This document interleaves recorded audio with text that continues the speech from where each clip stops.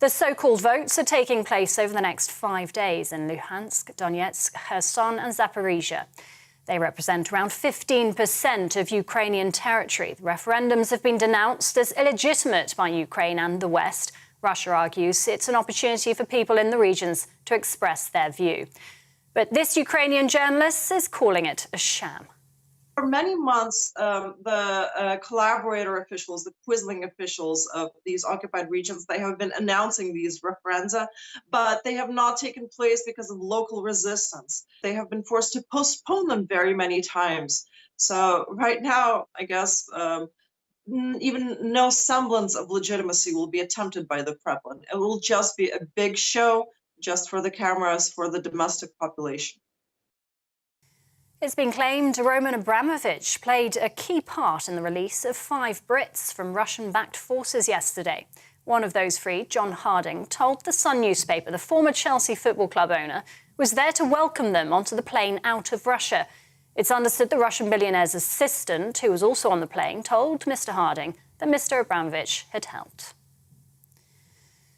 Councils are calling on the Prime Minister to honour her £13 billion promise to plug the money into social care. The local government association says £6 billion is urgently needed to help stabilise the market and give people the care they need. It follows the government announcement to scrap the national insurance levy, which would have helped pay for social care and tackle the NHS backlog.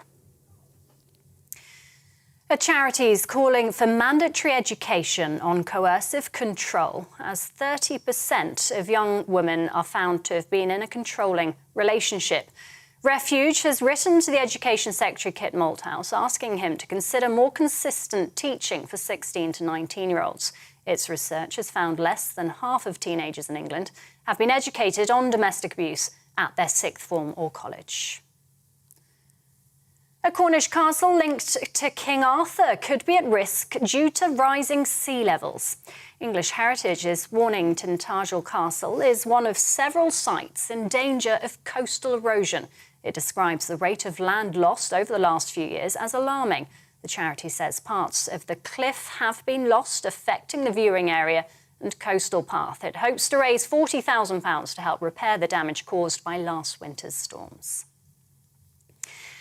And a decommissioned oil rig has been transformed into one of the UK's largest public art installations.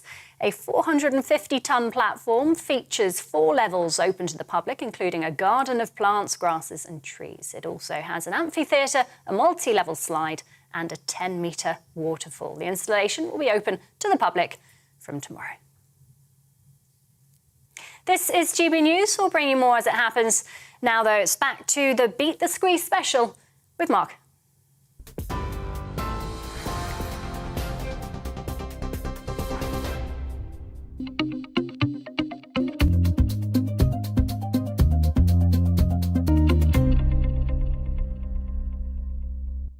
Rhiannon, thanks very much indeed, and welcome to this GB News Beat the Squeeze special, as we're calling it, on this morning's mini budget day. The Chancellor shortly to deliver the details to the Commons at 9:30. Well, this is the scene in Downing Street shortly. The Cabinet has been meeting this morning ahead of the so-called Fiscal event that's likely to be anything but mini, more maxi in its impact. Just to remind you, it's not a proper budget, so no red box we're expecting, and no glass of whiskey at the dispatch box for Kwasi Kwarteng, especially as it will be 9:30 in the morning. But let's take a look at some of the key measures that we are expecting. Perhaps a 1p cut in income tax could be implemented to 19 pence in the pound, perhaps more quickly than planned. Or income tax thresholds could be raised above the sort of £12,500 level. Then a cut to stamp duty, already talked about in the papers, possibly for those buyers outside London or for first-time buyers, or even for more energy-efficient homes if you put that insulation in. We'll be finding out a bit more about that later. But we do know that a planned rise to corporation tax cut is happening. It will now stay at 19% instead of going up to 25%. Then last night, the Chancellor announcing that last April's rise in national insurance being reversed on November the 6th, that 1.25% rise now taken out of the equation. Well, before we hear from our economics and business editor, Liam Halligan, let's hear from the Government and Minister of State for Local Government, Faith and Communities, Paul Scully. In other words, Paul, of course, Mr. Levelling Up. Thanks for joining us. Just looking at what the Shadow Chief Secretary of the Treasury, Pat McFadden, said, we've simply seen a move from levelling up to trickle down. No, that's absolutely not right. What you find is that the centre-left always have that disparaging view. What we are looking at doing is giving people immediate support for the cost of living situation, especially energy bills that people have been rightly worried about, on top of the £37 billion worth of support that's there. And that £37 billion, within that, there's £1,200 going to the most vulnerable households on average in our country as well. But we need to grow our way out of the situation. We need to grow our way in the medium term to make sure that debt levels don't get too high, to make sure that we can get more tax coming in to pay for those vital public services. Everyone, of course, will be very pleased to have the help on energy, but there is a political gamble here on the tax cuts and the way that you're trying to encourage growth. Bodies such as the IFS, Institute for Fiscal Studies, are saying, well, you know, this is actually more than a gamble at best. If it goes wrong, you haven't got time to actually make up any kind of room before we've got a general election in 2 years. I think the worst thing to do is to do nothing. What we've seen, we can't be all things to all men, trying to satisfy everything. We've got to act decisively and act now. That's what people expect us to do. Liz Truss was really clear over the summer about how she wanted to approach this. And for someone that I've run small businesses for 25 years, very much value that kind of direct approach to support people from all backgrounds across the country.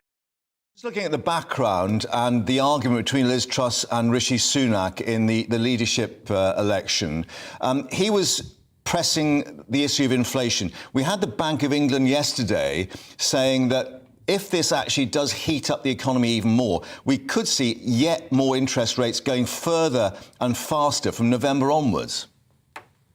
I don't think we actually, but the thing is, you're talking about heating up the economy, and traditionally, inflation heating up. At the moment, we need to stimulate the economy. It's comparatively sluggish. Energy prices themselves, the cap that we're talking about on energy prices, has a deflationary effect in itself. So we're trying to tackle two different things. We're trying to make sure we can stimulate the economy and tackle the inflation that's coming from energy prices, from global supply chain issues, and a stagnant labour market. So it's not a traditional inflationary event. OK, well, Paul Scully, thank you very much indeed for bringing us your view. Ahead, of course, the 9:30 statement. Thanks for that. But let's turn to Liam now, who's going to be running his slide rule over it, which is very important because we haven't got the Office of Budget Responsibility running their slide rule over things. That's exactly right, Mark. This isn't a full-scale budget, and as well as the paraphernalia, the pageantry and pomp that Britain does so well, the red box and the glass of whiskey, all of that, we haven't got that. But the really important aspect of this not being a budget is that there won't be full belt and braces forecasts on both growth and revenue and spending from the Office for Budget Responsibility. Now, the government's taken a lot of stick for that. On the other hand, the government's only legally obliged to do two big forecasts a year, right? It's already done one in Rishi Sunak's spring budget. And there's a very, very good argument, in fact, for delaying the full second forecast until later in the year. Why? Because the energy support package, that cap on household utility bills, which will be at the centre of today's statement, even though we already know a lot of the outline of it, that depends entirely on the wholesale price of gas, which could go anywhere in the next couple of months. So, yes, it seems convenient for the government that there aren't official forecasts today to queer the pitch, if you like, to sully their pro-growth message. On the other hand, there is a very respectable argument. You won't hear it made very often on our broadcast media, but there's a very respectable argument, Mark, that you should delay that final full forecast until as near year-end as you possibly can because of the uncertainties linked to, not least, the market for gas, which is driving a big part of our public finances. We're just seeing some of the ministers having left Downing Street, so we think that cabinet meeting has now finished. Clearly, Kwasi Kwarteng will be outlining details before going to the Commons. But what do you make of this assessment for the Institute of Fiscal Studies, who are, you know, a referee, if you like, on these matters to a degree? The strategy to drive growth is a gamble at best, and it risks putting finances on an unsustainable path. Ouch. Well, I've got a lot of respect for the Institute for Fiscal Studies. I've followed their work throughout my career, even as an undergrad and a postgrad economics student. I've spent a lot of time working with the Institute for Fiscal Studies. I'd say this, though, and I say this with huge respect to the people who run the Institute of Fiscal Studies, many of whom are friends of mine. The Institute of Fiscal Studies is very, very, very, very good at what we call microeconomics, understanding the implications of particular tax rises, not least the implications for households and firms and their spending plans and their balance sheets. That's what the Institute of Fiscal Studies does very, very well. You talk about my abacus, the Institute of Fiscal Studies has got a rocket-fueled abacus. They are excellent at analysing individual tax policies. But where they have less expertise and experience, with all respect, is in macroeconomics. The big picture of how spending and revenue and exchange rates and productivity coagulate and coalesce to form growth and the broader economic outlook. That's not really what they do. Now, in recent months, they've been doing a lot more of that. And we are now starting to hear some pushback from within government and also among other economists saying, hey, the Institute of Fiscal Studies, hugely respected, a massively important institution, but they are not big macroeconomic forecasters. Yeah. And even though we're calling this a mini budget, the very fact is it is the big picture. It's a maxi picture in that they're trying to get the whole economy moving. Now, the other criticism is that trickle-down economics, as they call it, hasn't worked. Joe Biden said as much when Liz Truss went to New York. Is there an argument that it's not been tried fully and it may well come off? This is a really big fiscal statement. You've got the Geoffrey Howe budget of 1981, Tory Chancellor, the Nigel Lawson budget of 1988. You've got Gordon Brown's first budget in 1997. These are all historic landmark moments in the policy-making history of this country. I suggest today could be one of those moments, even though it's being presented as a mini budget. Why? Because we're seeing very, very big tax cuts, between 30 and 50 billion pounds worth of tax cuts if the commentary is... and the rabbits out of the hat, as they call it, More rabbits than watership down. Crikey. You talk about trickle-down economics. Trickle-down economics is a doctrine associated with Ronald Reagan. And, of course, Joe Biden knows that well. He wants to distance himself from Ronald Reagan. Joe Biden, the Democrat, Liz Truss, they're from different political camps, obviously. He's not going to do her any favours. Trickle-down economics means that if you grow the pie, everyone will benefit because the wealth trickles down from the top. If you lower taxes, yes, the rich benefit more, but everyone will benefit because the wealth trickles down from the top. There is something to be said for the fact that we do need to take extra measures to help poorer and more vulnerable households. The government would, in that sense, Joe Biden is right. The government would say in its defence that, look at this energy price cap. Yes, wealthier households who use more energy will benefit more proportionately, but there is special help for households already receiving benefits. There's 650 quid a year of extra help, plus help for the disabled and the vulnerable.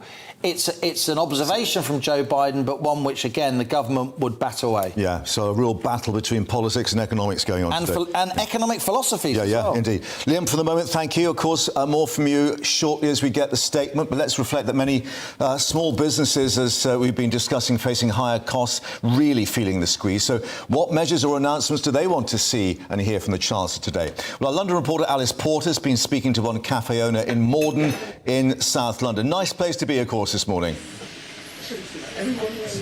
It really is. It's not a particularly beautiful weather today, but I've got a lovely company here at this lovely cafe here in South London. We're discussing the budget, which is being called a mini budget, but it's going to have maximum implications for small business owners. And one of them is John Merriman, who joins me now. John, firstly, I know, before we sort of discuss your business, I know you used to be chair of the Chamber of Commerce for Merton, so you're obviously in touch with businesses in the area. What do you think the sense is of what they will be wanting from today's mini budget? There have been a lot of changes over the last few months and years, and a lot of them have been quite big shocks. And I think what we all need, so I can't speak on behalf of all businesses, however, what we need here, and what I know some of the other small businesses need, is some consistency. We need some things that aren't going to change all the time, like the national insurance changing only in April this year and then being reversed. That means that we have to go back to the drawing board to restructure how we do our finances as well. So we just need some consistency on a small business level as well. And let's talk about your business, because you've got this beautiful, lovely coffee shop here, but you've also got recording studios behind me. So you've got sort of two businesses that you're operating, and I presume your energy costs are through the roof at the moment. Yeah, the coffee shop actually uses a substantial amount just in this one room here.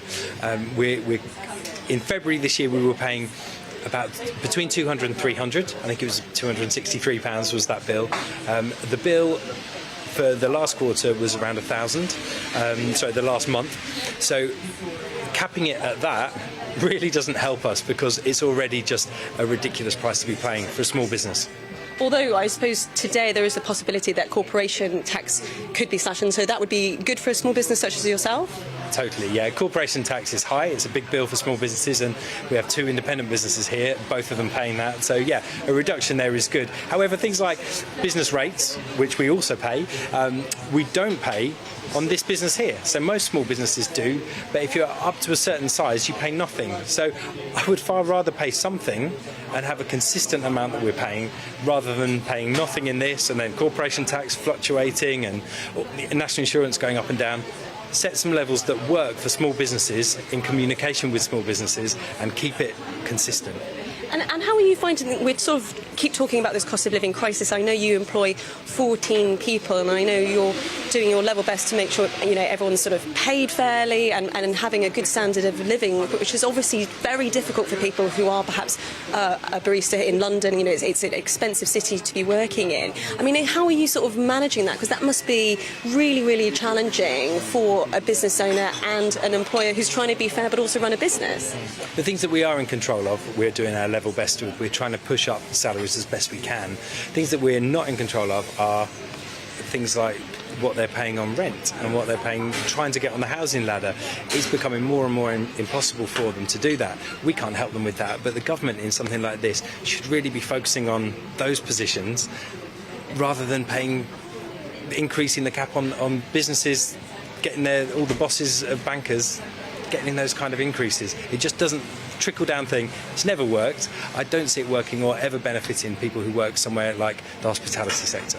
Well, look, thank you very much for speaking to me. I think that's interesting, that the whole debate about the trickle-down effect, as we were just speaking there to Liam, is obviously very contested and quite controversial, I think, in some ways. And I think there'll be a lot of discussion about that today, when we're expecting more information on the mini-budget within the next 15 minutes or so. Alice, thanks very much indeed for that. So that's the views of one small business owner down at Morden in South London. What about you, though, if you're with a small business and you're planning to listen to the Chancellor's statement? Give us your reaction at gbviews@gbnews.uk. Tell us how you're getting on or otherwise, and we'll try to get to as many of your views throughout the show. But let's now speak to another small business owner, hair salon owner Katie Hopkins in Kent. Katie, thanks for joining us. What's top of your list? What do you want from Kwasi Kwarteng this morning? I'm really looking for the corporation tax to be lowered. I think that would be a great help for small business, as well as that looking for my staff as well, in the fact of being able to have that national insurance reduction. I think that would be brilliant to be able to get more money in my staff's pocket, as well as obviously people, our clients, coming to visit us and feeling that they can afford that kind of nice luxury, especially down here in Canterbury. I think we've got a fabulous, really loyal clientele, and we just want to make it as easy as possible for them to access our services and to feel confident to come in and see us. That's the important thing. It's not just what you need as a business. You need the customers to come through your door. And, of course, only yesterday, the Bank of England indicating that we may already be in recession. Have you noticed that with people or fewer people coming through the door? So we look at a few KPIs within the salon, and we're looking at our rebooking. And, yeah, definitely, I can see the fact that there is a caution shall I say. And what I want the Chancellor to do today is to be able to give the public that kind of confidence that he's got it in hand and he's looking after everyone. And, to be able to have that, interest rates are going up as well.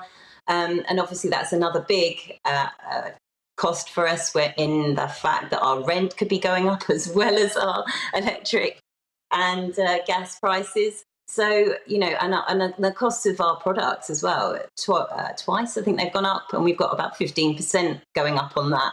So I think it's just incredibly important to make sure that the Chancellor gives the public the confidence to feel that they've got it in hand. Yeah. Well, Katie, thanks for joining us. Nice to see you smiling. Let's see if you're still smiling a little later. We'll get back to you and see what your reaction is. But thanks for joining us indeed. Both hands. Yeah. Thank you very much indeed for your view down at Canterbury there. Well, of course, we are the People's Channel, as we've just been seeing here at GB News. We want to know what you think. Let's just actually tell you we've been taking out an exclusive poll which has revealed that you are overwhelmingly against removing, surprise, surprise, the current cap on bankers' bonuses. We're expecting that maybe in the statement. 52% of you opposing any such proposal, compared to just 12%, maybe the bankers watching us, who support that proposal. Well, let's move away now from South London and Canterbury and Kent to go down to the south coast. Let's speak to our GB News South West reporter, Jeff Moody, who's at Lymington in the New Forest. Great sort of yachting town just on the Solent there, and pretty well heeled. But how are they coping with things at the moment there, Jeff? Well, people are saying to me this morning that they actually don't care what measures are announced today, as long as some are. They're saying that they're pretty desperate at the moment and they just want help in whatever form it may come. There is one caveat I've heard, though. People are saying as long as it doesn't involve too much borrowing. Let's have a little listen to what they had to say to me this morning. I would have liked to see something that not only helped people, but it also was funded from something other than borrowing. I think we're lumbering future generations with enormous debt, and I think that's wrong. Anything, any cuts that can help would be obviously very beneficial to a lot of people, especially those with young families and the older generation that obviously aren't getting much in the way of support either. So anything. Sensible answers, sensible decisions, and don't cripple everybody, I suppose. That's it. Well, the Royal British Legion here in Lymington has put out a request to its members to gather at the British Legion just after the mini-budget is announced to talk to GB News about what their views are and what they've seen in the budget. So if you are in Lymington, head down to the British Legion and we'll be talking to you throughout the day. Jeff, thanks very much indeed. Doesn't look much like yachting weather anyway at the moment, but thanks for that. Back to you later. Let's move across to our political correspondent, Tom Harwood, who is in Downing Street. And Tom, we've seen those ministers leaving what we think was a cabinet meeting a little earlier. And let's reflect, as we've been saying, this is as much of a political gamble as it is economic. It certainly is. Yes, the Cabinet met at 8 a.m. this morning in a meeting that lasted around 45 minutes, no doubt signing off the measures within this fiscal statement, within this mini-budget, what the Treasury likes to call its growth plan. And then 15 minutes later, we saw the Chancellor walk out of the door of number 11 Downing Street behind me. He, instead of clutching a normal red box that he would hold aloft on a normal budget day, was holding instead a blue folder. Might there be some symbolism there, ditching the red of socialism and moving towards a more traditionally conservative tax-cutting plan? Perhaps that's reading too much into it. But then, of course, just a few minutes later, we saw the Prime Minister leave the door of Downing Street as well, all heading to the House of Commons, all waiting for this fiscal statement, which will in many ways define the premiership of this Prime Minister. It's interesting to note that the Treasury has put out a video this morning explaining the principles behind what they're calling their growth plan, what most people are calling this mini budget. And it's interesting, it wasn't just the Chancellor who appeared in that video, but it was the Prime Minister who introduced it, sitting alongside the Chancellor around the Cabinet table, almost working together as this joint head. And we know that there is a joint economic unit now between number 10 and number 11. We know that Liz Truss and Kwasi Kwarteng have had a close relationship in Parliament over the years, close allies of one another, entering Parliament at the same time and rising that ministerial ladder together. This is an operation that is as much political as it is economic, defining the mission of this government and really going for growth. That will be the watchword over the 30 minutes or so that the Chancellor is on his feet. He will be doing everything that he thinks he can within his power to try and tick the UK's sclerotic growth rate up from the level we are now, some saying we may well already be in a technical recession, back up to 2.5% growth a year. Why? Because if we have a growing economy, a bigger pie, we don't need tax rises to pay for public services. In fact, we could go for tax cuts and better public services if there's more pie to dish out. If the economy is bigger, the choices for government get easier. Yeah, the problem, of course, as we've seen in the leadership election with the position that Rishi Sunak took, is that borrowing, in many people's view, is not the way to do it. And we still really are not talking about any kind of windfall tax, which even Germany has imposed on the energy sector to pay for things. How many stresses and strains are there still within the Conservative Party on that? Yes, I think there's more stresses and strains on some areas of policy than others. It doesn't seem like there is a great deal of revolt on the Conservative side with regard to this proposed extra windfall tax. Let's not forget, a windfall tax has already been imposed upon North Sea oil and gas. About 60% tax is now levied on the excess profits of those firms, of those energy producers. So a further one, I think, has not become that political touchstone that the Labour Party wanted it to become, but certainly in other areas where the Conservative Party is being unashamedly pro-growth, in the words of the Prime Minister, where the Conservative Party and its new leadership is being prepared to be unpopular, in the words of the new Prime Minister. Perhaps there's a little bit more disquiet there with regard to the plans for allowing shale gas exploration within Britain, with the plans for abolishing the EU cap on city bonuses, trying to attract new talent to London to get more cash coming in to the UK and therefore more tax revenue. The optics is where a lot of Conservative backbenchers have become a little bit queasy. It's interesting how much of the conversation has been focused on whether or not these policies are a good look, as opposed to whether or not these policies actually work. Tom, stay with us. I'm just going to bring Liam in. Kwasi Kwarteng as the new Chancellor. I mean, it's interesting. He's effectively sacked Tom Scholar, Permanent Secretary at the Treasury, who many at the Treasury regarded pretty highly. He seems to have parked his tanks on the Bank of England's lawn and taken Andrew Bailey to task on saying that inflation is all the result of Ukraine and the war.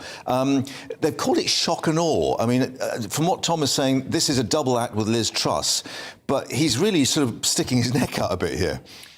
Tom's completely right. They are trying to be more of a kind of Osborne-Cameron number 10, number 11 partnership rather than a Blair and Brown, TB-Jibbies, or even a Boris Johnson and Rishi Sunak. They, of course, had their tensions towards the end, not least with the former Chancellor resigning. They both came into Parliament in 2010. They've written books and pamphlets together over the years.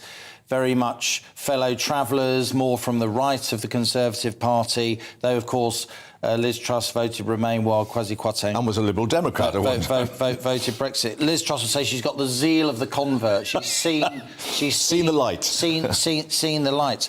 But Kwasi Kwarteng is a Cambridge-trained historian. He's got a doctorate from Cambridge. And I know from talking to him over many years, his view is that history is shaped by, individual people doing things. He sacked Tom Scholar, not a household name, but within Whitehall and the political and media class.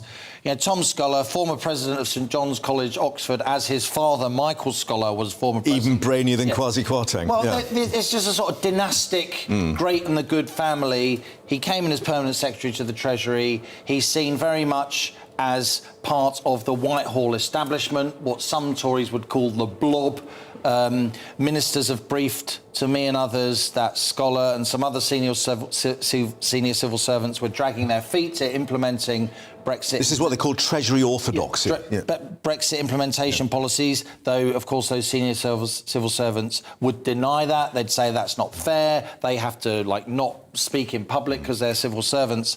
And the Treasury orthodoxy, as you say, is a sense that we need to be very, very cautious with the public finances. And when you are lowering taxes, and we're going to see the biggest tax cuts for many, many years in the next few minutes, when you are lowering taxes at a time when you're increasing borrowing, and the pound, by the way, is now down significantly. It's below $1.12. Ouch. Which this is after the Bank of England's interest rates. Treasury types would say, you're playing fast and loose with the economy, Minister. Yeah. You're being populist. You're being irresponsible. And the other aspect is what the other markets, the bond market particularly, make of this. Do they think that Britain is going beyond basically its means by borrowing too much to actually finance all this? Give me a one-handed economist, said Napoleon, but there are always two sides to an argument. Yes, you're right, Mark. You've been watching bond market prices, as I have, and it has become more expensive for the government to borrow, not least over recent weeks, as the scale of these tax cuts has come into public consciousness. Well, we're just going to head to the Commons now because we're about to, I think, to get the mini statement. Liam, for the moment, thank you for that. The Chancellor of the Exchequer, I would like to point out that a British Sign Language interpretation of proceedings is available to watch on Parliament Live TV. I now call the Chancellor of the Exchequer to make a statement. Chancellor. Thank you, Mr. Speaker. And, Mr. Speaker, let me start directly with the issue most worrying the British people today, the cost of energy. People will have seen the horrors of Putin's illegal invasion of Ukraine. They will have heard reports that their already expensive energy bills could reach as high as £6,500 next year. Mr. Speaker, we were never going to let this happen. My right honourable friend, the Prime Minister, has acted with great speed to announce one of the most significant interventions the British state has ever made. People need to know that help is coming, and help is indeed coming. We're taking 3 steps to support families and businesses with the cost of energy. Firstly, to help households, the energy price guarantee will limit the unit price that consumers pay for electricity and gas. This means that for the next 2 years, the typical annual household bill will be £2,500. For a typical household, that is a saving of at least £1,000 a year based on current prices. We are continuing our existing plans to give all households £400 off bills this winter.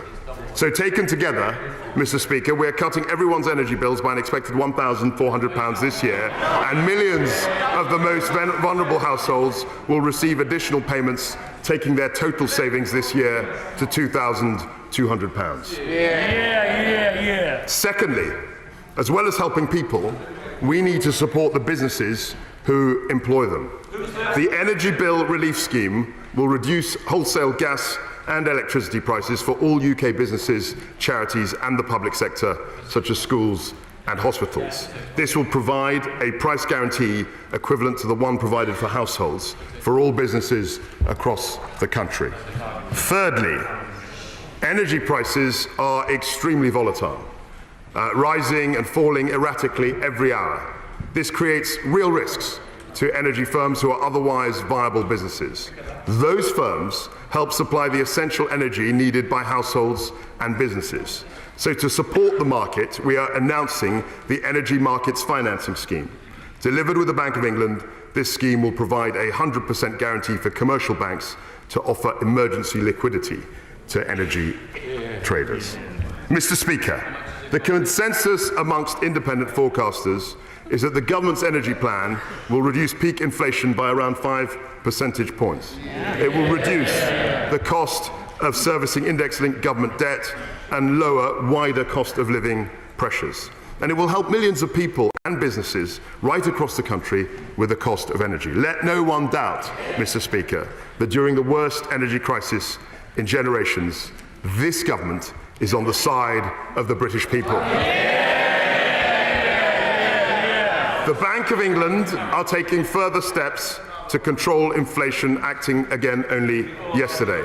And I can assure the House that this government considers the Bank of England's independence to be sacrosanct. And we remain closely coordinated with the Governor and myself, speaking twice a week.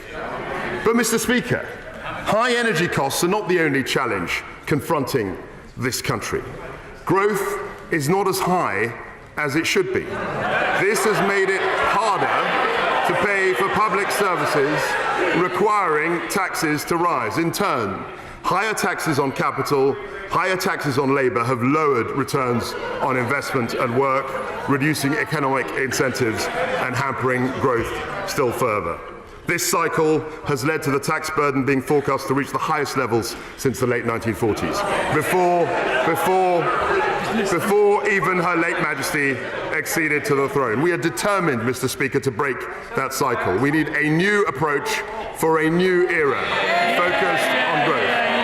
Our aim over the medium term is to reach a trend rate of growth of 2.5%. And our plan, Mr. Speaker, is to expand the supply side of the economy through tax incentives and reform. That is how we will deliver higher wages, greater opportunities, and crucially, Mr. Speaker, fund public services now and into the future. That is how we will compete successfully with dynamic economies around the world. And that is how, Mr. Speaker, we will turn this vicious cycle of stagnation into a virtuous cycle of growth. So, as a government, we will focus on growth, even where that means taking difficult decisions. Now, none of this is going to happen overnight, but today we are publishing our growth plan. Today we are publishing our growth plan that sets out a new approach for this new era, built around three central priorities: reforming the supply side of the economy, maintaining a responsible approach to public finance, and cutting taxes to boost growth. Mr. Speaker, the UK today has the second lowest debt to GDP ratio of any G7 country. In due course, we will publish a medium-term fiscal plan setting out our responsible fiscal approach more fully, including how we plan to reduce debt as a percentage of GDP over the medium term. And the OBR, Mr. Speaker, will publish a full economic and fiscal forecast before the end of the year, with a second to follow in the new year. Fiscal responsibility remains essential for economic confidence, and it is a path we are committed to. Today we're publishing costings of all the measures the government has taken, and those costings will be incorporated into the OBR's forecast in the usual way. The House should note that the estimated costs of our energy plans are particularly uncertain given volatile energy prices, but based on recent prices, the total cost of the energy package for the 6 months from October is expected to be around £60 billion. We expect the cost to come down as we negotiate new long-term energy contracts with suppliers. And in the context of a global energy crisis, Mr. Speaker, it is entirely appropriate for the government to use our borrowing powers to fund temporary measures in order to support families and businesses. That's exactly what we did during the COVID-19 pandemic. A sizable intervention was right then, and it is right now. The price, the heavy price of inaction, would have been far greater than the cost of these schemes. Mr. Speaker, we are at the beginning of a new era, and as we contemplate, that's right, a new era, and as we contemplate this new era, we recognize, Mr. Speaker, that there is huge potential in our country.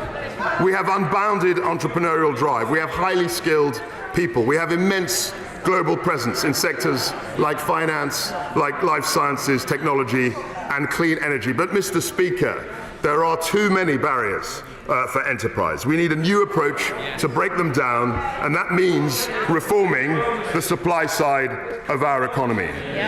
Over the coming weeks, my Cabinet colleagues will update the House on every aspect of our ambitious agenda. Those updates will cover the planning system, business regulations, childcare, immigration, agricultural productivity, and digital infrastructure. But, Mr. Speaker, we start this work today. An essential foundation of growth is infrastructure. The roads, railways, and networks that carry people, goods, and information all over our country. Today, our planning system for major infrastructure is too slow and fragmented. The time it takes to get consent for nationally significant projects is getting slower, not quicker, while, Mr. Speaker, our international competitors forge ahead.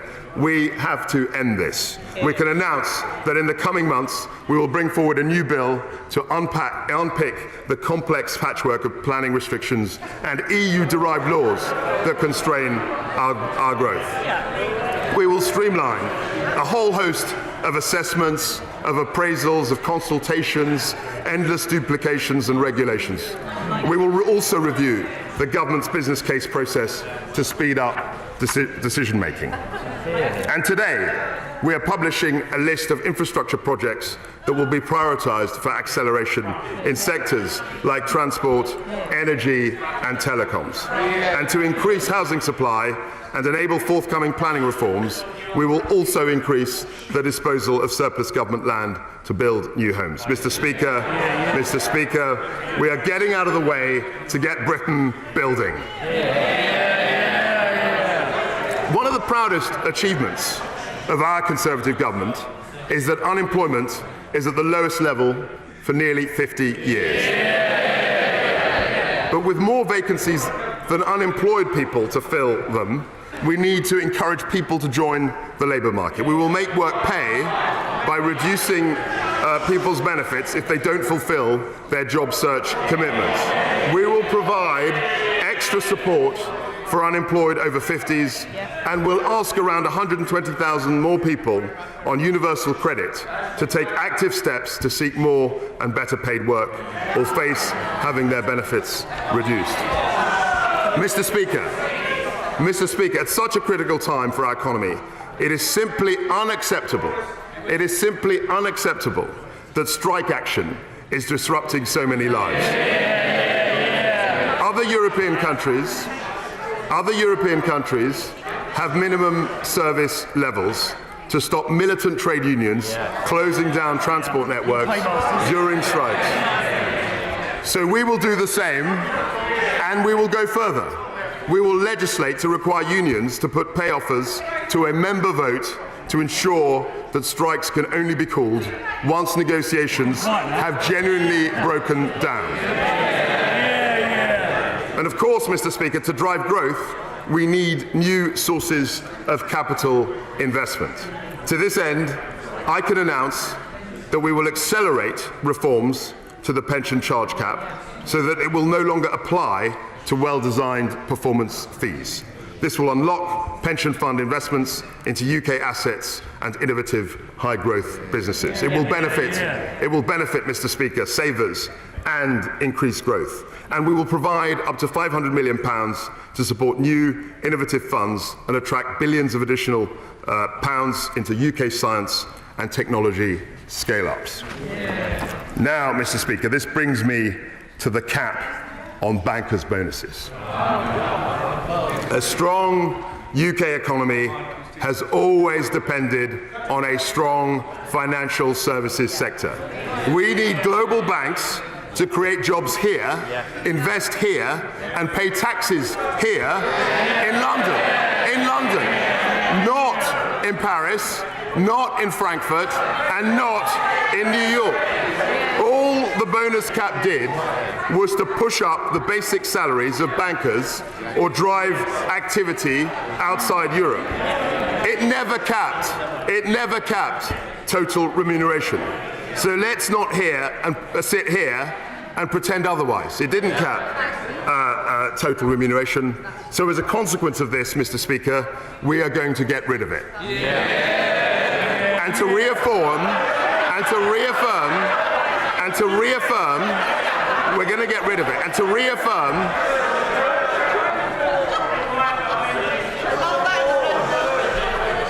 to reaffirm the UK's status as the world's financial services centre, I will set out an ambitious package of regulatory reforms later in the autumn. But, Mr. Speaker, to support growth right across the country, we need to go further with targeted action in local areas. So today, I can announce the creation of new investment zones. We will liberalise planning rules in specified agreed sites, releasing land and accelerating development. And, Mr. Speaker, we will cut taxes. For businesses in designated tax sites for 10 years, there will be accelerated tax reliefs for structures and buildings and 100% tax relief on qualifying investments in plants and machinery. On purchases of land and buildings for commercial or new residential development, there will be no stamp duty to pay whatsoever. On newly occupied business premises, there will be no business rates to pay whatsoever. And if a business hires a new employee in the tax site, then on the first £50,000 they earn, the employer will pay no national insurance whatsoever. That is an unprecedented set of tax incentives for business, Mr. Speaker, to invest, to build, and to create jobs right across the country. I can confirm to the House that we're in early discussions with nearly 40 places like Tees Valley, the West Midlands, Norfolk, and the West of England to establish investment zones. And we'll work with the developed administrations and local partners to make sure that Scotland, Wales, and Northern Ireland will also benefit if they are willing to do so. If we really want to level up, Mr. Speaker, we have to unleash the power of the private sector. And now, Mr.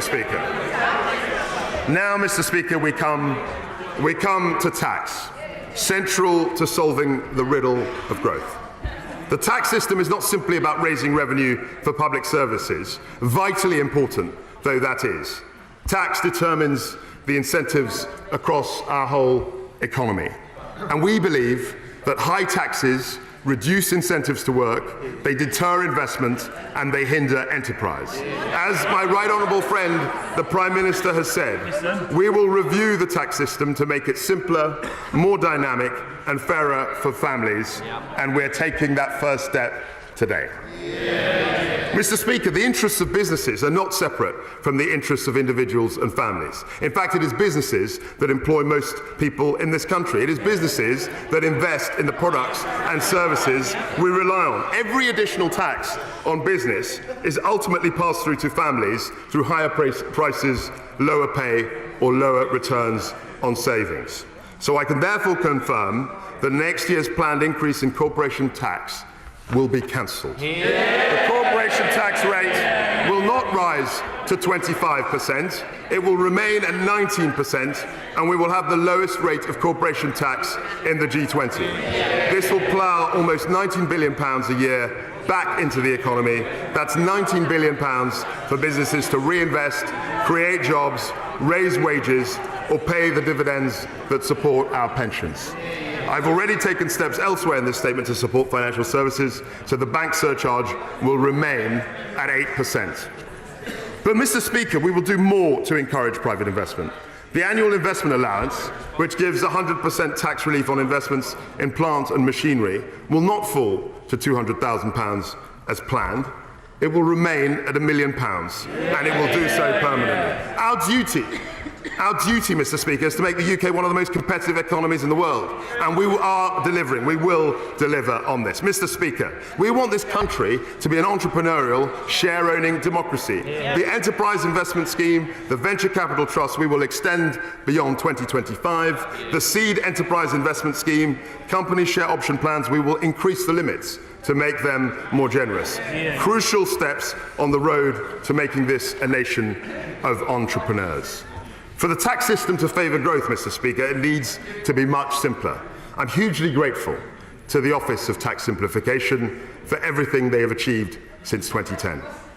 But instead of a single arm's-length body which is separate from the Treasury and HMRC, we need to embed tax simplification into the heart of government. That is why, Mr. Speaker, I have decided to wind down the Office of Tax Simplification and mandated every one of my tax officials to focus on simplifying our tax code.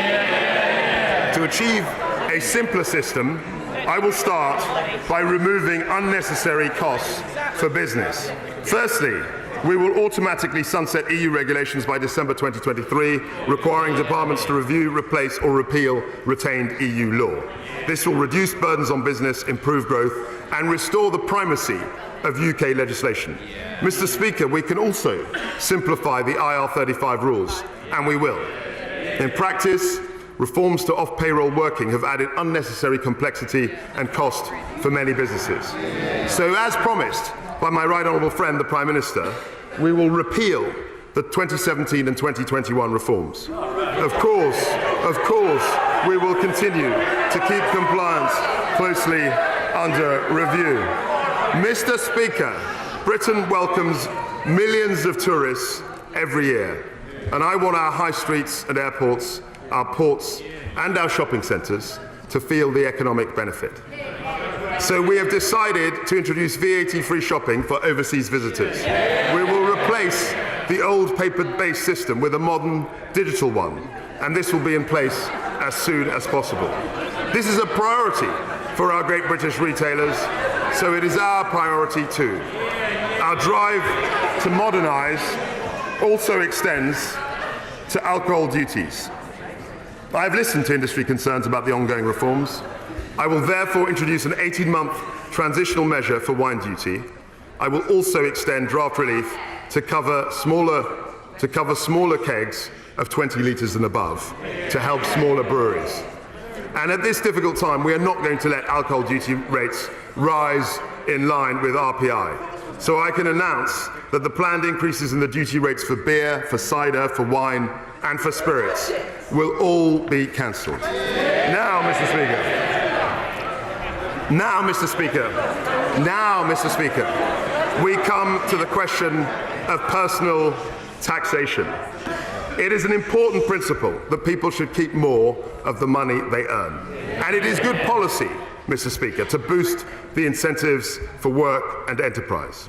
Yesterday, we introduced a bill that means the health and social care levy will not begin next year. It will be cancelled. The increase in employer national insurance contributions and dividends tax will be cancelled. And the interim increase in the national insurance rate brought in for this tax year will also be cancelled. And this cut will take effect from the earliest possible moment, November the 6th. Reversing the levy delivers a tax cut for 28 million people, Mr. Speaker, worth on average £330 every year. A tax cut for nearly 1 million businesses. And I can confirm the additional funding for the NHS and social care services will be maintained at the same level. Thank you. Mr. Speaker, I have another measure. Today's statement is about growth. Home ownership is the most common route for people to own an asset, giving them a stake in the success of our economy and society. So to support growth, increase confidence and help families aspiring to own their own home, I can announce that we are cutting stamp duty. In the current system, there is no stamp duty to pay on the first £125,000 of a property's value. We are doubling that to £250,000. First-time buyers currently pay no stamp duty on the first £300,000. We're increasing that threshold as well to £425,000. And we're going to increase the value of the property on which first-time buyers can claim relief from £500,000 to £625,000. The steps we've taken today mean that 200,000 more people will be taken out of paying stamp duty altogether. This is a permanent cut, Mr. Speaker, to stamp duty effective from today. I have another measure, Mr. Speaker. I have another measure. High tax rates damage Britain's competitiveness. They reduce the incentive to work, to invest and to start a business. And the higher the tax, the more ways people seek to avoid them, or work elsewhere, or simply work less, rather than putting their time and effort to more creative and productive ends. Take the additional rate of income tax. At 45%, It is currently higher than the headline top rate in G7 countries like the US and Italy. And it is even higher than social democracies like Norway. But I'm not going to cut the additional rate of tax today, Mr. Speaker. I'm going to abolish it altogether. From April the 23rd, we will have a single higher rate of income tax of 40%. This will simplify the tax system and make Britain more competitive. It will reward enterprise and work. It will incentivize growth. It will benefit the whole economy and the whole country. And Mr. Speaker,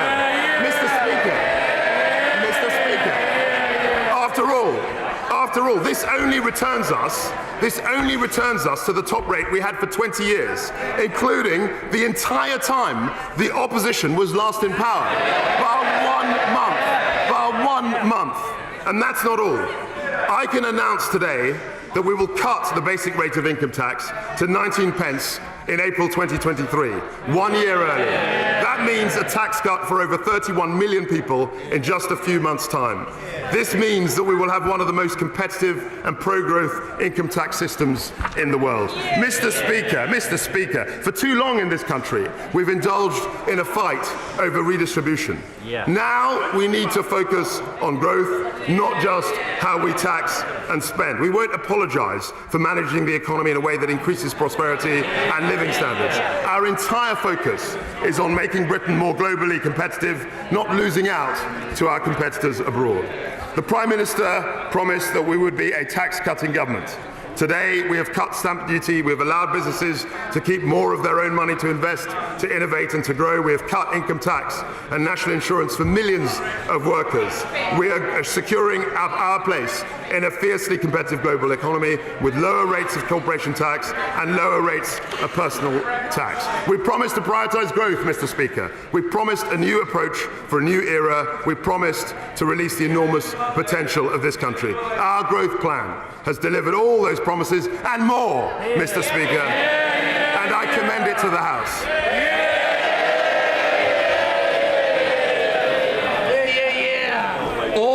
Order. Before I call the Shadow Chancellor, I inform the Honourable and Right Honourable members that at the end of questions on the statement, I will call the Chancellor of the Exchequer to move a provisional collection of taxes motion.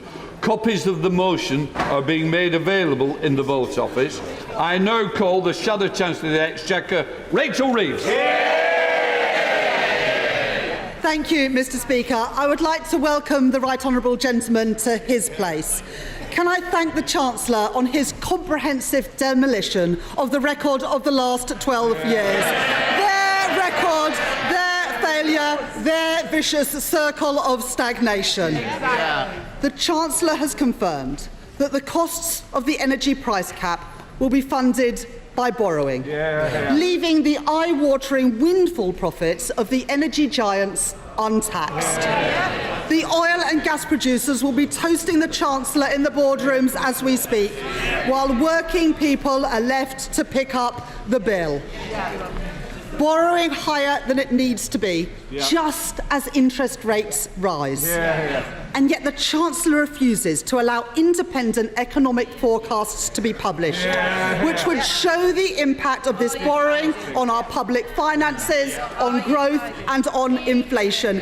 It is a budget without figures, a menu without prices. Speaker, what has the Chancellor got to hide?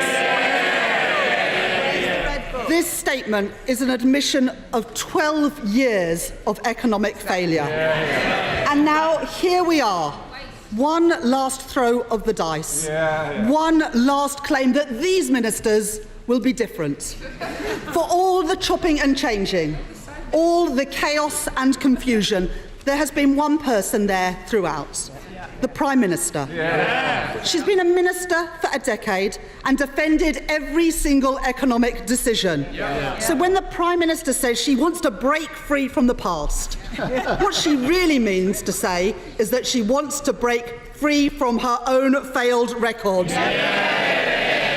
Because where have the last 12 years left us? Lower growth, lower investment, lower productivity, and today we learn that we have the lowest consumer confidence since records began. The only things that are going up are inflation, interest rates and bankers' bonuses.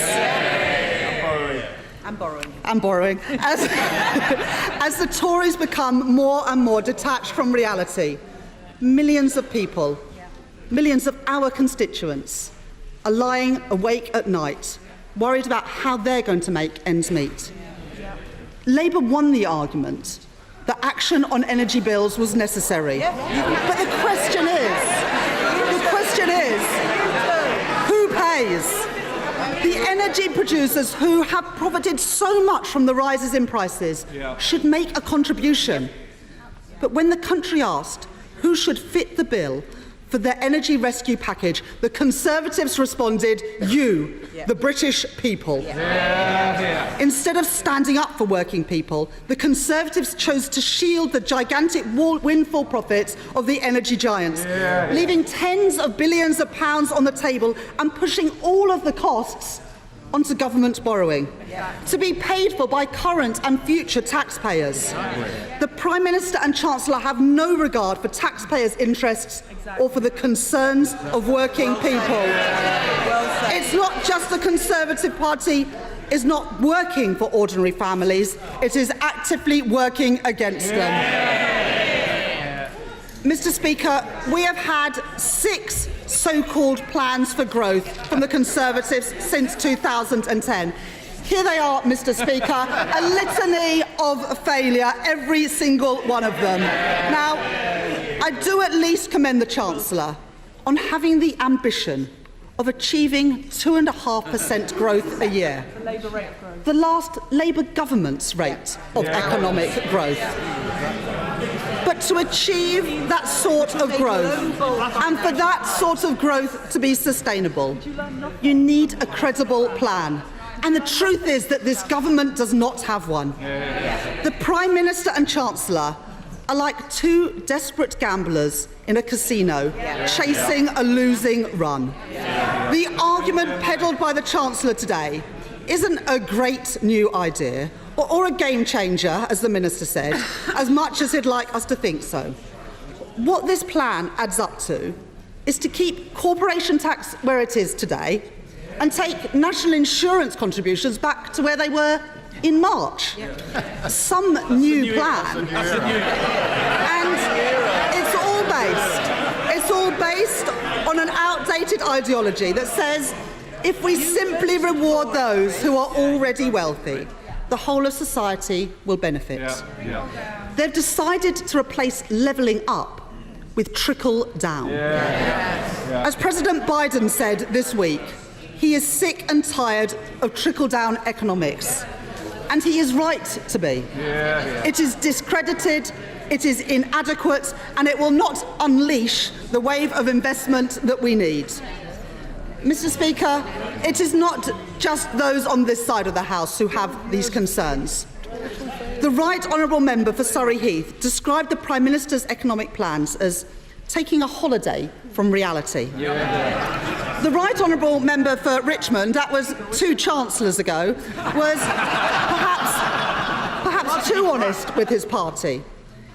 He said, we have tried having a low corporation tax as a means of getting business to invest, but that it has not worked. Now, the new Chancellor and the new Prime Minister used to agree with that. Indeed, they voted for it. Labour supported it too. Members opposite might have changed their minds, but we have not. Because the evidence shows that low rates of corporation tax are not the best way to boost investment and productivity. And the Tories' own record shows that. Britain has the lowest headline rate of corporation tax in the G7, but we also have the lowest rate of business investment in the G7. That's why Labour would do what businesses are actually asking for, using targeted investment allowances to boost productivity and growth, and scrapping outdated and unfair business rates that harm our high streets and small businesses, replacing them with a system that's fit for the 21st century. And what about their other policies? Let's take the so-called investment zones. Again, these are nothing new. Every time they were tried, all they have achieved was moving growth around the country, not creating it. The best way out of the high-tax, low-growth spiral that the Conservatives have created is to get the economy firing on all cylinders in all parts of the country. It's going to take much more than a stamp duty cut to get our country back on track. And home ownership back to the levels last seen under a Labour government. Now, these stamp duty changes have been tried before. Last time the government did it, a third of the people who benefited were buying a second home, a third home, or a buy-to-let property. Is that really the best use of taxpayers' money when borrowing and debt are already so high? And can the Chancellor confirm today how much of this stamp duty cut will go to those purchasing multiple properties? Instead of stamp duties going up and down like a yo-yo, we need to get building. We need to target support at first-time buyers and tackle the issue of homes being sold to overseas investors.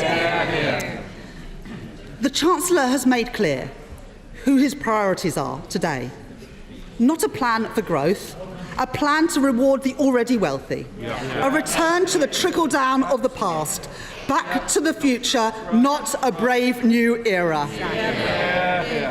The Chancellor and Prime Minister proclaimed in Britannia Unchained that the British are amongst the worst idlers in the world. And to prove that they mean it, instead of supporting working people, this government is cutting their rights at work. Working people are the backbone of Britain and they should be respected, not sneered at. Labour will always stand up for their rights. Mr. Speaker, the Chancellor has in effect today admitted he has broken his own fiscal rules. This is now the 10th time that the Tories have broken their own fiscal rules. Something I'm sure that the Office for Budget Responsibility would have confirmed if they had been allowed to publish their forecasts today. Mr. Speaker, it is unprecedented to have a fiscal statement of this scale with no independent forecasts from the Office for Budget Responsibility. Never has a government borrowed so much and explained so little. Economic institutions matter, yet this government has undermined the Bank of England, sacked the respected Permanent Secretary at the Treasury and silenced the Office for Budget Responsibility. This is no way to build confidence. This is no way to build economic growth.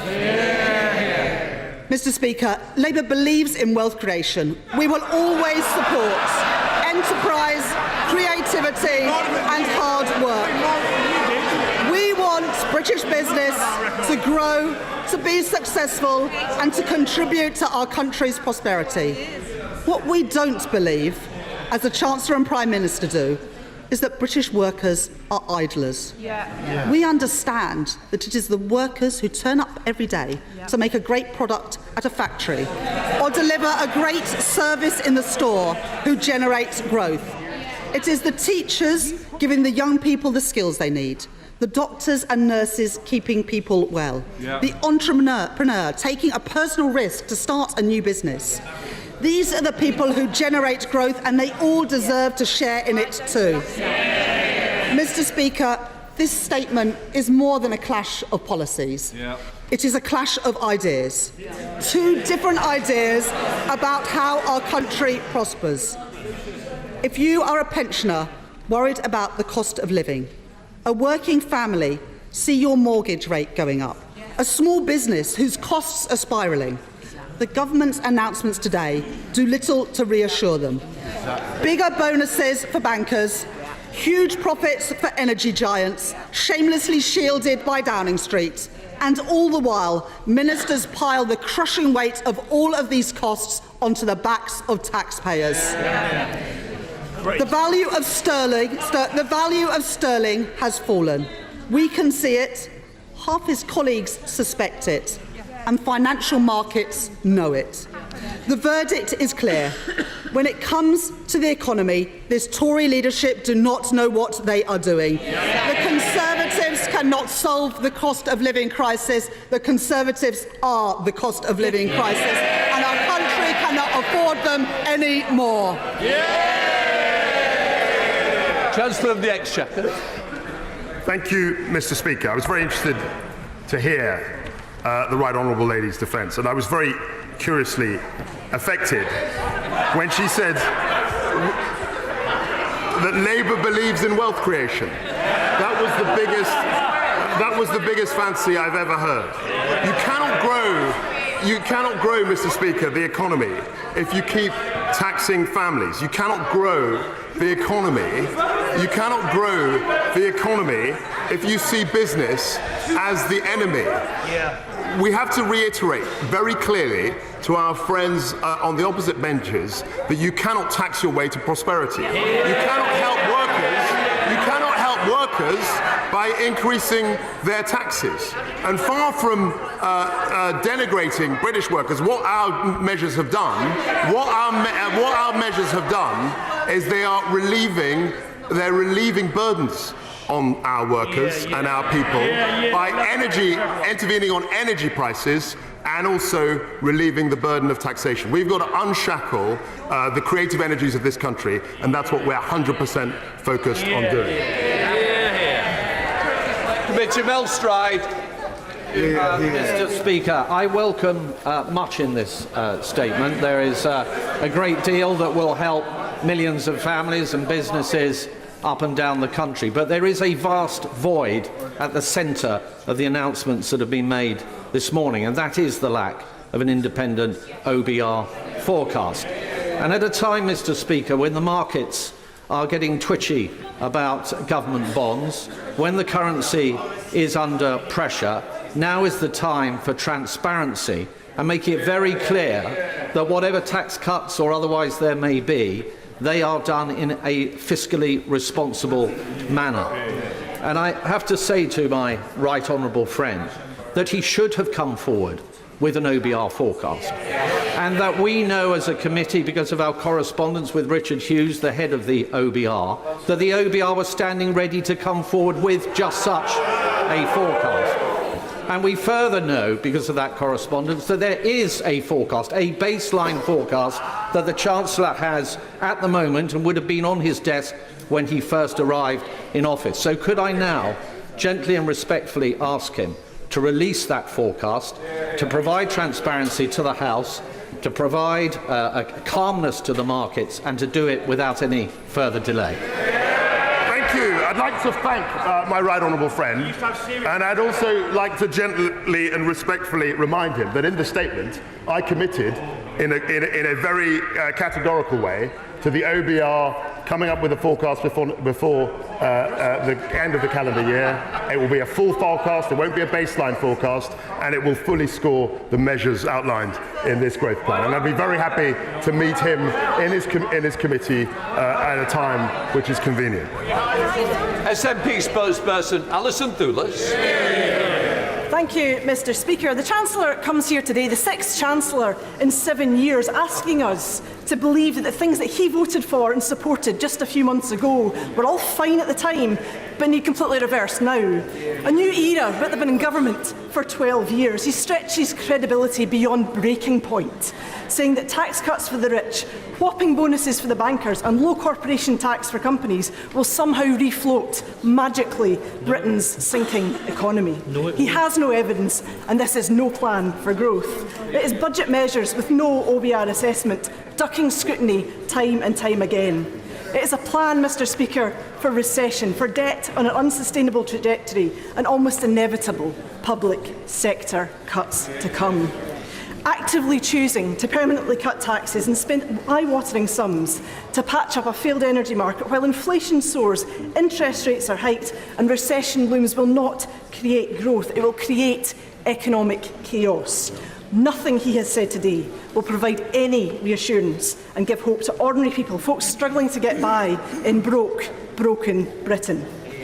Families unable to put food on the table and heat their homes, punished by the Tory benefit cap and the two-child limit. These policies are driving up child poverty, and the Chancellor should be scrapping them, not the bankers' bonus cap. Indebted households already struggling to pay their mortgages in debt. A stamp duty cut is not going to help, it's going to overheat that housing market even more.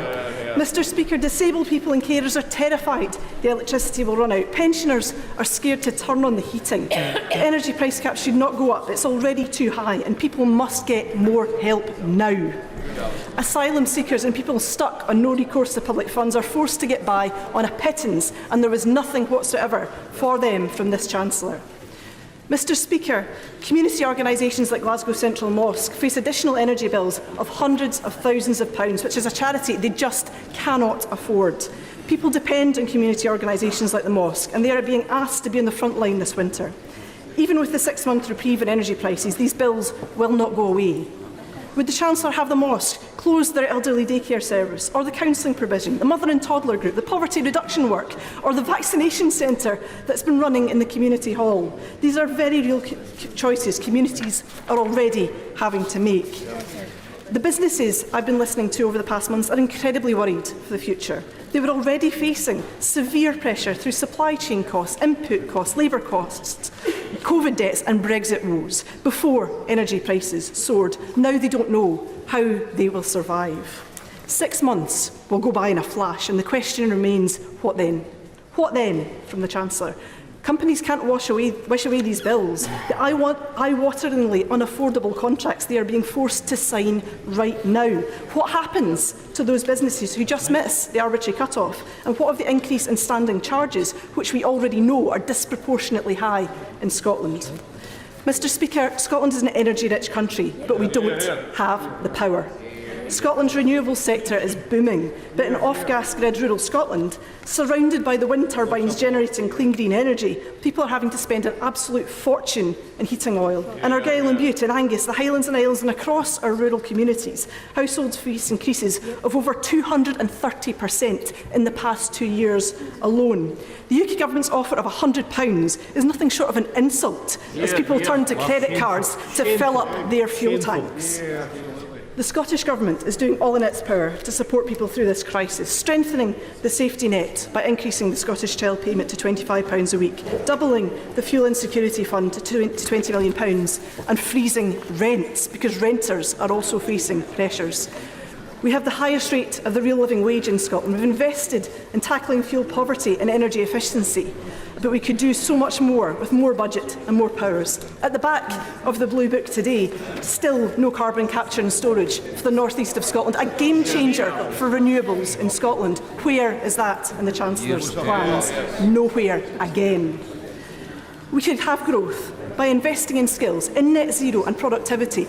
The Chancellor's plans will not do this. Mr Speaker, people don't freeze to death in our Nordic neighbours, and people there are not living in one of the most unequal countries in the world, and it's only getting worse. This right-wing Thatcher cosplaying shambles of a government is making choices that they will never feel the consequences of. Mr Speaker, I beg of this Chancellor to listen to those on the edge, those who are desperately looking right now to him for a lifeline, but no one should have to beg for a decent standard of living. The people of Scotland see a Scottish Government doing their best to mitigate the worst, but stymied by the broken politics of this union and this economic madness we heard from the Chancellor today. Scotland is looking for a different path, Mr Speaker. Scotland needs independence. What Scotland doesn't need is reheated socialism from the SNP. She mentioned energy, and I'm always staggered when people in her party mention energy and they don't countenance nuclear power. Nuclear power is a great, clean form of energy. And while we speak about energy, she will know that we have indeed listened. We have implemented a limit to energy prices. My right honourable friend, the Prime Minister, who's no longer in her place, made the engagement within 2 days of taking office, and it's something which I'm very proud of, and we've also extended it to supporting businesses. In fairness, the spokesman for the SNP was heard in silence by members on this side. I certainly expect the answer to be heard in silence, and especially as it affects the constituencies concerned. Chancellor of the Exchequer. And I was very surprised to hear her mention energy, given the SNP's appalling record in that regard. I'm very open to her ideas. but I would very much recommend that she pursues nuclear power, which has got a great tradition in Scotland. John Glenn. Mr. Speaker, I very much welcome the aspirations for growth, and all governments, all Conservative chancellors should have their minds focused on sustainable growth. I welcome the measures on EIS and SEIS which were planned. I note the economic logic behind the bankers' bonus cap change. But what I would say is that in my 4.5 years as City Minister, the biggest concern that banks had was for the overall tax burden. And I would urge him to keep a focus on the global competitiveness of that. But the final point I would like to make is, in an era of grave uncertainty around inflation, there is a clear concern in the markets around the irreconcilable realities of monetary tightening at the same time as fiscal loosening. And I would welcome the Chancellor's observations and reassurance to the markets at this time.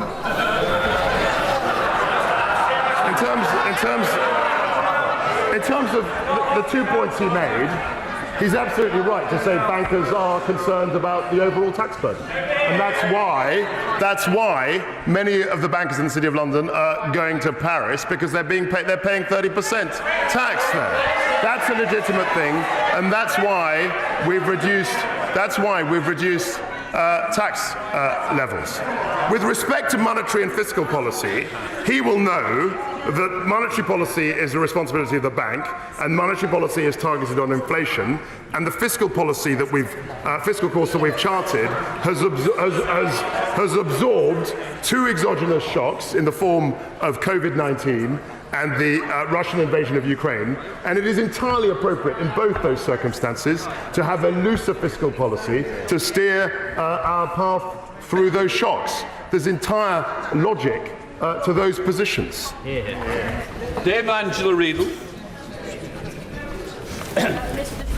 Chancellor, without giving us any sign of the figures, has had a budget now, has announced what is in effect a budget with massive tax cuts, most of which go to those who are already well off. And he has asserted, Mr. Speaker, that this will lead to growth.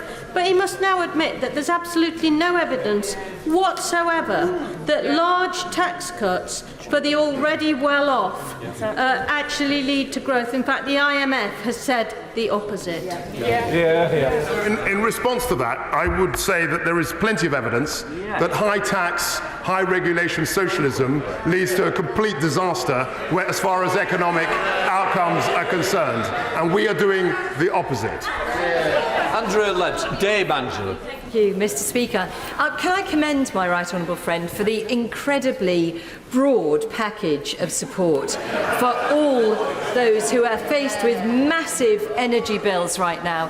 And does he share my concern that members opposite are talking down the size of that package, and that in itself is causing grave concern amongst pensioners and families who are not therefore understanding that actually help is on its way, and that the government has sought to deal with that very grave concern. I'm very grateful to my right honourable friend for pointing out that the scale of the intervention is unprecedented, and millions of people and businesses will be helped by what the government is doing. I'd like to thank her very much for that. John MacDonald.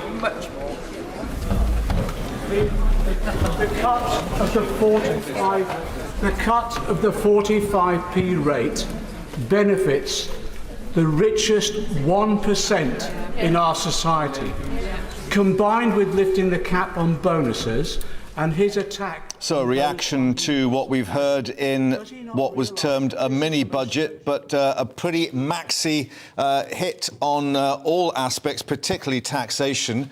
Just to remind you, you're watching our Beat the Squeeze special with the Chancellor's mini budget and those details delivered to the Commons, with growth not as high as it should be, said Kwasi Kwarteng, and that Britain needed a new approach for a new era, even though the opposition benches scoffed at that. Now, he's aiming, he said, for a growth rate of 2.5%.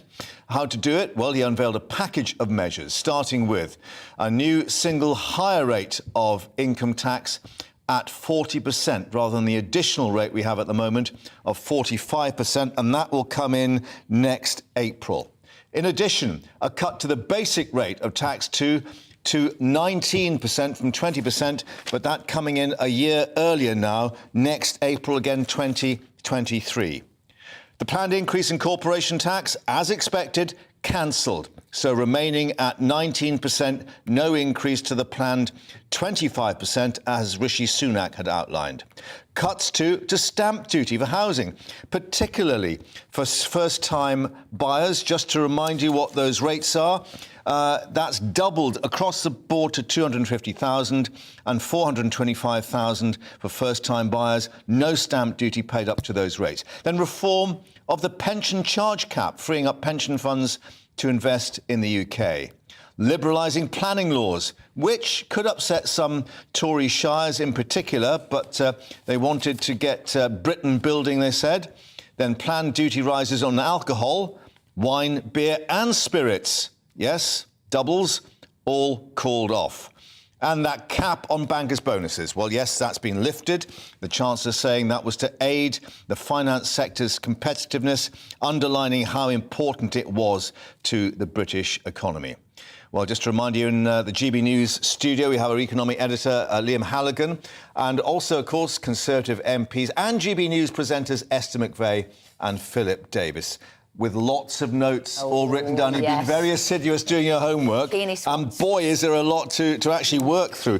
First of all, though, just to pick up, Philip, on what you were saying, Mel Stride, we saw in the reaction there, just to remind people, he is the chair of the Treasury Select Committee, very important finance body, basically saying that there should have been an independent look at this from the OBR, the Office for Budget Responsibility, indicating that, they were ready to come forward and say whether this was affordable or not. Kwasi Kwarteng saying that will happen, but later in the year.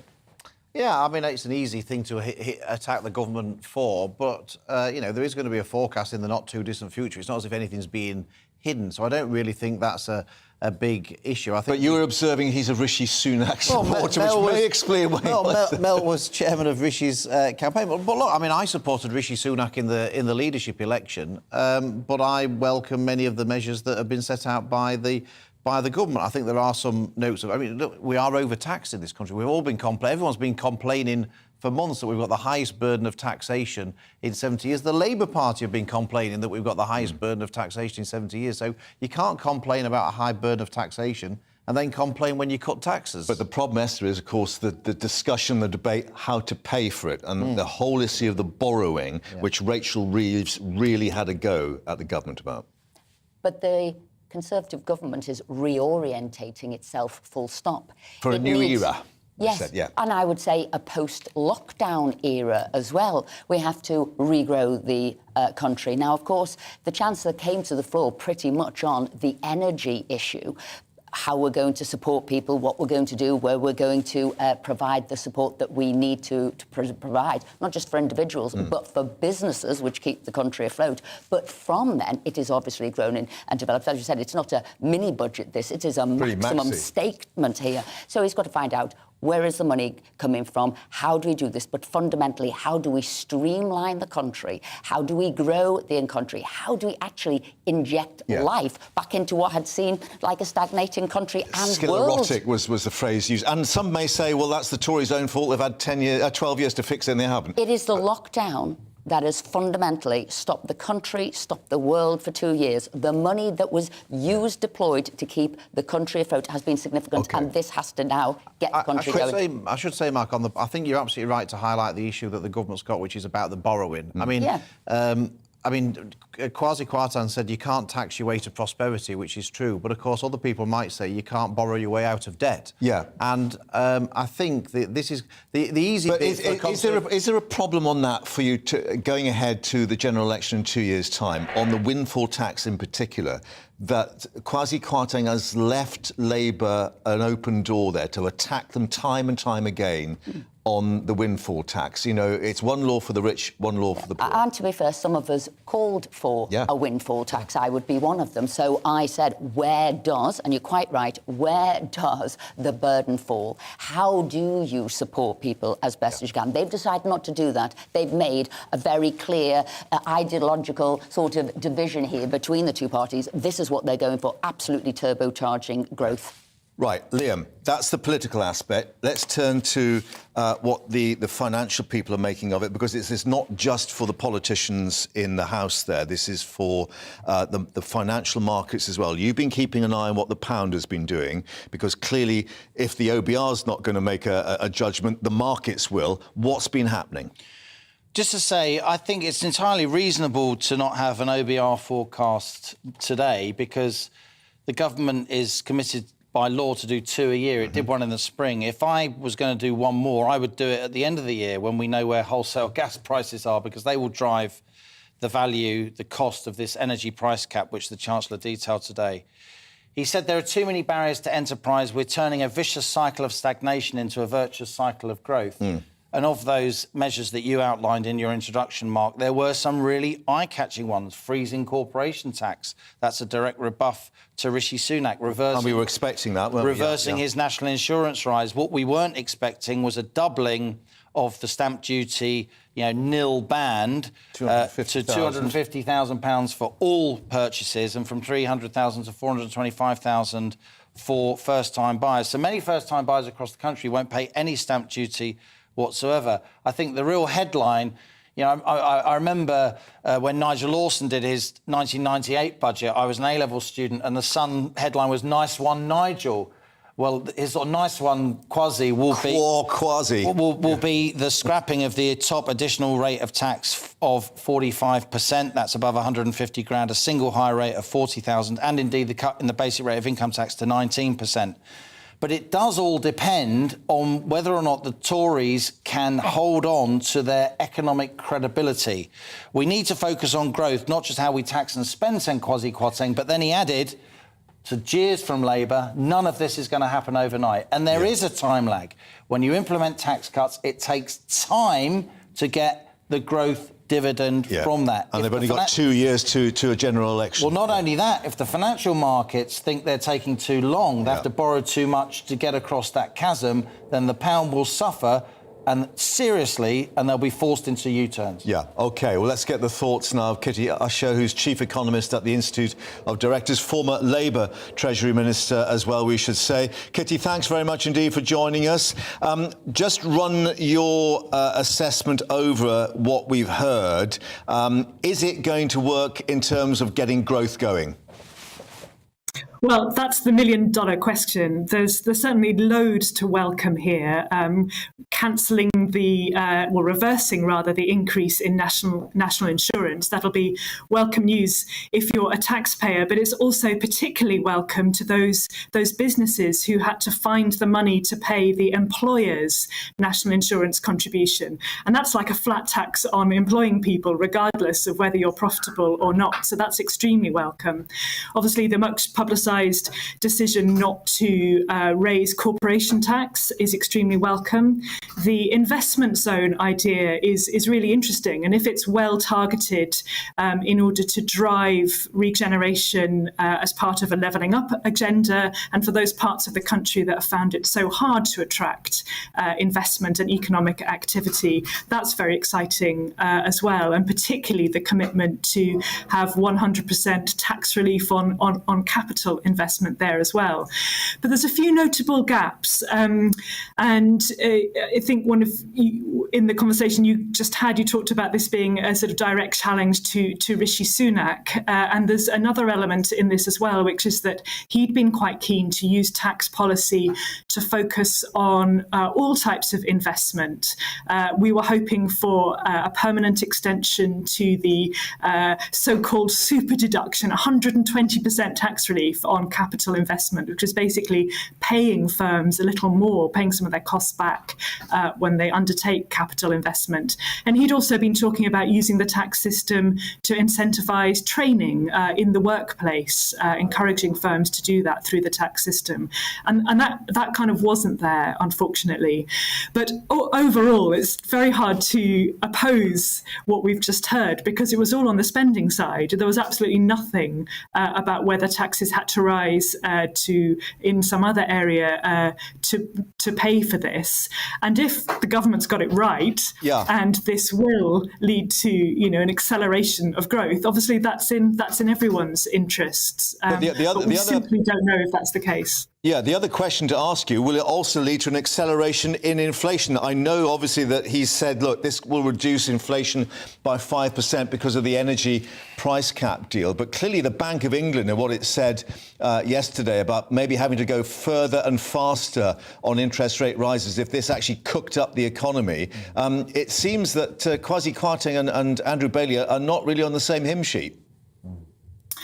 Yes, we're at a really interesting point in the economy on that, in that regard. I mean, there are some things that have been announced that will reduce inflation, and not just capping the price of energy, but also reducing business costs will mean that they won't pass through those costs to prices, and so that dampens down inflationary pressures.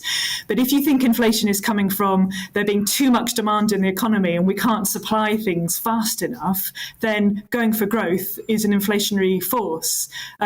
But if, however, you think that inflation, that perhaps is how inflation might have started globally, but now you're in a situation where inflation has become kind of baked into the economy, that everyone's expecting prices and wages to rise, then actually you might get to a situation where if the Bank of England continues to be very determined to bring it down, that people will begin to believe that it will come down, and then you can get growth with low inflation. But at this point, it's really hard to judge which way that will go. So I would say it's potentially risky, but doesn't necessarily lead to higher inflation. Kitty, it's Liam Halligan. I think you've summarised the measures very well, if I may say so.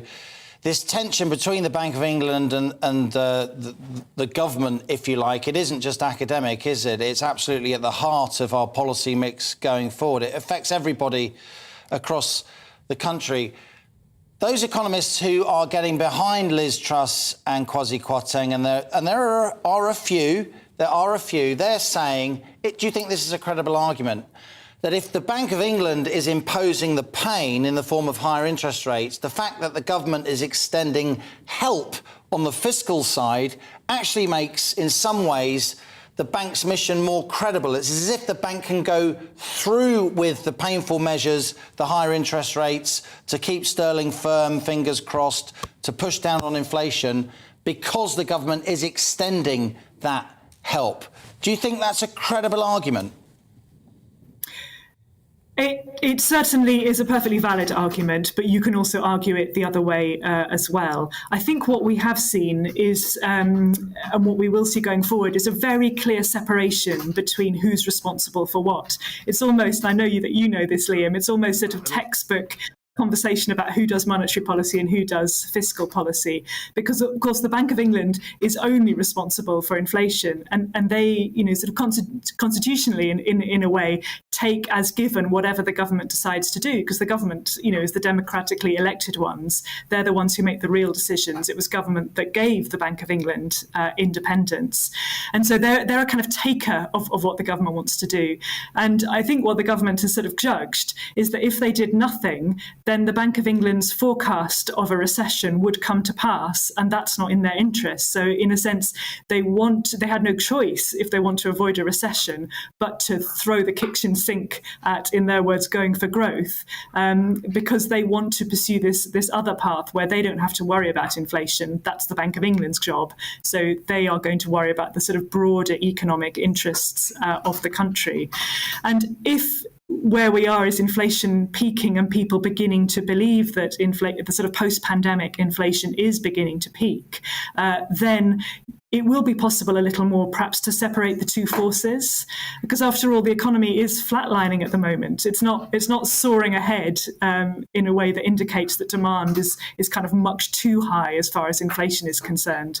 It's, if anything, down 0.1% one month and the opposite the next. That's flat.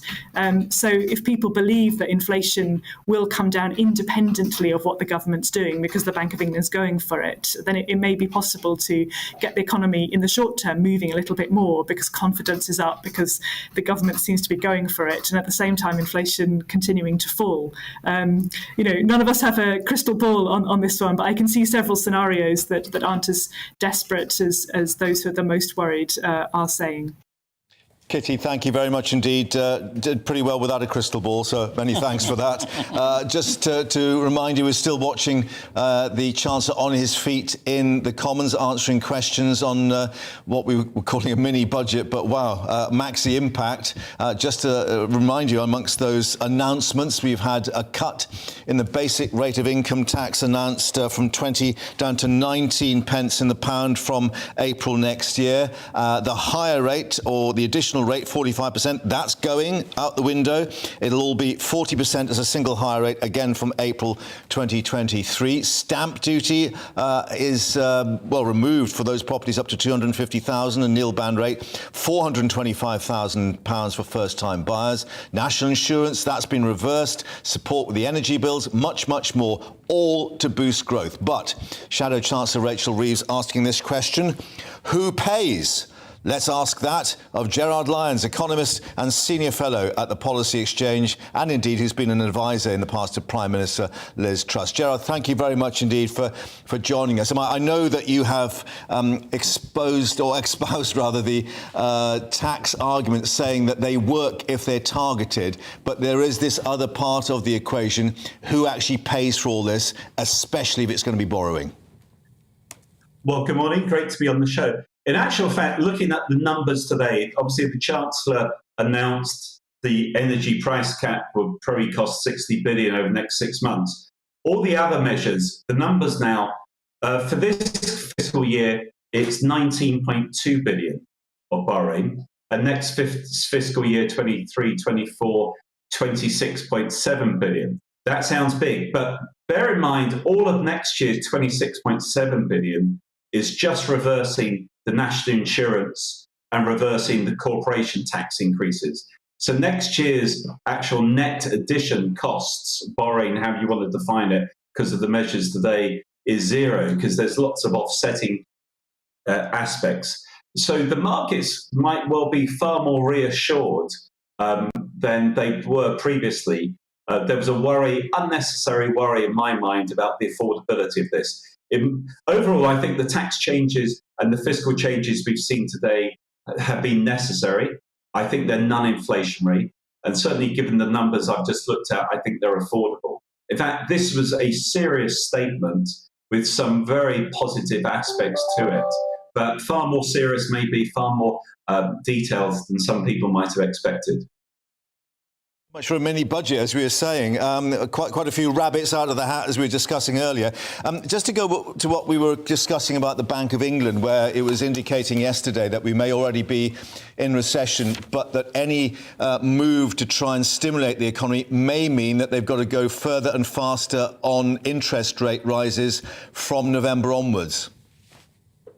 Yeah, look, the Bank of England has a self-made credibility gap, not helped by their poor communication. Two wrongs don't make a right. Last year, the Bank of England was wrong when they eased policy when they should have tightened it. I think the big danger is that we now have a second wrong this year when the Bank of England goes on autopilot and thinks they need to aggressively raise rates just to make up for their poor previous performance. In terms of this statement today, I think it's vital in my mind to stress that the tax changes today are not the opposite end of the same seesaw to the Bank of England's interest rate decisions. By that, I mean cutting taxes at one end of the seesaw should not mean that interest rates go up at the other end. There's no doubt, though, that fiscal policy gives the Bank of England more room for manoeuvre. What we're now seeing, and this is just the start of it, is a break from what we've seen for the last 14 years, where stupidly in the United Kingdom, interest rates have fallen at every available opportunity when there's a hit to the economy. What we're now quite clearly seeing from the Chancellor is a statement of intent that fiscal policy is there to stabilise the economy, and it's up to the Bank of England through monetary policy to control inflation. But very importantly, because of the nature of our current inflation shock, which was due to bottlenecks and the Ukraine war supply side factors and due to lax monetary policy last year, it's not an inflation shock because of an overheating domestic economy. The economy indeed is slowing. The Bank of England yesterday said it's in recession in their view. So therefore, these fiscal measures should not be seen as inflationary. In actual fact, the near-term help is they're preventing that downside risk from materialising. And indeed, the capping of the energy price has probably knocked at least 5 percentage points off inflation, as the Chancellor alluded to. So lots of complex issues there. The Bank of England basically should feel more empowered in terms of their ability to do things because of the route the Chancellor is taking. But they shouldn't feel they have to do more because, as I say, the measures are not inflationary because they're very much aimed at offsetting the downside risks now. And more importantly, the further ahead you look is about improving the supply side of the economy, which is really the way to get growth up. Jerry Lyons, it's Liam here, we should declare some interest. You advised Liz Truss during her leadership campaign. Indeed, you and I have written books and pamphlets together over the years, but you are the former chief economist of Standard Chartered Bank. You're a noted city forecaster with a good track record of forecasting. So let me ask you briefly about the pound. We've gone from well over $1.12 to almost approaching $1.11 now. The pound has fallen since Kwasi Kwarteng made his statement in the Commons. Yes, he wants to move to a system that's more pro-enterprise, but he says we can't do this overnight. To what extent, with your city forecasting hat on, your trading hat on, are you concerned that the pound could suffer unless the government can put forward a really credible set of proposals that people can rally round? Look, I'm not worried about the pound. Sterling is so cheap. UK assets look so cheap. When people think the pound has hit its bottom, in my view, coming back into the UK, we can't buck what is a global trend.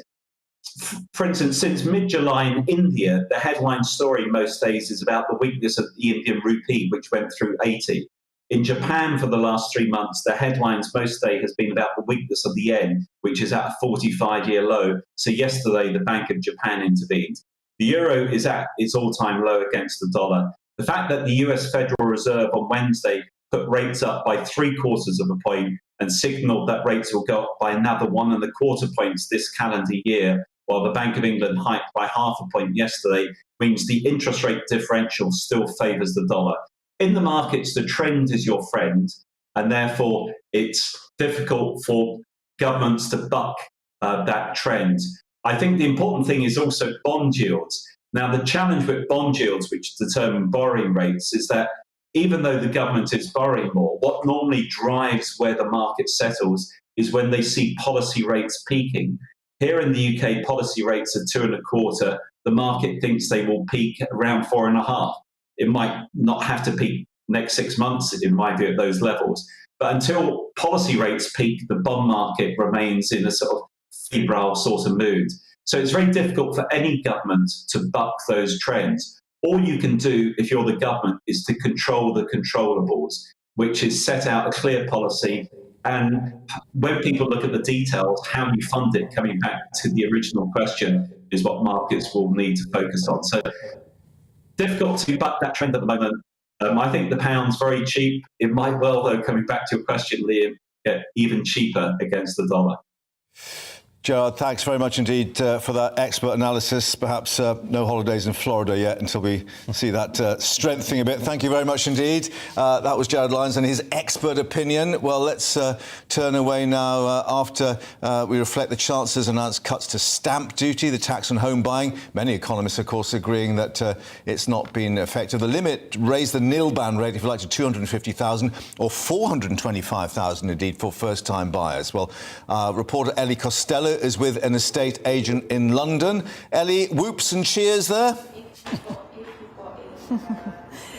Hello, yes, good morning from Adam Hayes, estate agent in North London. Very welcome news here. You can hear the phones ringing. Lots of houses up for sale in the window. It's going to be a very, very busy morning here. It could be a game changer for people who are trying to get on the housing market, on the property ladder here this morning. We are, of course, reacting to that mini budget that happened this morning. Lots of people here saying it wasn't mini at all. It was more like a large fiscal event. We are, of course, talking about those stamp duty cuts now, meaning no stamp duty is paid up to £250,000. And for first-time buyers, well, this morning you didn't have to pay any stamp duty up to £300,000. That now is up to £425,000 before you pay any stamp duty. So is that good news for first-time buyers? Perhaps it is. Kwasi Kwarteng says that effectively it means 200,000 people will effectively not have to pay any stamp duty whatsoever. Well, let's speak to an expert about this and get some reaction on the ground. This is Yasser El-Kafas, who is the Managing Director of Adam Hayes Estate Agent. Thank you so much for joining us this morning. So first of all, what's your reaction to stamp duty cuts? I mean, the reality is it's going to help stimulate the market. It's something that's needed. I think there probably needs more in terms of reform and what's going on in the market right now. But I think this is a fantastic way to combat the interest rate hike that we had recently and hopefully stimulate activity. Yeah, we can hear the phones ringing here. It's going to be a very, very busy day for you here. Were there whoops and cheers in the office when you heard this morning? Definitely. I mean, we heard murmurs from the start of the week and we heard, people talking about reform and there's some stamp duty cuts. We didn't know exactly what to expect. But we are over the moon. I mean, the fact that, it's come down or, people can actually save themselves just over £6,000, I think it's a real bonus and I think it's going to help certainly stimulate activity. Let's focus on first-time buyers, though, because up to £425,000. I mean, instant reaction on Twitter and social media is who can afford a £425,000 home if they're a first-time buyer? Is this even enough, and is it going to be effective? I think it's still. I mean, it's a start at the end of the day. I mean, there's been a lot of concern about the rise of interest rates since the start of the year, and I think this is something that will naturally help somebody get onto the ladder right now. I think a first-time buyer who's going to save themselves just over £6,000 where they couldn't do it 3 months ago, I think will naturally get them to think, you know what, let me make that move now, especially with the slight correction of prices over the last couple of months. So I think it's a fantastic time to be buying. Yeah, so we're running out of time with you. I could stand and talk to you all day, and we'll come back to you throughout the morning. But there you go. That's Yasser El-Kafas. That's his reaction there. So fantastic news for them. They're hoping it's going to stimulate growth and keep people buying houses. But of course, there are still questions. Many saying, is this going to cause house prices to increase? These are the sort of questions that are still being asked here this morning. Yeah, Ellie, as you say, those phones still ringing. Thanks very much indeed for that. We'll be back to you a little later. But let's bring in our national reporter now, Theo Chikombo, who's at Northampton Active Holiday Club. Not having a holiday, he's still having to work for us. Theo, how have the announcements gone down there? Yes, well, good morning. We are not having a holiday, but we are here at Northampton Active, a white water centre where plenty goes on throughout the week. And I'm kindly joined by Elliot, one of the centre managers here. Thank you so much for joining me this morning. We watched a statement together this morning. Just tell me, what were your initial reactions when you were hearing some of those things the Chancellor spelled out this morning? I think there's definitely quite a few positives to take from it. Some bits that were promised or suspected and actually did come through, which was nice to hear. It's definitely going to make some changes and interesting bits moving forward and seeing where they go from there. As an organisation, you work with lots of people here. Just tell, for those who don't know what you do here, just explain that as well, and then what it also means for the organisation. Yeah, definitely. So we do a lot of different bits here. We work with the private sector, such as the fire brigade and emergency services, while they're doing their training, and we provide the whitewater costs for that. So we try and obviously help out with those organisations. But as well as that, we do a lot of work with school groups, a lot of work with holiday kids, and we've been involved with the holiday activity food programme throughout the summer.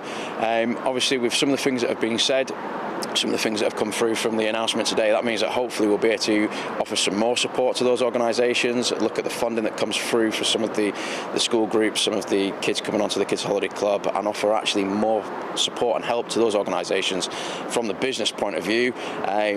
We're able to do that a little bit more because some of those savings that come through to us, we can offer them to our clientele that we use.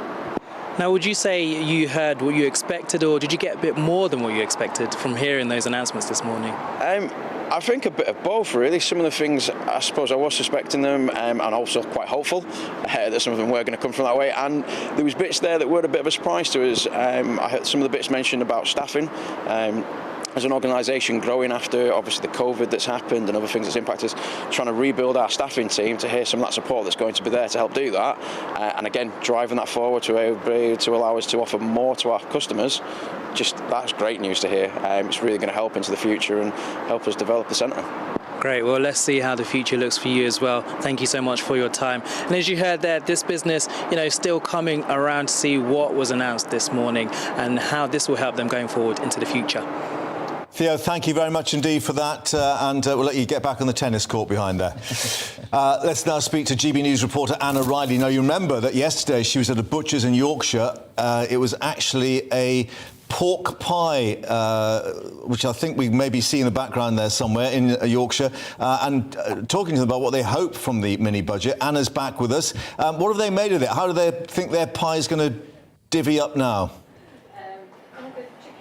Good morning. Yes, I'm at Starkey's Butchers in Sherburn and Elmet in North Yorkshire. And as you say, I'm joined by Graham Starkey. He is the owner here. He's been running this business for 42 years. And in that time, he's most recently seen an energy price increase of £44,000 a year.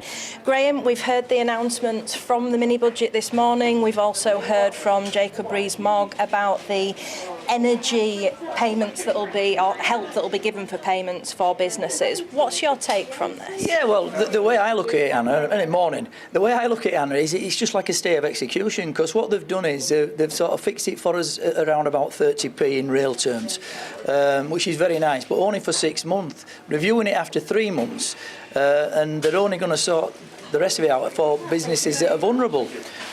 Rees-Mogg needs to tell me which businesses are vulnerable, because I think each and every one of them are. The local private businesses serving the community, and has done for a lot of years.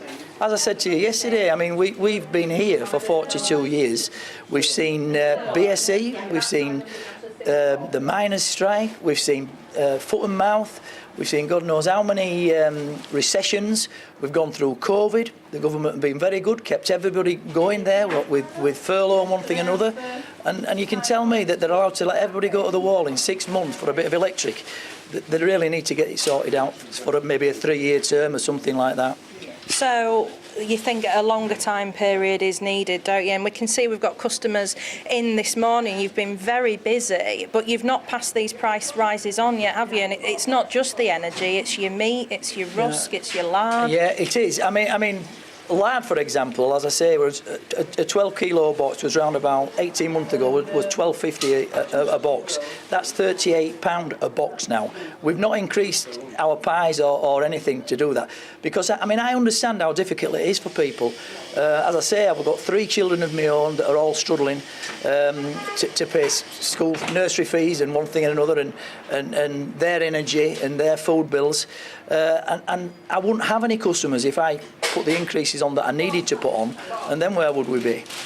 That's it. So you're quite happy that you've seen some help from the government, but you just want more of an extension of that cap for energy?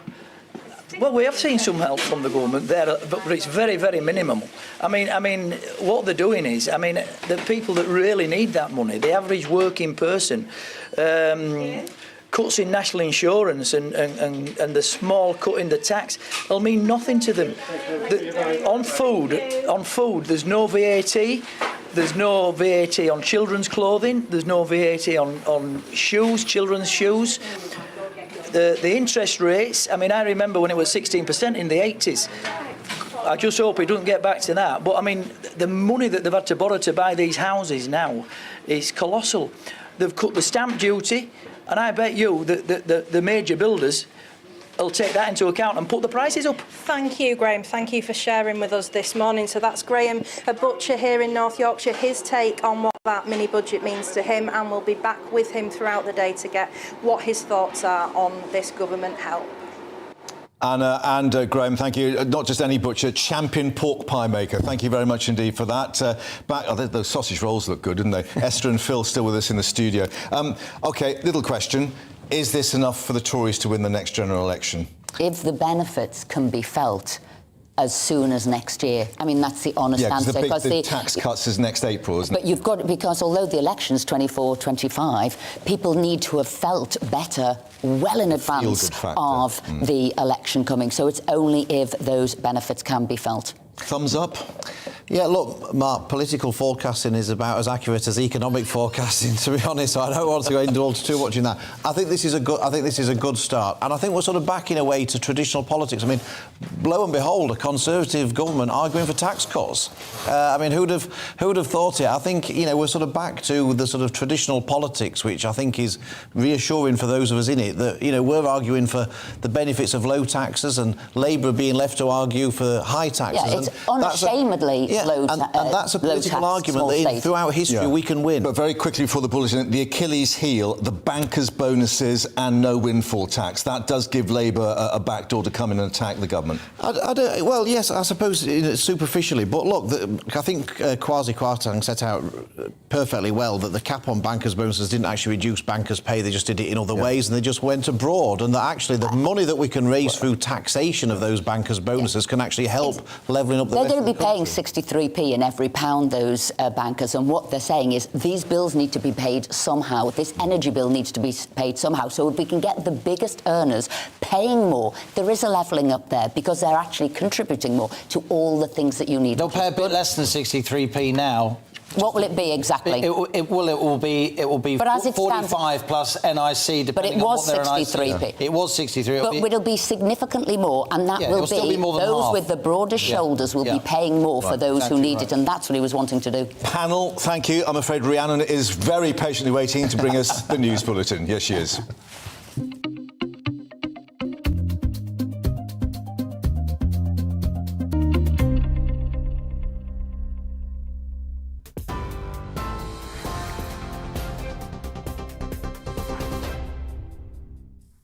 Mark, thank you. It's 3 minutes past 11, your top stories from the GB newsroom. The Chancellor has unveiled a wave of tax cuts as part of the government's mini-budget this morning, saying they're central to solving the riddle of growth. Kwasi Kwarteng told the Commons people need to know help is coming amid soaring living costs. He started by announcing a cut to household energy bills by an expected £1,400 this year. It's part of an energy package that'll cost £60 billion for the 6 months from October. The Chancellor also announced plans to end the 45% top rate of income tax for highest earners, as well as bringing forward the planned basic rate reduction from 20 to 19 pence from April next year. Kwarteng's mini-budget also sees a cap on bankers' bonuses, all part of the new Chancellor's growth plan. Today, we have cut stamp duty, we have allowed businesses to keep more of their own money to invest, to innovate and to grow. We have cut income tax and national insurance for millions of workers.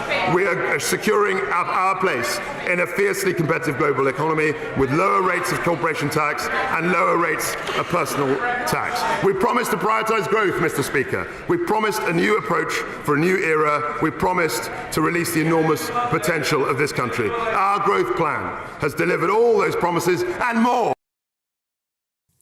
Well, Shadow Chancellor Rachel Reeves says the mini-budget amounts to an admission of 12 years of economic failure. The argument peddled by the Chancellor today isn't a great new idea or a game changer, as the Minister said, as much as he'd like us to think so. What this plan adds up to is to keep corporation tax where it is today and take national insurance contributions back to where they were in March. It's all based on an outdated ideology that says if we simply reward those who are already wealthy, the whole of society will benefit. In other news, Russian-backed officials in 4 occupied regions of Ukraine are holding self-styled referendums on joining Russia. The so-called votes are taking place over the next 5 days in the Luhansk, Donetsk, Kherson and Zaporizhia provinces. They represent around 15% of Ukrainian territory. The referendums have been denounced as illegitimate by Ukraine and the West. Russia argues it's an opportunity for people in the regions to express their view. Meanwhile, it's been claimed Roman Abramovich played a key part in the release of 5 Brits from Russian-backed forces yesterday. One of those freed, John Harding, told the Sun newspaper the former Chelsea Football Club owner was there to welcome them onto the plane out of Russia. It's understood the Russian billionaire's assistant, who was also on the plane, told Mr. Harding that Mr. Abramovich had helped. A charity is calling for mandatory education on coercive control, as 30% of young women are found to have been in a controlling relationship. Refuge has written to the Education Secretary, Kit Malthouse, asking him to consider more consistent teaching for 16 to 19-year-olds. Its research has found less than half of teenagers in England have been educated on domestic abuse at their 6th form or college. And a Cornish castle linked to King Arthur could be at risk due to rising sea levels. English Heritage is warning Tintagel Castle is one of several sites in danger of coastal erosion. It describes the rate of land lost over the last few years as alarming. The charity says parts of the cliff have been lost, affecting the viewing area and coastal path. It hopes to raise £40,000 to help repair the damage caused by last winter's storms. This is GB News. We'll bring you more as it happens. Now, though, it's back to our Beat the Squeeze special with Mark and Guess.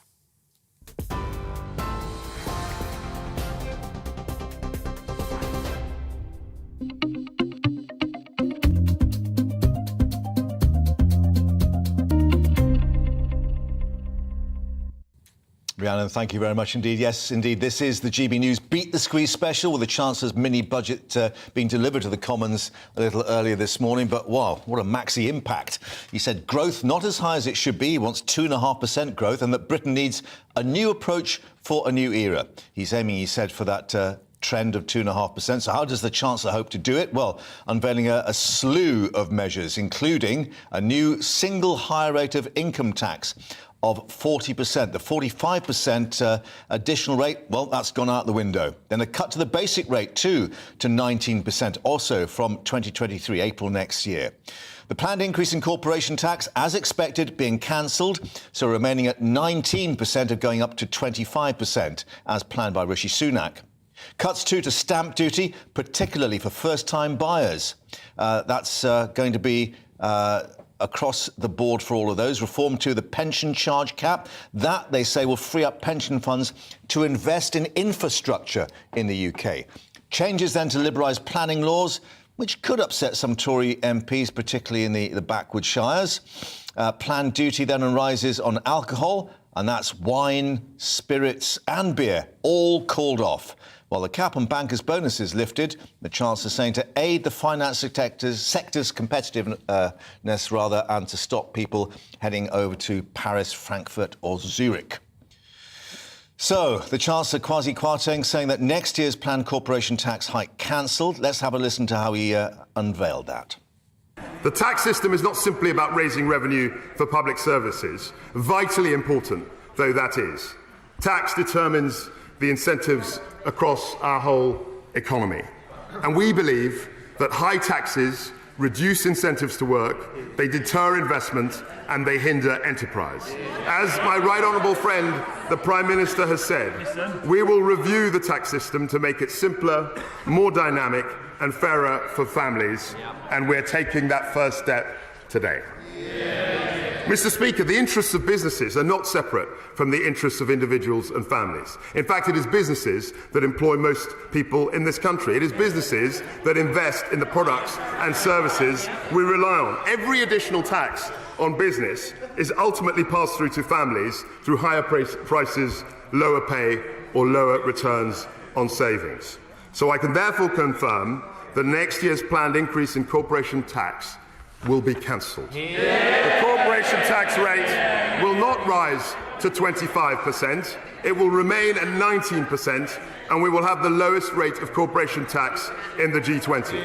This will plough almost £19 billion a year back into the economy. That's £19 billion for businesses to reinvest, create jobs, raise wages, or pay the dividends that support our pensions. I've already taken steps elsewhere in this statement to support financial services, so the bank surcharge will remain at 8%. But, Mr. Speaker, we will do more to encourage private investment.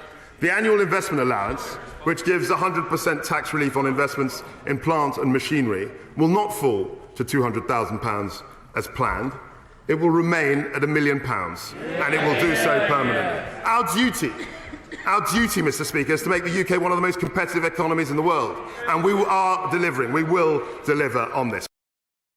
We will deliver, says the Chancellor Kwasi Kwarteng in his first statement. A mini-budget, not the full-blown thing, but boy, did it have some detail. Let's get the reviews of our panel once more. Liam still with us, and Esther and Phil as well. Esther, first of all, just to look at when he's talking about enterprise and growth, these new investment centres, as he called, what we used to call enterprise zones, I guess. Norfolk, west of England, Midlands, Merseyside as well, we're expecting. This is going to be key to what we were calling levelling up, I guess. It's still happening, but with a different sort of wrapper. And I think this is essential. I mean, this is a massive stimulation package that he's put in. I'd say it's like a defibrillator on the UK economy in a way. He's really wanting to get that growth back in there. It's quite a rounded package. It's not just about tax incentives. It's talking about planning, streamlining that, how can we help. It's also got environmental regulation in there as well. So I think this will be looking at areas for maybe shale, as well as those free ports, which actually Merseyside wanted and would actually help it, the manufacturing, the Freeport, what can you do? And also looking at the employment and what we need to do. So this is a rounded package to get the economy going. And I think this is really important because businesses want to invest somewhere. They can invest anywhere around the world. So why this area? What has it got? And it has to have all of the ingredients that can get their business up and running and have the staff that they need there as well. Yeah, so no stamp duty for the domestic residential housing in these areas, no business tax for the businesses. But, Phil, obviously looking at the reaction that we saw in the Commons yesterday on the plans for fracking, will there be opposition from some Tory or a lot of Tory councils about the deregulation, if you like, of the planning laws to get these things going? Yeah, there's bound to be some opposition in places where the fracking is going to take place. I mean, I think we've seen, Mark Menzies in-filed, particularly outspoken about it. And, of course, there will be. Our job as members of Parliament are to represent the concerns and interests of our constituents. But look, I think that we should be clear. The vast majority of Conservative MPs are in favour of doing fracking and having that as part of the energy mix. And I'm sure, as the government have sort of indicated, there are ways of trying to sweeten the pill for people where the fracking will take place. And I think if you were to say to people in areas where fracking's taking place, look, you won't have to pay anything for your energy, you may find the support rising in those areas. So like having your solar panels, you've got your own gas well at the end of your drive. Exactly. And look, of course people are, there's always people are going to be concerned about things that happen in their local area. And I don't decry that. People decry NIMBYs. I don't. It's perfectly understandable to care about your local area. And planning laws are there for a reason, aren't they? Absolutely. But equally, the whole country can't be held to ransom by the concerns of people in certain local areas, and this is really important. And priorities have changed as well. All of a sudden, where you thought there was that steady stream of secure energy coming from around the world, when the world changed, things happened, they're not. And what are people looking at now? They're looking at security, affordability, reliability, rather than the net zero and other issues. Kwasi Kwarteng still having to be on his feet to answer various questions from people. I mean, you were reflecting, Esther, maybe we should have been calling this emergency budget rather than mini-budget. But this is trying to address what's happened over 2 years with the economy coming to a grinding halt. And I think you cannot underestimate the lockdown across the world and what happened here in the country. And I say he was brought to the floor fundamentally about what are you going to do with energy prices? But you can't say, what am I going to do with energy? How am I going to support people to the tune of 60 billion, a lot lower than anybody thought, without putting a substantial package of getting the country going and paying for it? Liam, key quote which brought some merriment from the opposition benches. None of this is going to happen overnight. How long has he got to get this in train and to get it working? Well, I listened very carefully to the comments of Dr. Gerard Lyons earlier about the pound. He has got a really good forecasting track record when he was a city economist. Having said that, I've just been doing some sums. The pound is down now since before Kwasi Kwarteng's statement by 0.8%. That's quite a chunky move in sterling. Where the pound is largely a strong dollar story, as Jerry Lyons was saying, but still, that's quite an unnerving move, so we'll have to see. It's all about getting a narrative going that this package of measures, as Esther rightly says, it's a very comprehensive package of measures, can get growth moving quickly enough that the reforms can be gotten through Parliament, that the civil service will enact these reforms, and so on. And I believe if the government can do that, then it can hold on to the currency and not have a panic. I think it's also worth just reiterating some of what Rachel Reeves was saying, the Shadow Chancellor. Who used to be a Labour Treasury. Yeah. She's the Shadow Chancellor. She's a former Bank of England economist. I think our parliamentary friends would recognise she is a credible person. Yeah, exactly. Yeah. She passes the boardroom sniff test, as I've often said here on GB News. Some of the lines that she said was, this is a comprehensive demolition of the policies of the last 12 years, and it is a real change. But then Esther would say, and I have some sympathy with the argument, the world has changed, not least because of lockdown. We need to, shock ourselves out of this low-growth stasis.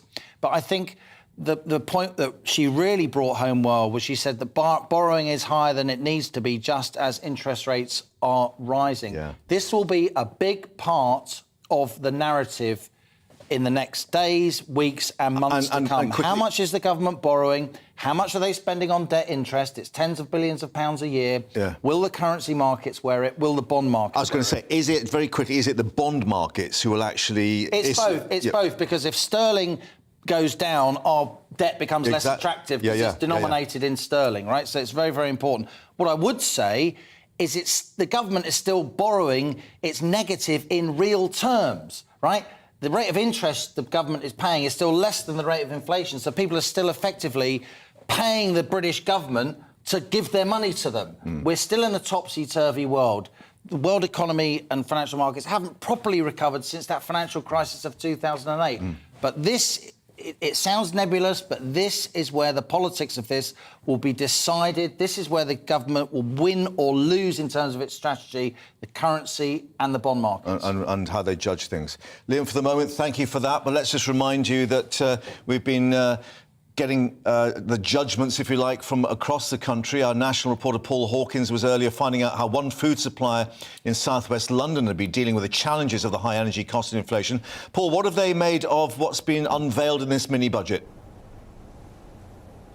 Yeah, there's been a mixed reaction here, but just to give you an idea of where we are at the moment, this is Mustard Foods in southwest London, Mark. It's an SME. It's the kind of business that needs to grow over the next 2, 3, 4, 5 years if Liz Truss is going to achieve, and Kwasi Kwarteng, that target of growth in the economy, so everyone benefits from a bigger pie. So today, normally there'd be nothing happening, but because of the bank holiday on Monday, there has been some cooking going on in the kitchen today, but that's now finished and we're into the packing and freezing phase. We can speak chilling. James, thank you. James Durrant here, Commercial Director for Mustard Foods. And when we say chilling, literally we're chilling, aren't we? I mean, this is one of your big energy costs, isn't it? Absolutely, energy. So there's 3 brass chillers behind me. This takes 6 trolleys. They come out of the kitchen. The products are hot. They then get put into this chiller where they drop down to less than 5 degrees in less than 90 minutes. So, and this thing's running, all of the time to obviously keep it going. So we'll shut the door quick.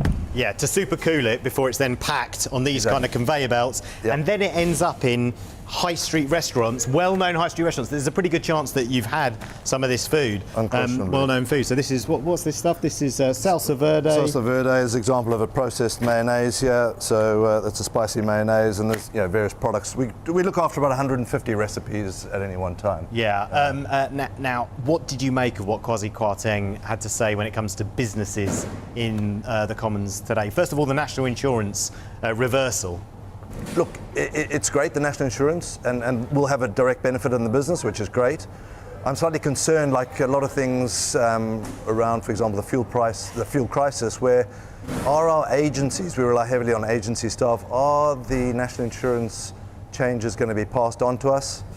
That's a question we'll obviously have to wait and see over time, but that always is a risk with the excitement of these changes. Because 20% of your staff are agency staff, right? Absolutely, yeah. So with orders coming and going and flexing and changing, we rely heavily on agencies. Of course, when they've got staff, because that in itself is a challenge, finding staff that understand the sector. Yeah, and that will increase on the run-up to Christmas. The proportion of your staff that are agency staff will increase in this crucial run-up to the Christmas period, because you supply the hospitality industry. Absolutely, and I think we all know, whether it's Christmas parties or whatever events that you're having in the build-up to Christmas, this for the hospitality industry is the make it or break it time and the busiest time of the year. So, of course, we are waiting with great excitement for things to start lifting up. There is a sense that orders are increasing, but nothing to where they were pre-pandemic. So to get back to where we were and growth beyond that, there's a long road ahead. Yeah, corporation tax rising to 25%. That's not going to happen now. It's going to stay at 19%. How does that affect you? First and foremost, you need to be making profits. So I expect we will, but I don't think they will be significant to warrant any excitement around that. I think across the board it's a great initiative to get people to grow and invest and seek profits. But, as a lot of people know in the hospitality sector, we need to get to that profitable level to get excited about the discount. Yeah, you must welcome that freeze for energy rates for businesses that they're going to bring in. Absolutely. Well, I think businesses across the board will be very excited about some sort of freeze around energy. We're fortunate, we've obviously locked in, like a lot of people have at home with their mortgages. So for the time being, we're fine and covered. But I'm scared or afraid of a cliff edge of sorts as and when perhaps those time periods come to an end. Yeah, going back to those tax cuts, there is obviously that it's good for your business in the sense that if people have more money in their pockets, providing that's not offset by the increase in things like interest rates, people paying their mortgages off, then you basically would need to see people going out and spending money in restaurants, right? And the hospitality industry booming again for your business to grow. Probably not particularly easy for the average viewer to understand, but we were producing 120 tonnes of food and supporting a workforce of 70 plus pre-pandemic.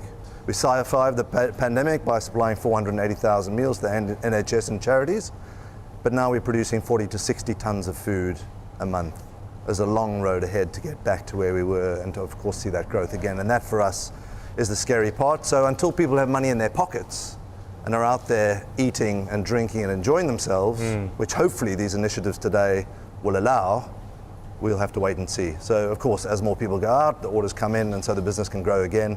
So we're reliant on everybody getting out there and, of course, enjoying themselves. But, with interest rates going up, people are nervous. So if you were going out 3 times a month with your family, you might only be going out once or twice. Yeah, and so as well as inflation on the raw ingredients for your products, as well as the rising energy costs, you've had a problem with recruitment.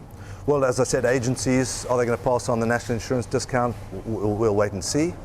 But more importantly, the staff that are coming, unfortunately, are not of the skill level that they used to be. Very few of them speak sufficient English to be able to read and follow instructions that we've got. Yeah. And then, of course, very often, they don't stick around for very long. And even worse, a lot of them are on sort of student visas and that sort of thing. So they're limited by 20 hours a week. And if orders increase and they can only work for a certain amount of time, we can't build a business off the back of those. So maybe risks. if the government could change the visa programme to make it easier to bring in skilled labour, that would help. There are lots of loopholes in the benefits programme as well as in the student programme that are utilised by those on them, but they don't suit businesses because, of course, they're capable, you get going, and then, of course, they're limited by the time that they can offer you. And that's just a challenge. Just very finally, feeling positive about growth?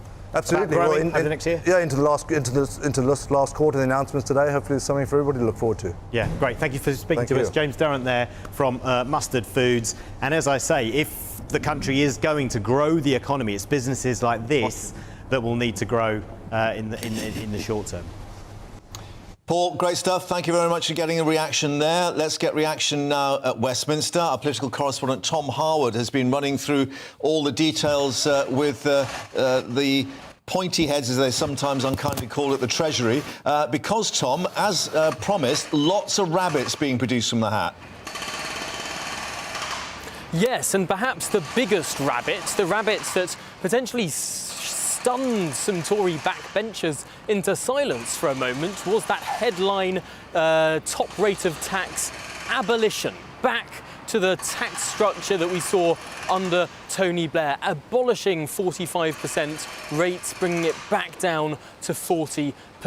All of these measures do seem like they're going to significantly reduce the tax burden as a whole, which of course was projected to reach an almost 70-year high. But clearly there's a lot to this fiscal statement, probably the biggest, most juicy fiscal statement that we've seen, that short of a budget, for quite some time. We've got here the growth plan 2022, as it's called. Some brief documents, some numbers being run over by the Treasury. Really interesting analysis in this, suggesting that if the growth rate of the country can be raised by 1% over the next 5 years, that's 1% a year, these measures pay for themselves. In that respect, it's a bit of a gamble. If the country's growth rate does increase, then these enormous tax cuts actually become revenue neutral, because the size of the economy has grown and more investment has been brought in. That's what some might describe the gamble of this administration, going big and going fast and going for growth. Of all the questions asked of the representatives of the Treasury, that was the answer that came back, that this is all about getting growth going in the UK. And they acknowledged that some of these measures, abolishing the banker's bonus cap, might not be a good retail offer, but the fundamentals of it are that investment will be attracted to the United Kingdom. That's the argument of this government. It really does reverse a long-term trend of chancellor after chancellor, government after government, raising lots of different little taxes to the point where the tax burden of the United Kingdom had been ratcheted up to the highest it had been since the 1940s. The Treasury say today they are breaking that cycle and starting to bring the tax burden back down. Kwasi Kwarteng saying this was the beginning of a new era. That brought some reaction, should we say, on the opposition benches. And then Rachel Reeves pointing out that this was a comprehensive demolition of the past 12 years. And I couldn't actually spot Rishi Sunak anywhere on those back benches. No, interestingly, Rishi Sunak, nor could I spot Boris Johnson on those back benches from my vantage point up in the press gallery. It is certainly a break with the orthodoxy of the Treasury for the past, perhaps not even 12 years, perhaps 20 or 30 years. To some extent, this is more of a 1980s style budget than anything else. And there I go again, slipping up, not budget, fiscal statement, or as the Treasury would like to say, plan for growth. This is not a full budget because, of course, it's not accompanied by an OBR assessment document. We are told that one is coming this calendar year. So we can expect that overall assessment of the economy and everything else, the balance sheet and forecasts into the future. We can expect that work from the OBR to come this calendar year. But clearly lots in this announcement from the Treasury today, and potentially some challenges for selling it to the public and indeed the backbenchers of the Conservative Party. Tom, thank you very much indeed for that down at Westminster.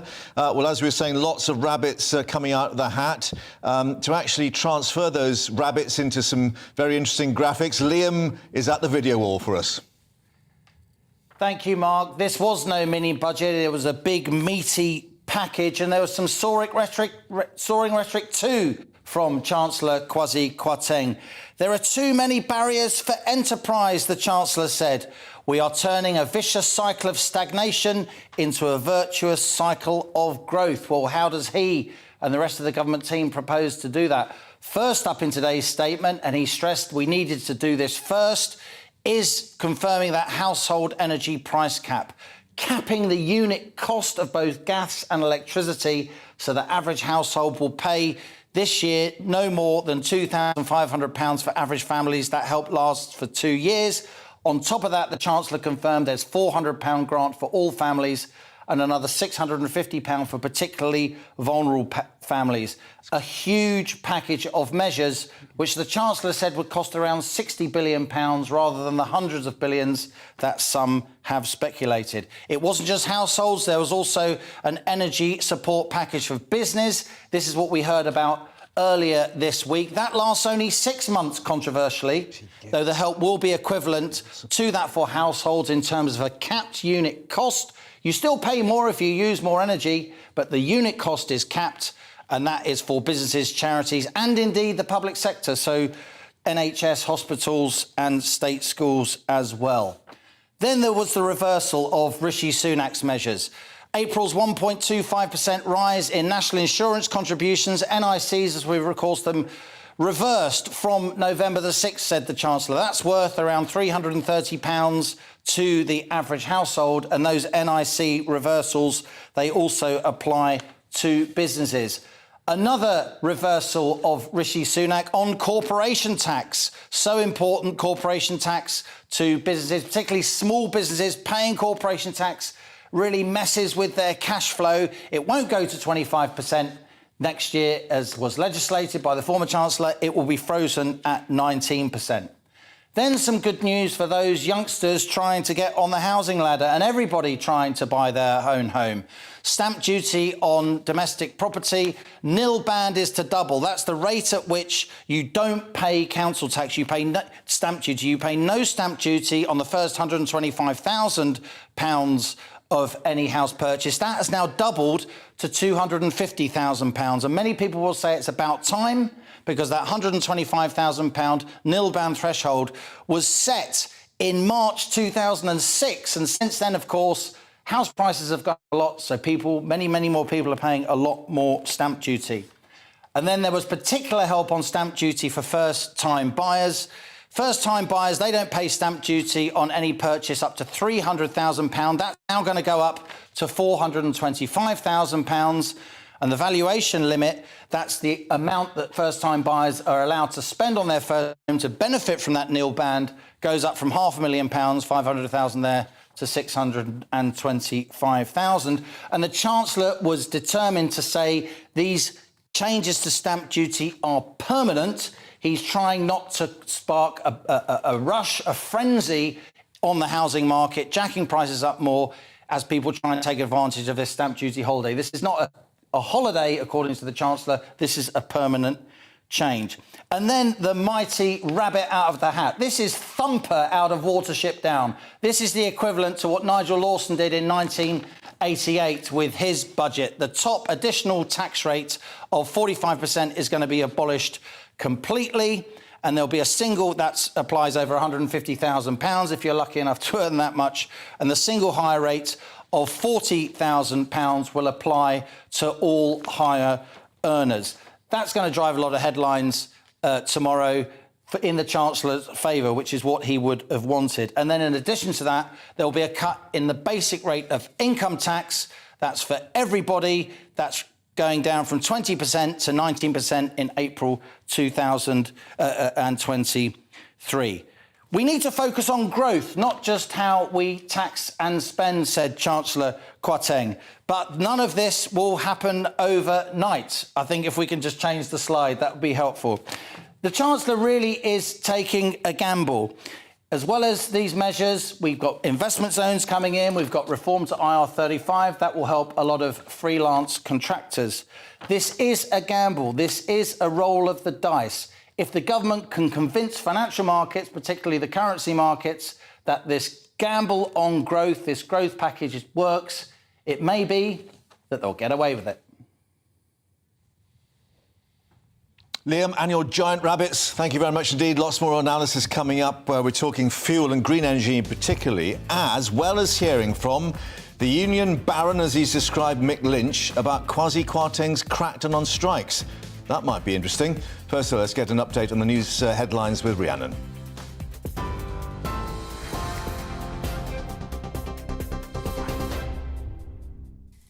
Mark, thank you. It's coming up to 11:35, your top stories from the GB newsroom. The Chancellor has unveiled a wave of tax cuts as part of the government's mini-budget this morning, saying they're central to solving the riddle of growth. Kwasi Kwarteng told the Commons people need to know help is coming amid soaring living costs. He started by announcing a cut to household energy bills by an expected £1,400 this year.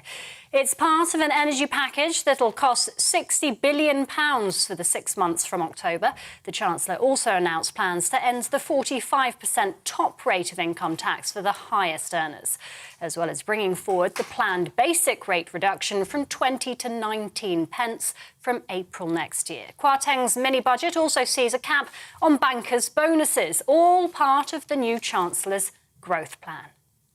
Today, we have cut stamp duty, we have allowed businesses to keep more of their own money to invest, to innovate and to grow. We have cut income tax and national insurance for millions of workers. We are securing our place in a fiercely competitive global economy with lower rates of corporation tax and lower rates of personal tax. We promised to prioritise growth, Mr. Speaker. We promised a new approach for a new era. We promised to release the enormous potential of this country. Our growth plan has delivered all those promises and more. Well, Shadow Chancellor Rachel Reeves says the mini-budget amounts to admitting 12 years of economic failure. Can I thank the Chancellor on his comprehensive demolition of the record of the last 12 years. Their record, their failure, their vicious circle of stagnation. The Chancellor has confirmed that the costs of the energy price cap will be funded by borrowing, leaving the eye-watering windfall profits of the energy giants untaxed. In other news, Russian-backed officials in 4 occupied regions of Ukraine are holding self-styled referendums on joining Russia. The so-called votes are taking place over the next 5 days in the Luhansk, Donetsk, Kherson and Zaporizhia provinces.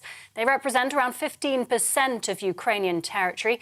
The referendums have been denounced as illegitimate by Ukraine and the West. And 2-time Booker Prize winner Dame Hilary Mantel has died aged 70. Her publisher HarperCollins says she died suddenly yet peacefully, surrounded by close family and friends. The English author was best known for her Wolf Hall trilogy, which has been translated into 41 languages and sold over 5 million copies worldwide. TV online and DAB+ radio, this is GB News.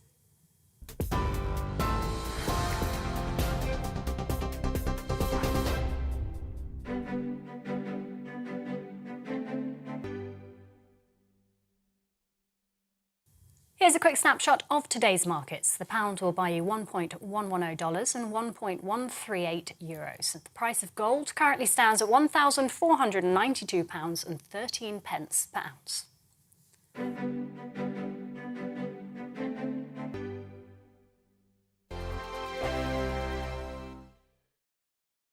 We are GB News. And we'd like to say thank you to each and every one of you for helping our great nation find its voice. We're absolutely everywhere. Across England, Scotland, Wales and Northern Ireland. On TV, on radio and online. We're proud to be the People's Channel, Britain's news channel. On the Mark Steyn Show, we cover the stories a lot of people are scared even to mention. The stuff that really matters with some of the world's biggest thinkers. Now is his opportunity to kind of take the steering wheel of history. Break away from the flock at 8 o'clock on GB News with the Mark Steyn Show. Hello, I'm Esther McVeigh. And I'm Philip Davis. Whether you're watching or listening on TV, online or on radio, we handpick the latest stories, debates and expert opinions for your weekend. So whether that's politics, news or showbiz, we've got it covered. Join us every Saturday morning at 10 o'clock on GB News. Join my show Farage, 7 p.m. till 8 p.m. Monday through Thursday. And there you will get opinion, analysis, debate, and I'll cover stories that nobody else dares to touch. You've been cancelled. Join the club. Oh, my goodness me. And then for the last 15 minutes, talking pints. We're over a drink. We have a civilised conversation with someone. We very often disagree, but we do it in a grown-up way. Come and join me on Farage. Hi there, it's Stephen and Anne. At breakfast from 6 a.m, you'll always be caught up with everything you need to know, the latest headlines, opinions and debates. We'll bring you the good news and the bad, but most of all, we're here for you. Remember, send in your views and let us know what you would like us to talk about. That's because we're your news channel. And every morning at 6 a.m, it's breakfast on GB News.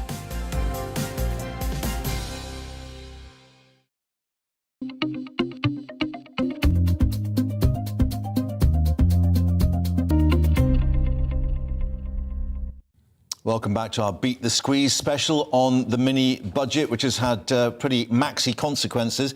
Just to remind you, one of the things that Kwasi Kwarteng, the Chancellor, spoke about was the situation in the rest of Europe where they have minimum service levels for infrastructure, which effectively prevent industrial action taking place to hit that.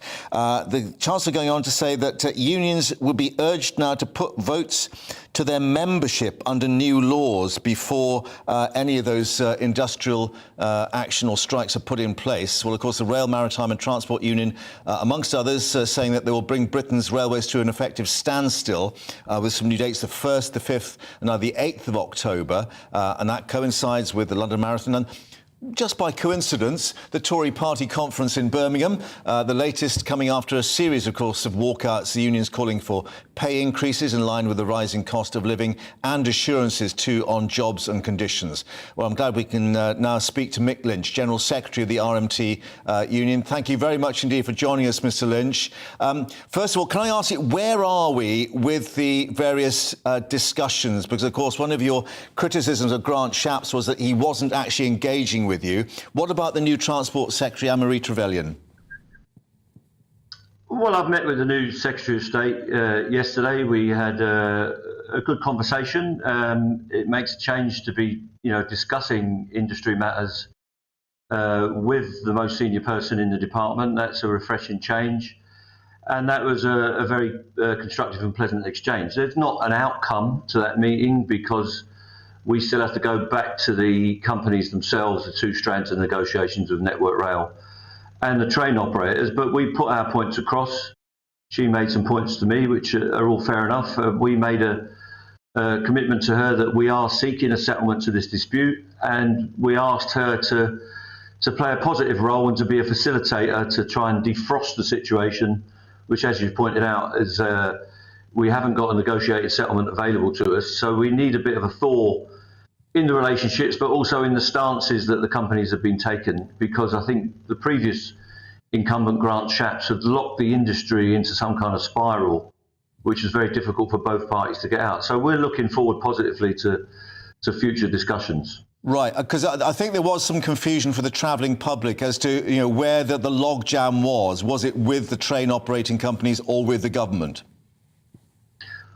Well, there are two strands. There is Network Rail, which is half the people in the dispute, roughly, and the train operating companies, which is the staff that people see on most of their trains, the guards, the retail people, the people doing dispatch at stations and so forth, and the drivers as well. And then there's the maintenance and infrastructure and signallers and operators of the railway who work for Network Rail. They've both got a very tough agenda for any union to deal with about massive job cuts. We think there'll be cuts to safety standards and safety regimes. They want to change the way that our members are employed. They want to rip up our terms and conditions in a form of internal fire and rehire, effectively, put them on new contracts of employment. And of course, we've got a pay issue. We've not had a pay deal for most of our people for nearly 3 years now.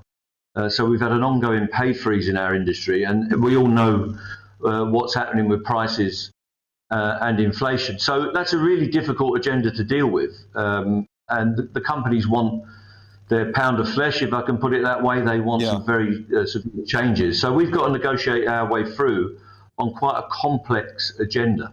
Right. I mean, and as you know, they will call those changes modernisation, as you've discussed, no doubt, with them. But talking about this thawing in relations, clearly not enough to call off the industrial action for October. But is there a danger it's going to refreeze, if I can put it that way, from what we heard from Kwasi Kwarteng about this point of putting any votes to the whole membership under some new laws? Well, I'd like to think he knows what he's talking about, but you have to put any votes on a deal. I haven't seen the stuff. I've been in meetings all morning, but I've just seen some text releases about what might have been said. We normally put complicated deals to our membership in referendum. We're a highly democratic organisation. We have to take a vote on any industrial action that we're contemplating, and then the members decide what they want to do about that. And on this issue of the Network Rail and train operating companies restructurings, if you want to call it that, modernisation as they're calling it, we will be putting those to a vote anyway. We don't need legislation. Our members will decide on that. And we've got disputes right now with other companies that are at referendum stage. It's a normal practice of the RMT to put many deals, unless they're very straightforward, to a referendum anyway. We don't need legislation. This is a government that says they're going to deregulate, but the only thing they want to regulate is the relationship of trade unions with their members. I find that ironic. Every time they're losing an argument, they want to change the laws in regards to unions. What I can tell you is the offers that we've had would have been rejected massively, 8, 9, 10 to 1, because they're totally inadequate. Right. But you will know, you will know that Grant Shapps picked up on that point, that the last offer that you had was put effectively to the shop stewards, the representatives of the members, not to the full membership. Why is there a problem about actually going that further step? Well, it costs us a lot of time and money. We would have to do that every time. I mean, this government doesn't put its legislation to referendum. So Kwasi Kwarteng's proposals today will not go to a referendum. I've been elected, our national executive have been elected, and our reps are elected by those members to take certain decisions. But every now and again, when we get to the end of the road on a deal, we will put it to a referendum in most cases. So we don't need legislation. If I go to a meeting with 400 elected representatives, representing people from all over the country, I get I can promise you, a very direct input from those members about what their members are feeling on the ground. They might be representing 20 or 100 people or more in their location. That is a very democratic way to proceed. But the referendum is part of the armoury of every trade union in this country, and we use them very regularly. We use them for all sorts of matters, and all of our people are elected themselves. There's more than one way to run a democracy.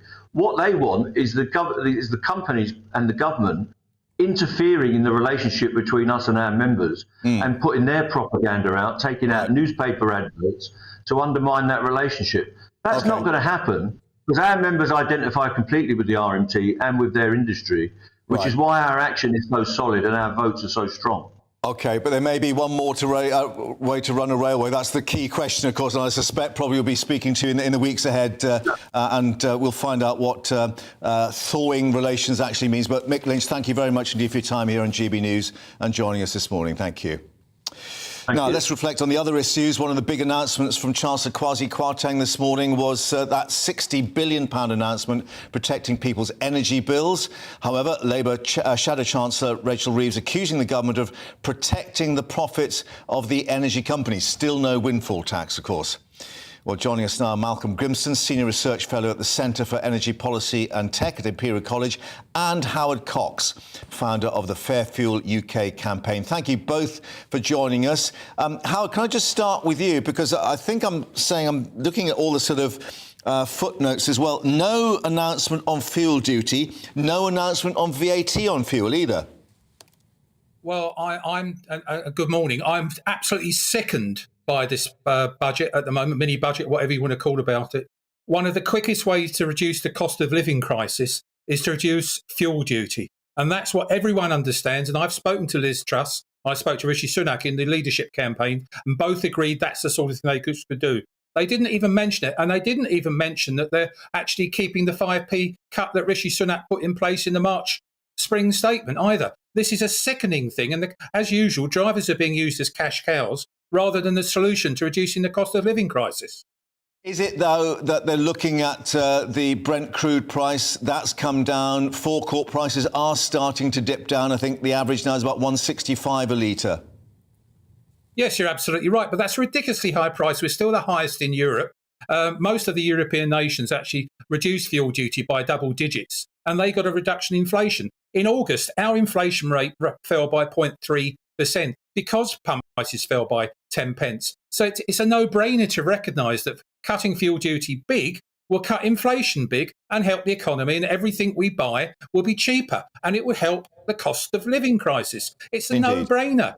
OK, Malcolm, let's bring you in because we had the energy packet as expected and the figures which we knew already. But of course, the whole question is how it's going to be paid for. And that's going to be dependent on this wholesale gas price, i.e. what the bill for the government will be at the end of it. Now, what's the situation on the wholesale market at the moment? Well, the prices remain high. They're a little bit off the peak as petrol prices are, as you mentioned. Crude oil prices are off the peak that they were 2-3 months ago. But of course, there remains enormous political uncertainty. And that has two effects. Firstly, it means we simply don't know what the future prices are. But it also means that markets tend to overreact. And so at the moment, people will be playing it safe and wholesale prices will be high. We're looking at increasing imports from the United States, fracked gas from the States, possibly Saudi Arabia looking at maybe increasing its output. So there are possible things in the wind that may bring the wholesale gas price down for a while. But I don't think anybody will be gambling on wholesale prices returning to anything like their pre-crisis levels for some years, probably. What do you make of the fracking debate? Clearly, Jacob Rees-Mogg got a rough ride from his backbenchers in the Commons yesterday. Do you think it's likely to start? And if so, what's it going to provide us with?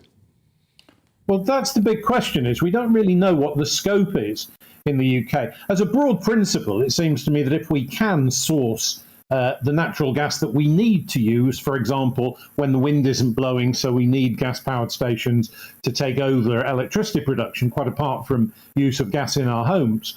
We're still using vast amounts of gas and will be doing for the foreseeable future. And in principle, if we can source that from here rather than from imports, that's a good thing. The states, of course, are where the fracking revolution has been most stark, indeed dramatic. But the states have vast areas of land and a relatively friendly geology. The UK geology, on average, is rather more complex than that in the States. And, of course, we're much more densely populated. So many areas where fracking might be possible, and Lancashire and Sussex are the most obvious, there's going to be a lot of people very unhappy about it. Yeah, indeed, as ever. Malcolm and Howard, thank you for your reaction. Thanks for joining us on GB News once more. Let's actually now just reflect on the other problems that people have been trying to cope with. That's the cost of living crisis, of course, across the country. Jeff Moody's down at Lymington in Hampshire. And Jeff, you're at the Royal British Legion to get some reaction to what they've heard this morning. I am indeed, and the Royal British Legion put out a request last night for any members or anybody indeed locally to come along this lunchtime to talk to GB News about what they think about the mini budget. So far, not many people have arrived. There's a couple of people playing pool, but so far that's it. So if you are in the area, do please come down and talk to us throughout the remainder of the day. But what people are saying to me is that it's the cut in stamp duty that's really interesting them. It's incredibly hard, people are saying, to get onto the property ladder at the moment, to buy somewhere. If you see a house that you like, chances are you won't be able to get a viewing. Somebody said they rang up the other day to an estate agent and was told there are 200 people in the queue just for viewings. If you do manage to get a viewing, you kind of have to put in an offer then and there with the asking price, and even that may well not be accepted as prices are being pushed higher and higher and higher. So here in Lymington, that's the issue that people are talking about this morning. That cut in stamp duty, which hopefully will stimulate that market a bit. Jeff, thank you very much indeed for joining us and updating us there in Lymington, even though they've all run away and don't want to speak to you, but thanks very much anyway.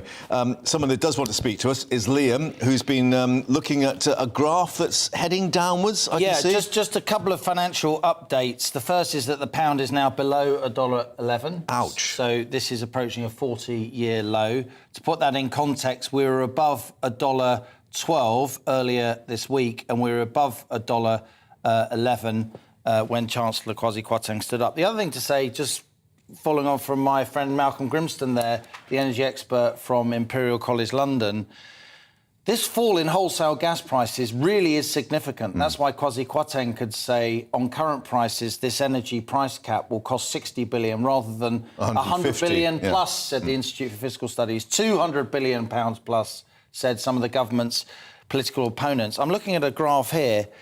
The wholesale gas price has actually come down from £634 a therm, this is on West European wholesale markets, at the end of August, to £282 a therm now. That's a 55% drop. Now, as Professor Grimston Malcolm rightly said, there's a lot of uncertainty, there's a lot of geopolitics out there.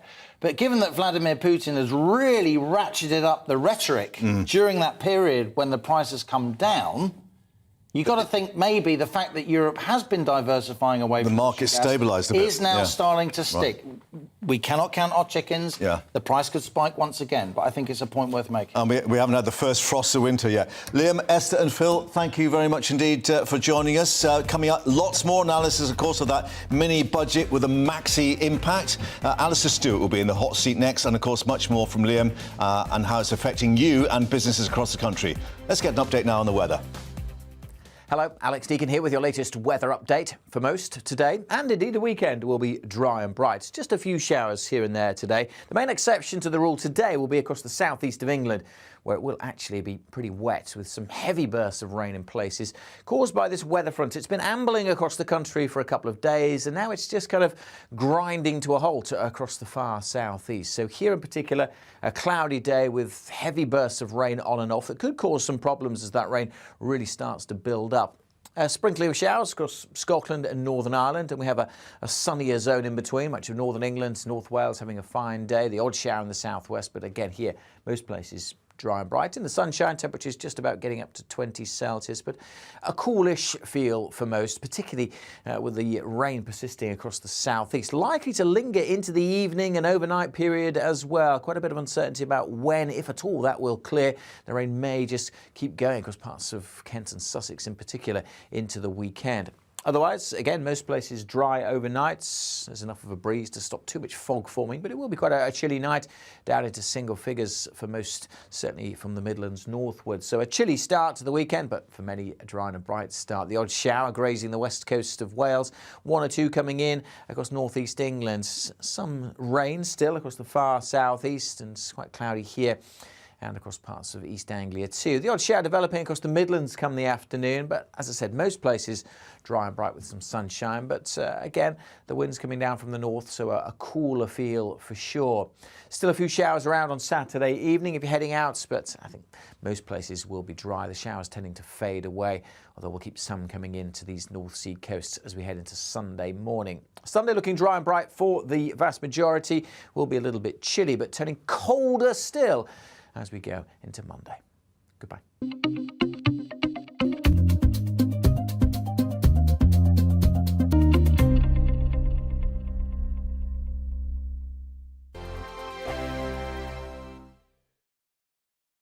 We are GB News. And we'd like to say thank you To each and every one of you. For helping our great nation find its voice. We're absolutely everywhere. across England, Scotland, Wales and Northern Ireland. On TV, on radio and online. We're proud to be The People's Channel, Britain's news channel. On the Mark Steyn Show, we cover the stories a lot of people are scared even to mention. The stuff that really matters with some of the world's biggest thinkers. Now is his opportunity to kind of take the steering wheel of history. Break away from the flop at 8 o'clock on GB News with the Mark Steyn Show. Hello, I'm Esther McVeigh. And I'm Philip Davis. Whether you're watching or listening on TV, online or on radio, we handpick the latest stories, debates and expert opinions for your weekend. So whether that's politics, news or showbiz, we've got it covered. Join us every Saturday morning at 10 o'clock on GB News. Join my show Farage, 7 p.m. till 8 p.m. Monday through Thursday, and there you will get opinion, analysis, debate, and I'll cover stories that nobody else dares to touch. You've been cancelled. Join the club. Oh my goodness me! And then for the last 15 minutes, talking pints. We're over a drink. We have a civilised conversation with someone. We very often disagree, but we do it in a grown-up way. Come and join me on Farage. Hi there, it's Stephen and Anne. At breakfast from 6 a.m, you'll always be caught up with everything you need to know, the latest headlines, opinions and debates. We'll bring you the good news and the bad, but most of all, we're here for you. Remember, send in your views and let us know what you would like us to talk about. That's because we're your news channel. And every morning at 6 a.m, it's breakfast on GB News.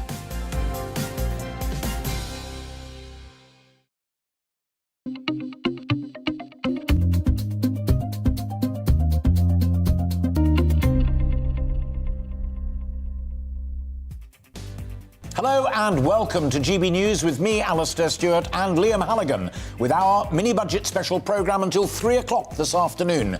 Earlier, the new Chancellor took the dispatch box in the House of Commons for the first time since getting the top job, announcing cuts to income tax, to stamp duty, and to try and boost growth in the economy. We'll be bringing you all the analysis on this not-so-mini budget, plus the reaction from business owners, MPs, top economists and GB News viewers and listeners, you across the country. That's all after the latest GB News headlines with Rhiannon Jones.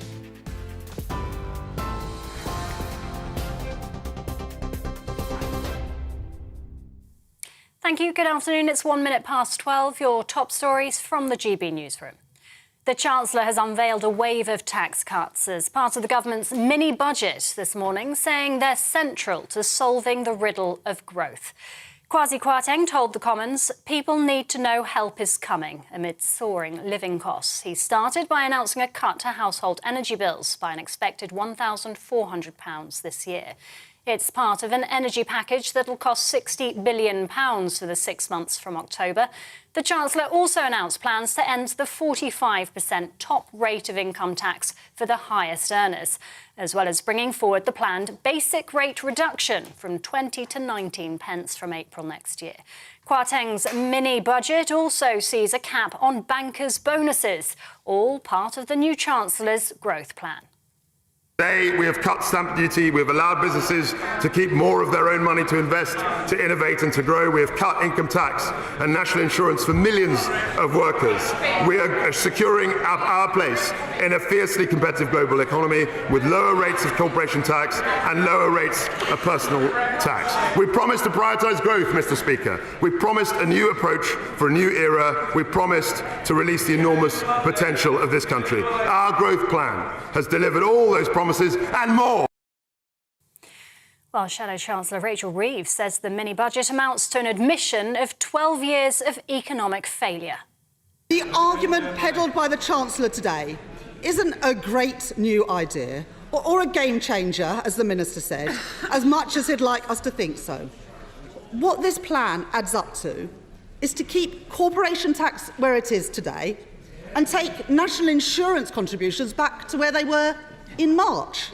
It's all based on an outdated ideology that says if we simply reward those who are already wealthy, the whole of society will benefit. Yeah. In other news, Russian-backed officials in 4 occupied regions of Ukraine are holding self-styled referendums on joining Russia. The so-called votes are taking place over the next 5 days in Luhansk, Donetsk, Kherson and Zaporizhia. They represent around 15% of Ukrainian territory. The referendums have been denounced as illegitimate by Ukraine and the West. Russia argues it's an opportunity for people in the regions to express their view. While Russians are attempting to leave the country after the Kremlin announced a military call-up for the war in Ukraine. Live pictures show queues at the border crossing with Finland following President Putin's call for a partial military mobilization on Wednesday. The move could see 300,000 Russians summoned to fight. And according to Finnish authorities, the number of Russians who've entered yesterday was more than double the amount that had entered the week before. A charity is calling for mandatory education on coercive control as 30% of young women are found to have been in controlling relationships. Refuge has written to the Education Secretary Kit Malthouse asking him to consider more consistent teaching for 16 to 19-year-olds. Its research has found less than half of teenagers in England have been educated on domestic abuse at their sixth form or college. A Cornish castle linked to King Arthur could be at risk due to rising sea levels. English Heritage is warning Tintagel Castle is one of several sites in danger of coastal erosion. It describes the rate of land lost over the last few years as alarming. The charity says parts of the cliff have been lost, affecting the viewing area and coastal path. It hopes to raise £40,000 to help repair the damage caused by last winter's storms. And two-time Booker Prize winner Dame Hilary Mantel has died aged 70. Her publisher, HarperCollins, says she died suddenly yet peacefully, surrounded by close family and friends. The English author was best known for her Wolf Hall trilogy that was adapted into a TV drama. Scotland's First Minister Nicola Sturgeon paid tribute to her, saying it's impossible to overstate the significance of the literary legacy she leaves behind. This is GB News. We'll bring you more as it happens. Now, though, back to Alistair and Liam.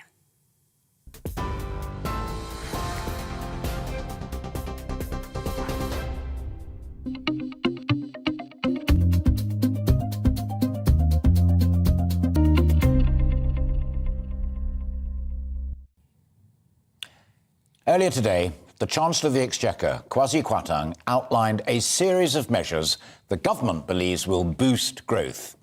It also prompted a clear political dividing line between the Conservatives and Labour. For Labour, Shadow Chancellor Rachel Reeves said, and I quote, "It shows two different visions about how the country prospers."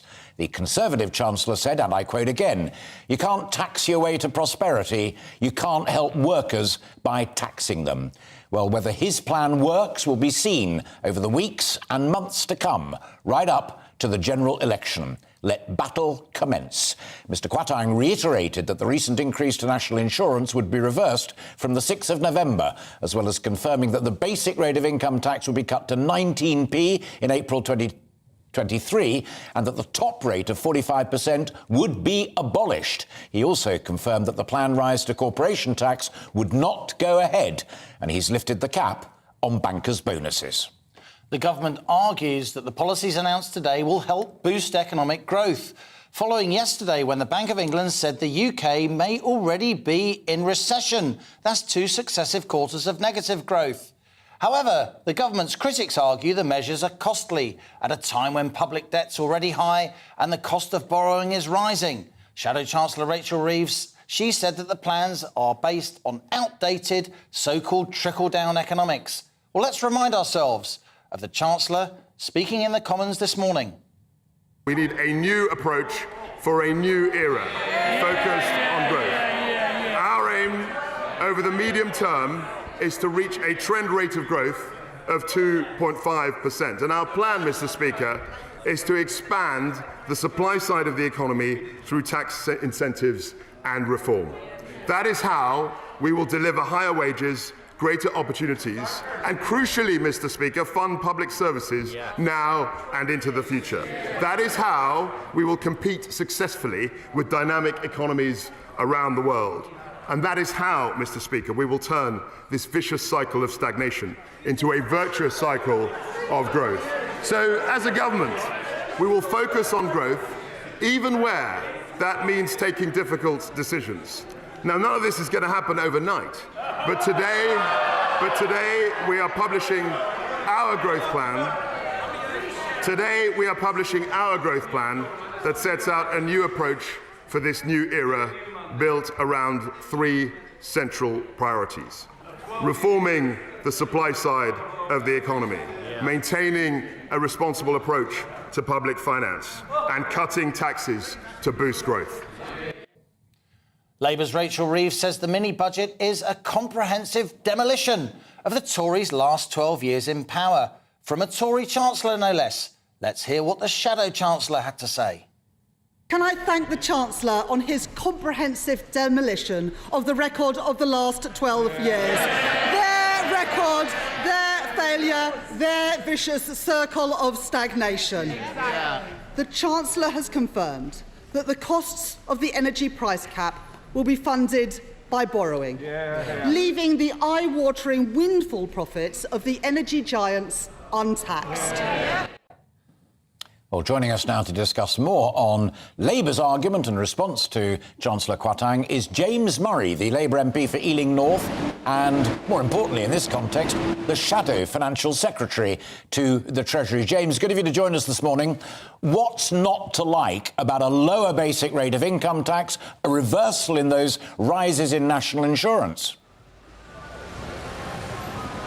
Well, look, this is the 7th growth plan from the government in a decade.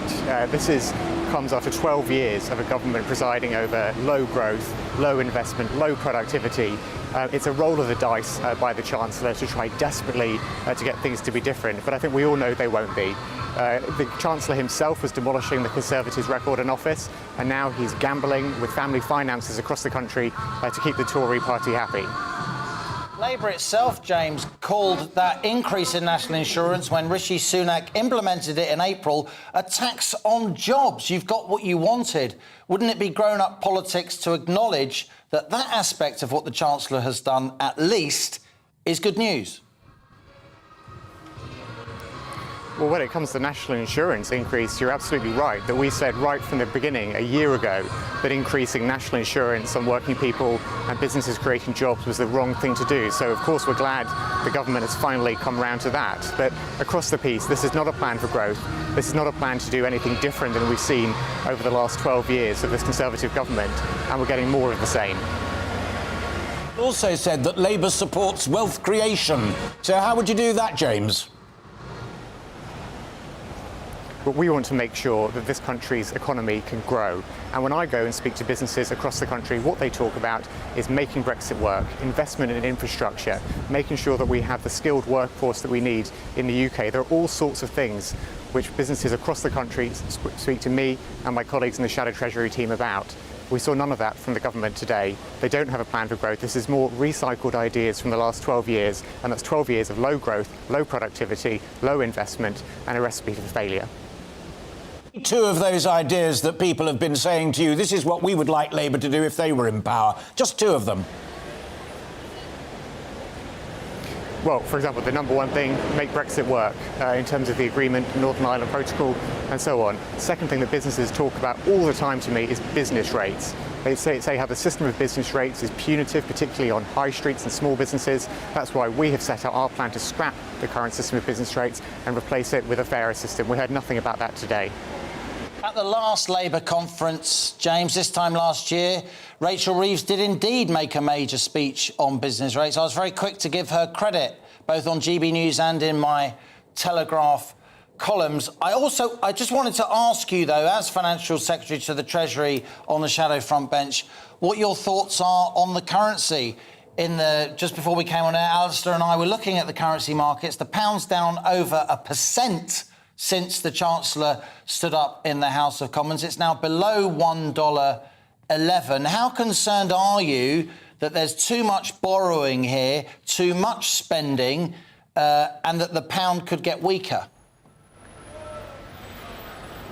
I think it's very concerning, and I think what you're seeing is the markets issuing their verdict on what the Chancellor has said straight away. Now, we've been pushing the government, for instance, over the energy price cap to make sure that some of that is funded through a windfall tax on oil and gas giants' excess profits. But what the government have decided to do today, and what the Chancellor confirmed he was going to do today, is put all of the cost of help with home energy bills onto borrowing. So that would increase the borrowing, put the cost of that onto current and future taxpayers, rather than getting money from a windfall tax on the excess profits of oil and gas giants. There's a different way to do this, which we set out, and the markets are issuing their verdict on the government's approach.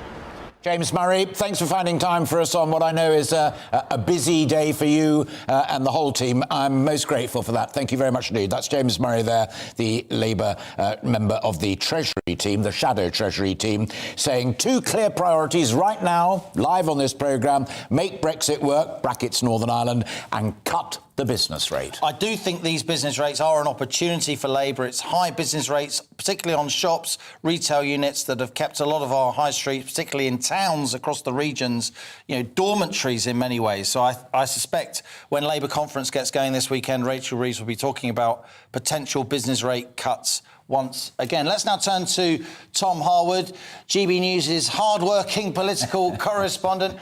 Tom, I was just thinking back. At the end of the leadership election, it was clear Liz Truss was going to win. The betting markets had her, they stopped taking bets on her, basically. And yet still at that point, less than half the Conservative Parliamentary Party had declared their support for her. Do you think she's more popular among the Tory backbenchers today? Well, I think with a certain group of them, she absolutely is. Now, if we look back to 1990, when Margaret Thatcher was forced out of office, there was a group that formed on the backbenches of the Conservative Party, calling themselves the No Turning Back group, those Thatcherites who wanted to keep her flame alive in what went forward. And through various groups and organisations on the backbenches of the Conservative Party, the Free Market Caucus, and various others that have been sort of going on from that time. A Conservative Way Forward would be another one that recently relaunched. They are all now delighted with this course change, really. Some might call it a course correction of the last few years. I've been speaking with some Treasury officials in the last hour or so who say that for the last few decades, really, governments had been looking at which taxes they could raise, and bit by bit the tax burden eked its way up, sort of year by year, government by government, chancellor by chancellor, raising that tax burden. They say that today they break that cycle, bringing the tax burden back down. However, that's the free market view on the Conservative backbenches, and there are some who would describe themselves on the One Nation wing of the party, who might be called in old money the Wets. They are less excited by some of the more radical proposals in this mini-budget fiscal statement, or as the Chancellor wants to call it, a growth plan 2022. Liam and I have decided that we're going to call it the quasi-budget, because it's almost a budget and he's quasi-quatang. I like the way you did that. So the K, not a Q. And amongst our guests, we've got a butcher, a baker. Sadly, we couldn't get a candlestick maker. Tom, I hear what you say about the MPs, and that is important. And it's quite a while since you've seen a new Chancellor and a new Prime Minister back folk away who are complaining about the fracking decision and examples of that nature. But the people who really matter are our listeners, our viewers, people out there. Those opinion polls overnight and tomorrow are going to be absolutely crucial.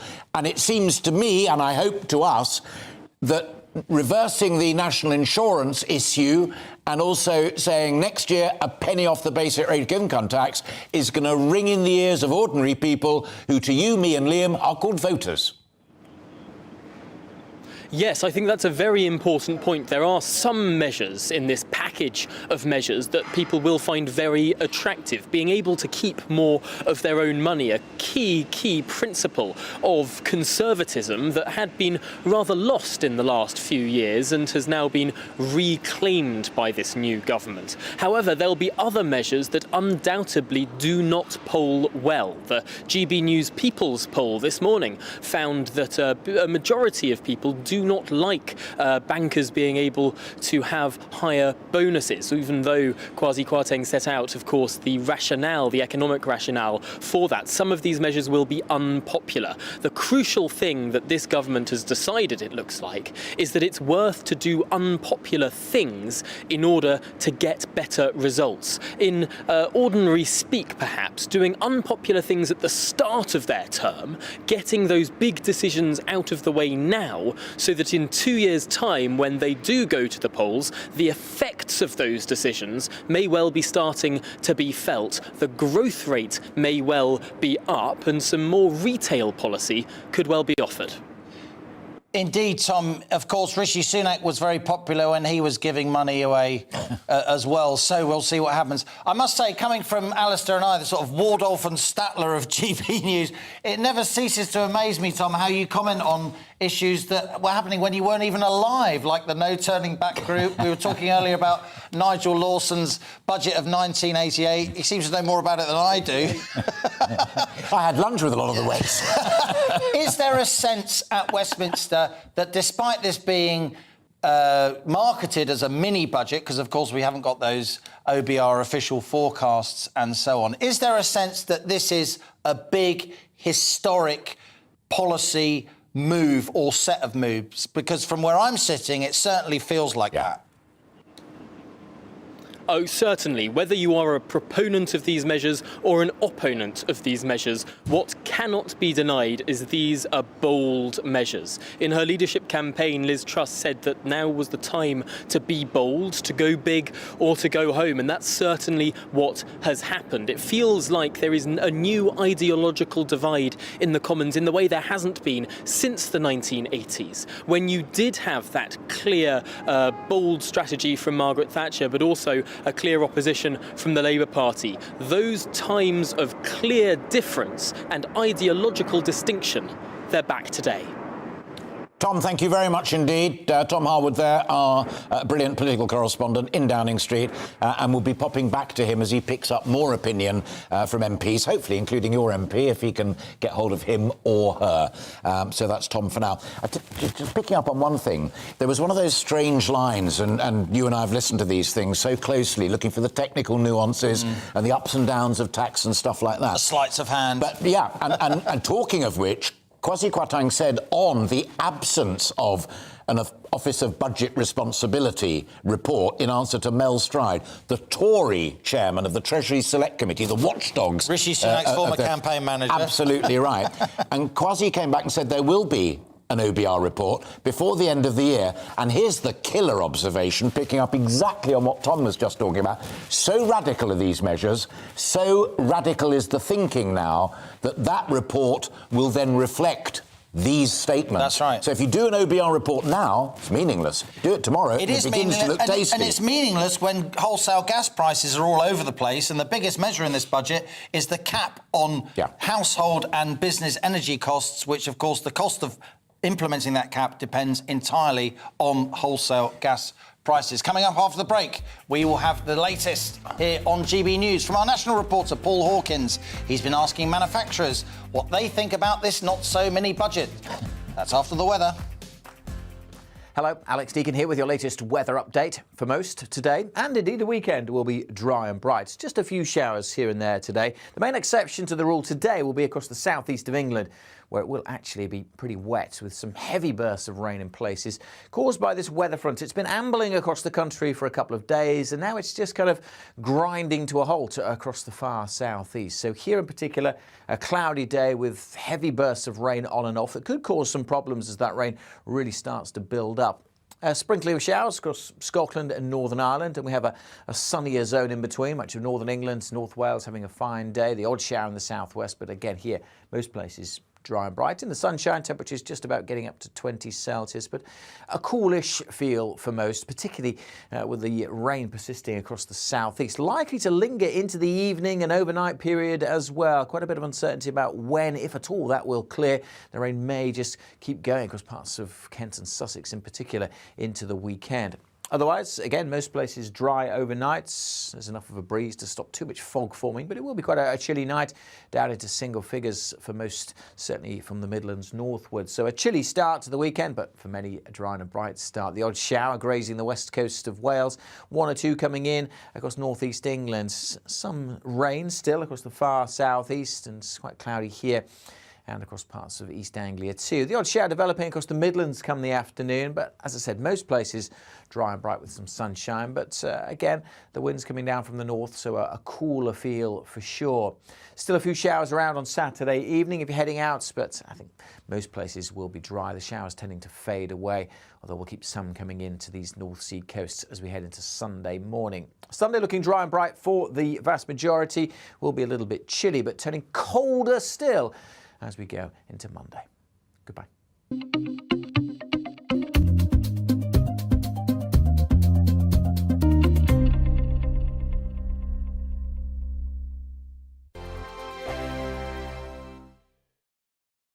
We are GB News. And we'd like to say thank you To each and every one of you. For helping our great nation Find its voice. We're absolutely everywhere. across England, Scotland, Wales and Northern Ireland. On TV, on radio, And online, we're proud to be The People's Channel. Britain's news channel. On the Mark Steyn Show, we cover the stories a lot of people are scared even to mention. The stuff that really matters with some of the world's biggest thinkers. Now is his opportunity to kind of take the steering wheel of history. Break away from the flop at 8 o'clock on GB News with the Mark Steyn Show. Hello, I'm Esther McVeigh. And I'm Philip Davis. Whether you're watching or listening on TV, online or on radio, we handpick the latest stories, debates and expert opinions for your weekend. So whether that's politics, news or showbiz, we've got it covered. Join us every Saturday morning at 10 o'clock on GB News. Join my show Farage, 7 p.m. till 8 p.m. Monday through Thursday, and there you will get opinion, analysis, debate, and I'll cover stories that nobody else dares to touch. You've been cancelled. Join the club. Oh my goodness me! And then for the last 15 minutes, talking pints. Over a drink, we have a civilised conversation with someone. We very often disagree, but we do it in a grown-up way. Come and join me on Farage. Hi there, it's Stephen and Anne. At breakfast from 6 a.m, you'll always be caught up with everything you need to know, the latest headlines, opinions and debates. We'll bring you the good news and the bad, but most of all, we're here for you. Remember, send in your views and let us know what you would like us to talk about. That's because we're your news channel. And every morning at 6 a.m, it's breakfast on GB News.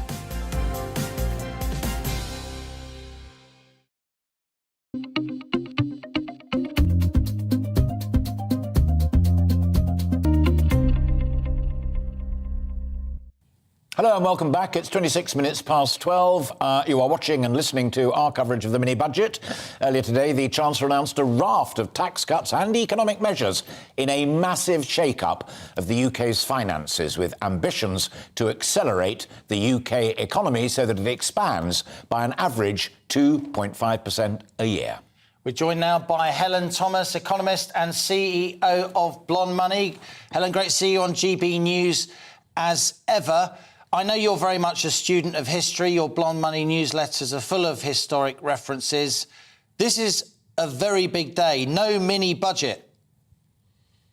Absolutely an historic day. You're right there, Liam. It's a historic week, really, given where we began, of course, and now where we're concluding it. And it's really about a whole reshaping of the debate and about how monetary policy, that the central bank does, interacts with fiscal policy, what the government does. And it's been ripping up the rule book, frankly, is what we've seen today from the Chancellor, and completely going for something totally different, a new direction.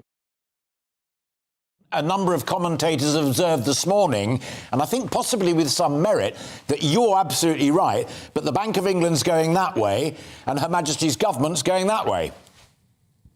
They have, and some of that observation has been considered quite critically.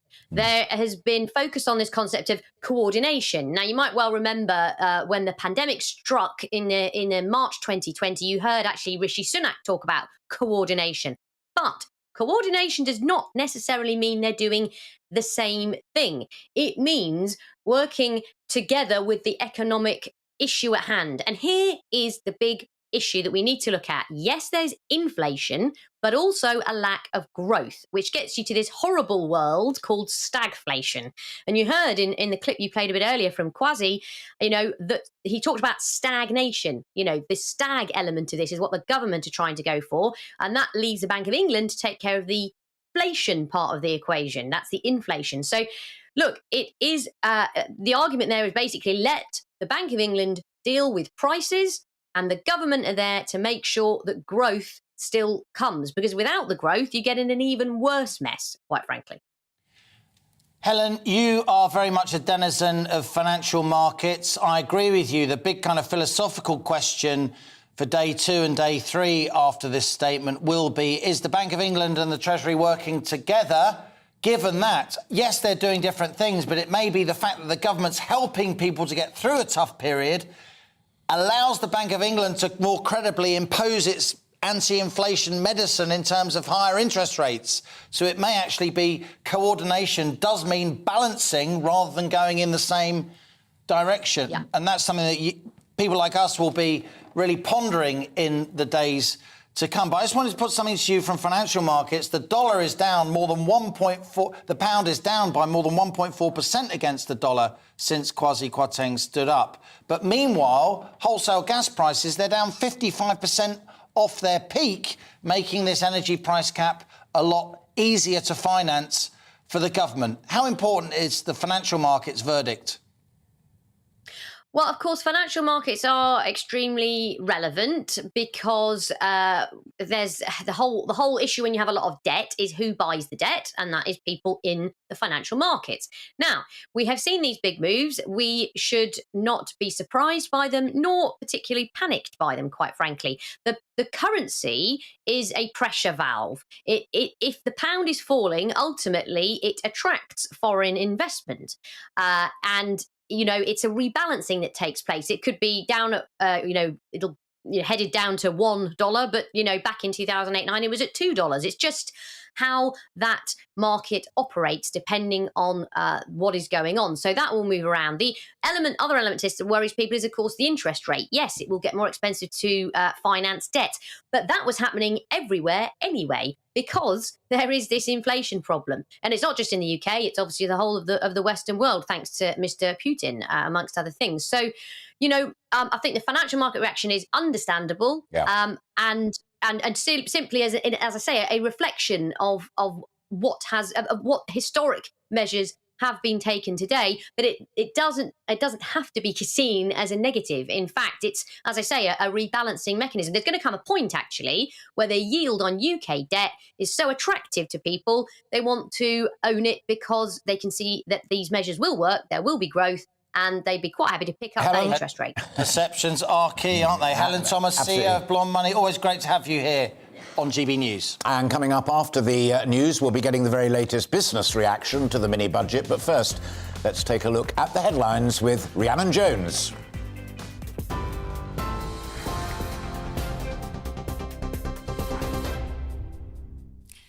Alistair, thank you. It's coming up to 12:32, your top stories from the GB Newsroom. The Chancellor has unveiled a wave of tax cuts as part of the government's mini-budget this morning, saying they're central to solving the riddle of growth. Kwasi Kwarteng told the Commons people need to know help is coming amid soaring living costs. He started by announcing a cut to household energy bills by an expected £1,400 this year. It's part of an energy package that will cost £60 billion for the 6 months from October. The Chancellor also announced plans to end the 45% top rate of income tax for the highest earners, as well as bringing forward the planned basic rate reduction.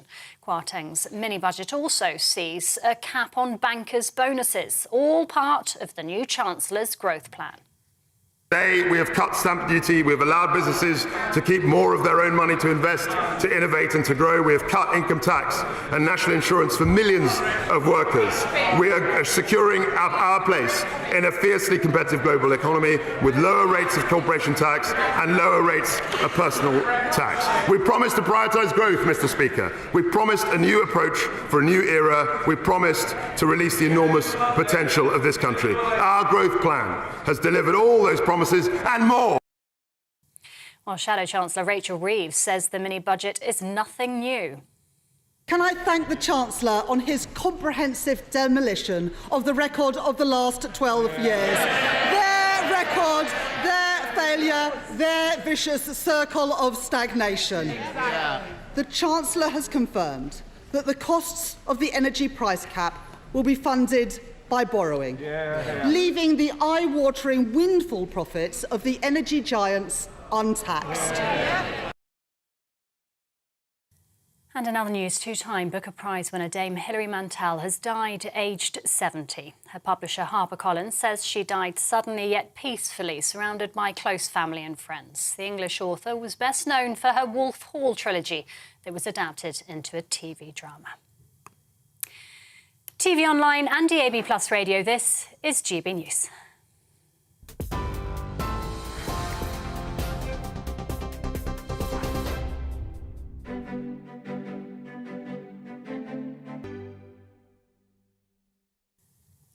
Here's a quick snapshot of today's markets. The pound will buy you $1.105 and €1.132. The price of gold currently stands at £1,486.31 per ounce.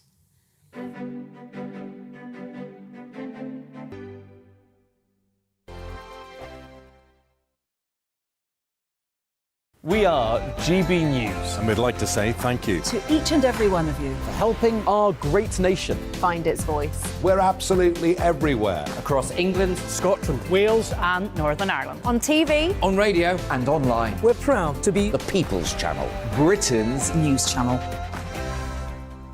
On the Mark Steyn Show, we cover the stories a lot of people are scared even to mention. The stuff that really matters with some of the world's biggest thinkers. Now is his opportunity to kind of take the steering wheel of history. Break away from the flop at 8 o'clock on GB News with the Mark Steyn Show.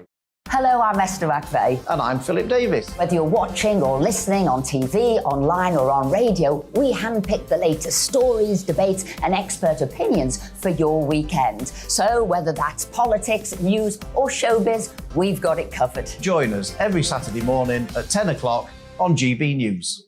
Join my show Farage, 7 p.m. till 8 p.m. Monday through Thursday. And there you will get opinion, analysis, debate, and I'll cover stories that nobody else dares to touch. You've been cancelled. Join the club. Oh my goodness me. And then for the last 15 minutes, talking pints. We're over a drink. We have a civilised conversation with someone. We very often disagree, but we do it in a grown-up way. Come and join me on Farage. Hi there, it's Stephen and Anne.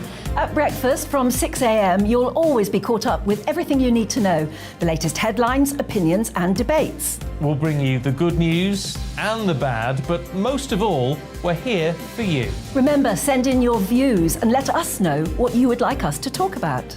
That's because we're your news channel. And every morning at 6 a.m, it's breakfast on GB News.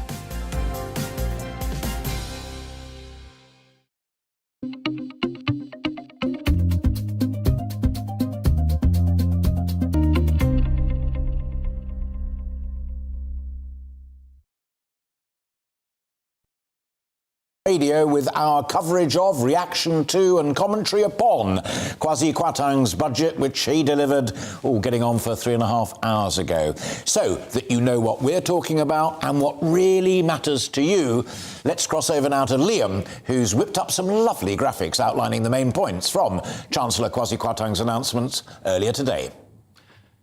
And thank you, Alistair. There were some big measures in this not-so-mini budget and also some soaring rhetoric from Chancellor Kwasi Kwarteng. There are too many barriers to enterprise, said the Chancellor. We are turning a vicious cycle of stagnation into a virtuous cycle of growth. How's he doing that? Well, first up, the Chancellor wanted, in his statement at 9:30 this morning, to outline and confirm that household energy support package. We've been hearing about it, and the details are definitely the average price of a unit of energy, gas and electricity, will be capped to the extent that the average household will pay no more than £2,500. On top of that, there's a £400 grant for all households and then a £650 assistance package for households in receipt of benefit, bringing those average annual energy bills down, and that lasts for 2 years. Also confirming that energy support for business, which Business Secretary Jacob Rees-Mogg outlined earlier in the year. Businesses will get equivalent help, plus charities and the public sector, so that's NHS, hospitals and state schools, but that only lasts 6 months, controversially, and then it will be reviewed. On top of that, the Chancellor reversed former Chancellor Rishi Sunak's increase in national insurance contributions, NICs. So April's 1.25 percentage point NIC rise has been reversed from the 6th of November. That'll be worth about £330 to the average household. Corporation tax, the bugbear of many small businesses, that will be frozen at 19%. Again, pushing back on Rishi Sunak's measures. He had legislated to increase corporation tax to 25% from April next year. That will no longer happen. It stays at 19% for all business, whatever their profit levels. Then some help for those trying to get onto the housing ladder. Stamp duty, the nil band, the house price at which you don't pay stamp duty, all the way up to £125,000. That's gone to £250,000. So the first £250,000 of any residential property that's bought from now will be free of stamp duty. That's the first increase in that threshold since March 2006, during which, of course, house prices have gone up a lot. So there's a correction there. And then for first-time buyers, often young families trying to get on the housing ladder, they will pay no stamp duty, not up to £300,000, their current threshold, but now £425,000. And the valuation limit, that's risen from £500,000 to £625,000. So a first-time buyer can buy a house or an apartment up to £625,000, and they will pay no stamp duty on the first £425,000. And then the rabbit out of the hat, and it's a thumper of a rabbit, reminiscent of Nigel Lawson's 1988 budget when he scrapped the top rate of tax, the top additional rate of tax paid by people earning more than £150,000 a year, of 45%, abolished completely. There will now be a single higher rate of tax of 40%, as there was, incidentally, through most of the new Labour years. And then another popular move, I'd suggest, a cut in the basic rate of income tax from 20 to 19% in April 2003. This really is a historic package of measures. In addition, there are new enterprise zones. There are reforms to those IR35 tax laws for freelance contractors. In the end, it comes down to whether the financial markets will wear it. Will the pound hold up? Will the government still be able to borrow relatively cheaply going forward? When all is said and done, that is the key to whether or not this gamble on growth, and it is a gamble, ultimately comes off. Liam, thank you very much indeed. It also matters hugely what you and me and Liam and everybody else who are consumers make of it, and what our contribution might be to boosting that growth that the Chancellor talked about, but also, vitally, businesses. How are they going to react to it all? Well, the government has announced support for businesses when it comes to those crippling energy bills. GB News reporter Paul Hawkins is with a food supplier in southwest London to get their reaction. Paul. Yeah, hi, Alistair. We're at an SME, a small, medium-sized business. They are food suppliers in southwest London, employ about 50 people, supplying foods like curries and sauces, salsas to the catering industry, in fact, and a lot of high street restaurants that you and I and lots of us watching at home have probably eaten in. In fact, this is the kitchen area where you join us. These are some of the, think of these like very expensive pots where they put in, yesterday we were here and they were putting in Thai green curry and then stirring it around and then bagging it up, freezing it over in the warehouse and then packing it up to be sent away. And this area here, this is the development and staff food area. This is where the magic happens, as it were. This is where they create the recipes and they add spices and all sorts of things into their recipes for clients and then taste them and refine those recipes as they go on. But we've talked about the business angle earlier on the programme in terms of Kwasi Kwarteng's announcement. We now want to look at how those changes to national insurance, to stamp duty, to tax, income tax from April, how that's going to affect the staff. So we've got here with us Alison, who's one of the chefs here. Hi, Alison. Also, Konstantin and Mons, who, Konstantin, you're a manager, is that right? Supervisor, and Mons, you're a manager. And if I could just start with you first of all, Alison. How do you feel about this reversal in national insurance and from April that cut in income tax? Is that going to help you a lot? I wouldn't say a lot. I mean, everything helps a bit, but the bottom line is I'm just looking at ways I can spend less and save money in other areas. So, yeah, there will be a little bit of money back, but I think, there's more going out. Also, my tenancy agreement is up in November, so I'm sweating that a bit, if my landlord will keep my rent the same or if that'll change, and that certainly will kind of be a major thing. Yeah, and for first-time buyers, you can now spend up to £425,000 without having to pay any stamp duty. Would that maybe encourage you to buy, or does the rise in interest rates then put you off? Yeah, I definitely probably won't be in the market to buy, just because I don't know where I would settle in London as of yet. So yeah, I'm pretty much committed to being in control of my loan. Yeah. Constantine, are these changes going to affect you? Paying less national insurance, paying less income tax, is that going to help? Yeah, that will be help, but at the same time, the money will be going for another spending, like spending for gas, electricity, and maybe the rent will be going up. For the moment, I'm renting a flat. My dream is to buy a house. That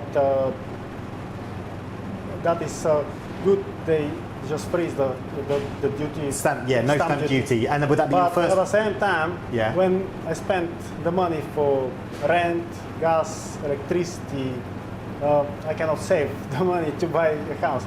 Another thing, all the prices is looking going up in the shop, and ingredients. We work in production manufacturing, and actually I'm afraid because most of the people here want to work and need hour, but if the price for ingredients going up, it's tough. It's tough, isn't it? It's tough for the people. Mons, just very quickly, how do you feel about these changes? This paying less tax, effectively. Energy bill gone up, food price gone up. If I go to a supermarket, everything is gone up. We are lucky here to work in the mustard foods. We are getting a free lunch, even free breakfast, free dinner for everyone. But government is helping us, but the inflation rate is going up. The money is going on that way. And you're a homeowner, and you're paying. You're going to be paying. I had to renew my mortgage this year. I'm a little worried about it. I don't know how much more I have to pay now because the interest rate is going up. And as a company here, we have a short of staff always in this country. And we are using 7 agencies, and they cannot find staff. And if we get a staff, and their price is also gone up, but they are charging from us. So it's all affecting us. So Labour's a problem as well. Listen, guys, thank you so much for speaking to us. Really appreciate it. Thank you. So Mon's making the point there that as well as inflationary pressures, as well as rising energy costs, there's also a problem with recruitment for a lot of businesses, especially ones connected to the hospitality industry like this. And just before we go, Alistair, we have also created an opening here at GB News for David, our sound guy here, who's been helping us out with the sound. So thank you very much, David. He's done a sterling job on the sound today. Thank you. Brilliant stuff. David, well done, and also Alison, Constantina and Mons. Thank you very much indeed. Paul Hawkins there. He does look good in a hair. He looks good, real stuff. But I tell you what, those 3 little intervieweettes were utterly brilliant. Yes, it'll help, but it's the cost of living crisis. Yes, it'll help, but it's energy and the rest of it. Yes, it'll help, but it's the cost of living crisis. And still inflation pressures in the supply chain, be it inputs, ingredients in the case of the business we just saw, and labour costs. There's more inflation to come. Cuts in national insurance might help him recruit people because it'll be cheaper for him to do that. Great stuff there from Paul. Earlier we heard of the controversial decision to lift the cap on bankers' bonuses. Our reporter Alice Porter is with Luke Hilliard of the High Pay Centre to gather his thoughts on that. Alice, over to you. Hi, good afternoon, Alistair. Yes, that was quite an interesting aspect to this mini budget that's having massive implications for so many families across the country, but also very much in the financial sector as well. And Luke Hilliard joins me now, who is director of the High Pay Centre. So you run a think tank which looks at financial inequality. So what do you think of the scrapping of the bonuses for bankers? I know on the one hand, the optics in a cost of living crisis doesn't look good, but of course the government is going to say that this is going to make it more attractive for foreign investment. Well, the UK already has the second biggest financial services centre in the world, in London. We have more high-earning bankers in the UK than the rest of Europe put together, and yet median household incomes in the UK are almost the lowest in Western Europe. So we have to be realistic about what a big financial services sector does for ordinary people. this might bring a few more bankers in, but it's going to have negligible impact on the economy overall. And in exchange for that, we are risking going back to the bonus culture of the late 2000s, the late noughties, the early 2010s, when you had things like the financial crisis, LIBOR manipulation, bankers laundering money for Mexican drug cartels, all of which were linked to the big bonuses they were chasing. So is that trade-off a good one? Increased risk of excessive risk-taking in the banking sector in return for a few more bankers who are going to add very little to our overall economic growth and to household incomes in the middle and at the bottom. Of course, these bonuses, while they may be hard to stomach for someone like you or me, crucially, they will be paying tax on it, and so there will be, the Treasury will be reaping money from that. That is very much, I suppose, the counter-argument to these large bonuses, which may be difficult for us to swallow. Well, the Treasury will be getting about $2 billion less in bonuses as a result, in tax, as a result of the decision to abolish the higher rate of tax. I think, we don't really know sort of how clever these bankers' tax arrangements are, their spending habits. Are they spending them in local businesses, or are they jetting off away every weekend, spending them in high-end stores where the money ultimately accrues elsewhere? I think the proof of the pudding is in the eating.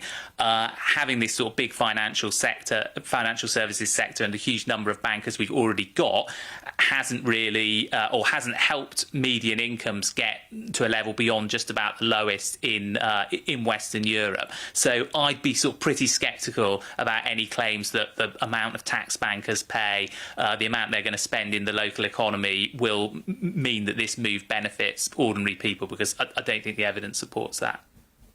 Well, look, thank you so much for speaking to me. Really appreciate it. I mean, it's such an interesting issue, this, of the bankers' bonuses, the cap being scrapped. It's obviously something that's going to have wide-ranging implications, and I think it's fair to say will be something that's not popular with a lot of people, although that is something that the government are very much hoping is going to attract a lot of foreign investment. Luke Hildyard from the High Pay Centre, thank you so much for speaking to us. Really appreciate your time. Thank you very much indeed, and through you, our thanks also to Nick, and Liam sends his best wishes. He's a regular guest on his programme. Well, we heard what the mini-budget might mean for bankers and small businesses, but what about everyday people and households struggling as the cost of living crisis bites? Well, joining me is another friend of GB News, a regular, Greg Marsh. He's founder of the Cost of Living Helpline Service. Now's Greg, good to see you as ever. Since we spoke last, we've had a major increase in assistance provided for people, particularly with their energy bills, and indeed firms. But that cap of £2,500 plus the £400 grant plus the £650 discretionary help for vulnerable households on certain benefits, and some other help with fuel bills around the edges, not least for those suffering from disabilities and immobilities and so on. It's not too bad, is it? Depends who you are. So clearly today's budget was a tremendous boon for those on higher incomes. We've heard about bankers' bonuses, but just generally, if you look at the annualized effect of the tax cuts that have been announced today, a wealthy family, or a family with a high income, particularly single income earners, will be really well off. A typical family, as a result of today's announcement, will be a little bit better off if, for instance, a family with two incomes of a median amount, £25,000, two incomes of that size, that family will be about £10 better off as a result of today's tax breaks, £10 per week, I should be clear, better off as a result of today's tax breaks. And as you say, Liam, the cap on the tariffs, so the cost of energy bills, will also have significantly taken the edge off that middle-income families' fear for the winter ahead, which otherwise might have been a very difficult period for many up and down the UK. But today's tax breaks and those caps of energy bills still mean that that typical family is going to be £20 to £30 a week less well off than they would have been if energy prices hadn't spiked in the way that they have. So although this helps, it doesn't go very far, even for families on a middle income. The real challenge, and this goes to the heart of your question, is how lower income families are faring. They had very little in today's announcement. They have benefited, as you've said, Liam, from the universal credit rebates and also from the give back for energy costs. But otherwise today, those on the lowest decile of incomes have only had a few pounds a week of help from today's budget. Those who aren't on incomes at all will have had no help today to speak of, except very modest cuts in alcohol duty. And so those families who, let's put it in context, even with the energy price cap, are expecting to spend something like 20 to 25% of their disposable income on energy this winter, have a very hard 6 months ahead of them, very hard 12 to 18 months ahead of them, unless energy prices come down a lot. So I think this is a really Greg, let me come in, Greg. It's Alistair here sitting next to Liam, and we've had the pleasure of chatting before. I'm going to play devil's advocate quite bluntly here. This was not an autumn statement spending package to help the poor. Going right back to Rishi Sunak's spring statement, you've had a lot of that. You've had a lot of that on energy prices. You've had a lot of that on universal credit. This is about changing the culture, making work attractive so that people who are in work can keep more of what they earn. You can talk it down as much as you like, but if you don't get that, then I don't think, with respect, those people listening to our conversation will understand that fundamental clash between Kwasi Kwarteng and Rachel Reeves. Yeah, and I in a sense, that I respect the boldness of today's budget on those terms. There is a very clear political and economic philosophy underpinning this, that if you reduce taxes and you create the incentives for work, goes the argument, that will precipitate more growth in the economy, and ultimately that will filter down and help everybody. That may be true. You may find that a persuasive argument. You may not find that a persuasive argument. The lens I'm looking through is a bit more tactical, if you will. It's that right now what we're seeing every day is people speaking to us who are telling us they literally can't afford to pay their energy bills. They are panicking, they're losing sleep at night, and they're deeply worried about how much worse it's going to get this winter, even with the support that Sunak gave or announced in his spring statement. And so the question on the table alongside those bigger macro political arguments is, will the government need to do more to prevent a humanitarian crisis or an acute shock for people on the lower income scale? And that question has not been answered by today's budget. And I think that is where there is a real tension. So I'm not going to comment on whether, because I think it's really a question of your political philosophy, whether you think that the approach that this government is now taking is going to help or not going to help boost growth. What I am focused on is whether the government has done enough or will need to do more to help individual households. And there I have real concerns. My final point to you on that score is also, because history matters in these things, that Jacob Rees-Mogg, when he announced the business support package, said it'll run for 6 months. We'll then look at whether it's working to its best efficiency, and also on the personal help on energy prices. That's also going to be reviewed. They are praying, as our mutual friend said a moment ago, that decline in energy prices will continue, and goodness knows, ere long, it may be less of a pressure. But you're absolutely right. It is fundamentally political, and we promised at the beginning of our 3 hours that we would be making it so that folk out there can listen and understand the issues. So for now, from both of us, Greg, thank you very much for your time. Good to talk to you again. It's worth saying, Alistair, as that energy price comes down, and it's down 55% now on wholesale markets since the end of August, the estimates of how much this energy price cap is going to cost to implement, the IFS, Institute for Fiscal Studies, was saying easily 100 billion when it was announced a couple of weeks ago, when Liz Truss announced the outlines of it. You got Kwasi Kwarteng now saying in his budget statement, and he wouldn't read this number out unless the Treasury had cleared it, could be as low as 60 billion. Still proper money, big moolah, but a lot less than we thought. Indeed so. We've reached the end of our first hour, but do stay with us for more expert analysis on the mini-budget, more stories out there from you and from people perhaps you work for or work with, or you yourself trying to create a business, hearing from people and businesses right across Britain here on GB News, the People's Channel. See you after the break.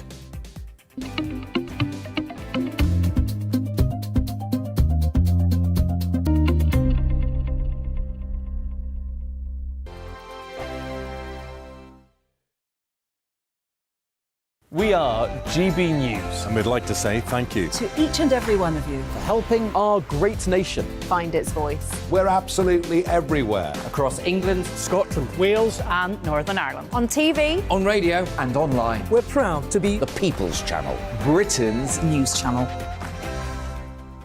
On the Mark Steyn Show, we cover the stories a lot of people are scared even to mention. The stuff that really matters with some of the world's biggest thinkers. Now is his opportunity to kind of take the steering wheel of history. Break away from the flock at 8 o'clock on GB News with the Mark Steyn Show. Hello, I'm Esther McVeigh. And I'm Philip Davis. Whether you're watching or listening on TV, online or on radio, we handpick the latest stories, debates and expert opinions for your weekend. So whether that's politics, news or showbiz, we've got it covered. Join us every Saturday morning at 10 o'clock on GB News.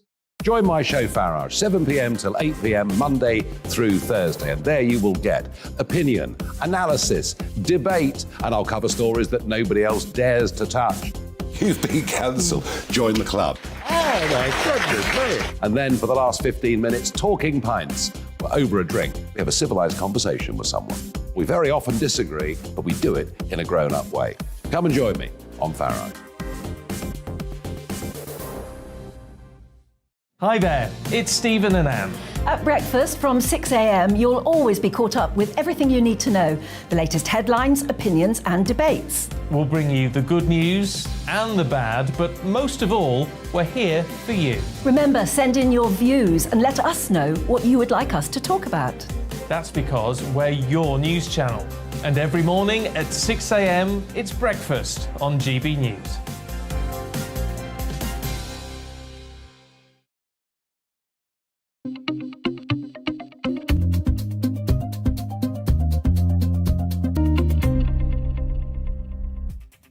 Hello, at exactly 1 minute past 1. Hello and welcome to GB News with me, Alistair Stewart. And me, Liam Halligan, with our mini-budget special programme going all the way through to 3 o'clock this afternoon. Earlier, the new Chancellor took to the dispatch box in the House of Commons for the first time since getting that top job, announcing cuts to income tax, cuts to stamp duty to try and boost growth in the economy. We'll be bringing you analysis of that mini, not so mini budget, plus the reaction from business owners, MPs, top economists, and indeed GB News viewers and listeners. All that after the GB News headlines with Rhiannon Jones.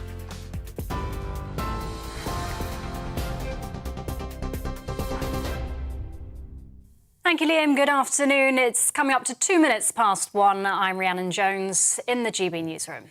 The Chancellor has unveiled the largest series of tax cuts in 50 years as part of the government's mini-budget, saying they're central to solving the riddle of growth. Kwasi Kwarteng told the Commons people need to know help is coming amid soaring living costs. He started by announcing a cut to household energy bills by an expected £1,400 this year. It's part of an energy package that'll cost £60 billion for the 6 months from October. The Chancellor also announced plans to end the 45% top rate of income tax for the highest earners, as well as bringing forward the planned basic rate reduction from 20 to 19 pence from April next year. Kwarteng's mini-budget also sees a cap on bankers' bonuses, among other things, all part of the new Chancellor's growth plan. Today, we have cut stamp duty, we have allowed businesses to keep more of their own money to invest, to innovate and to grow. We have cut income tax and national insurance for millions of workers. We are securing our place in a fiercely competitive global economy with lower rates of corporation tax and lower rates of personal tax. We promised to prioritise growth, Mr. Speaker. We promised a new approach for a new era. We promised to release the enormous potential of this country. Our growth plan has delivered all those promises and more.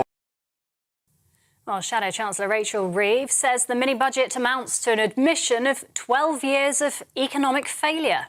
The argument peddled by the Chancellor today isn't a great new idea or a game changer, as the Minister said, as much as he'd like us to think so. What this plan adds up to is to keep corporation tax where it is today and take national insurance contributions back to where they were in March. It's all based on an outdated ideology that says if we simply reward those who are already wealthy, the whole of society will benefit. In other news, Russian-backed officials in 4 occupied regions of Ukraine are holding self-styled referendums on joining Russia. The so-called votes are taking place over the next 5 days in Luhansk, Donetsk, Kherson and Zaporizhia. They represent around 15% of Ukrainian territory. The referendums have been denounced as illegitimate by Ukraine and the West. Russia argues it's an opportunity for people in the regions to express their view. A second boy has been arrested in connection with the murder of a teenager in West Yorkshire. 15-year-old Heidi McLean was fatally stabbed outside his school in Huddersfield on Wednesday. West Yorkshire police say a 15-year-old boy has been arrested in connection with the death. Yesterday, a 16-year-old boy was arrested on suspicion of murder. Both remain in custody.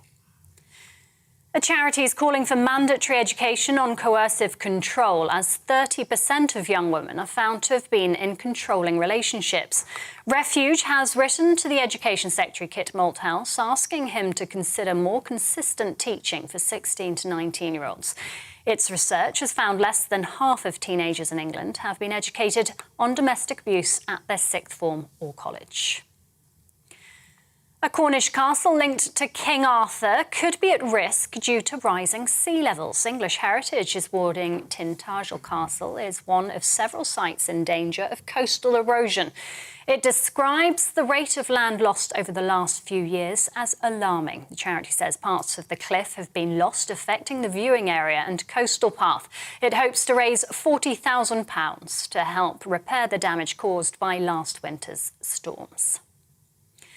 And 2-time Booker Prize winner Dame Hilary Mantel has died aged 70. Her publisher HarperCollins says she died suddenly yet peacefully, surrounded by close family and friends. The British author, who is best known for her Wolf Hall trilogy, Scotland's First Minister Nicola Sturgeon paid tribute to her, saying it's impossible to overstate the significance of her literary legacy. This is GB News. We'll bring you more as it happens. Now, though, it's back to Alistair and Liam.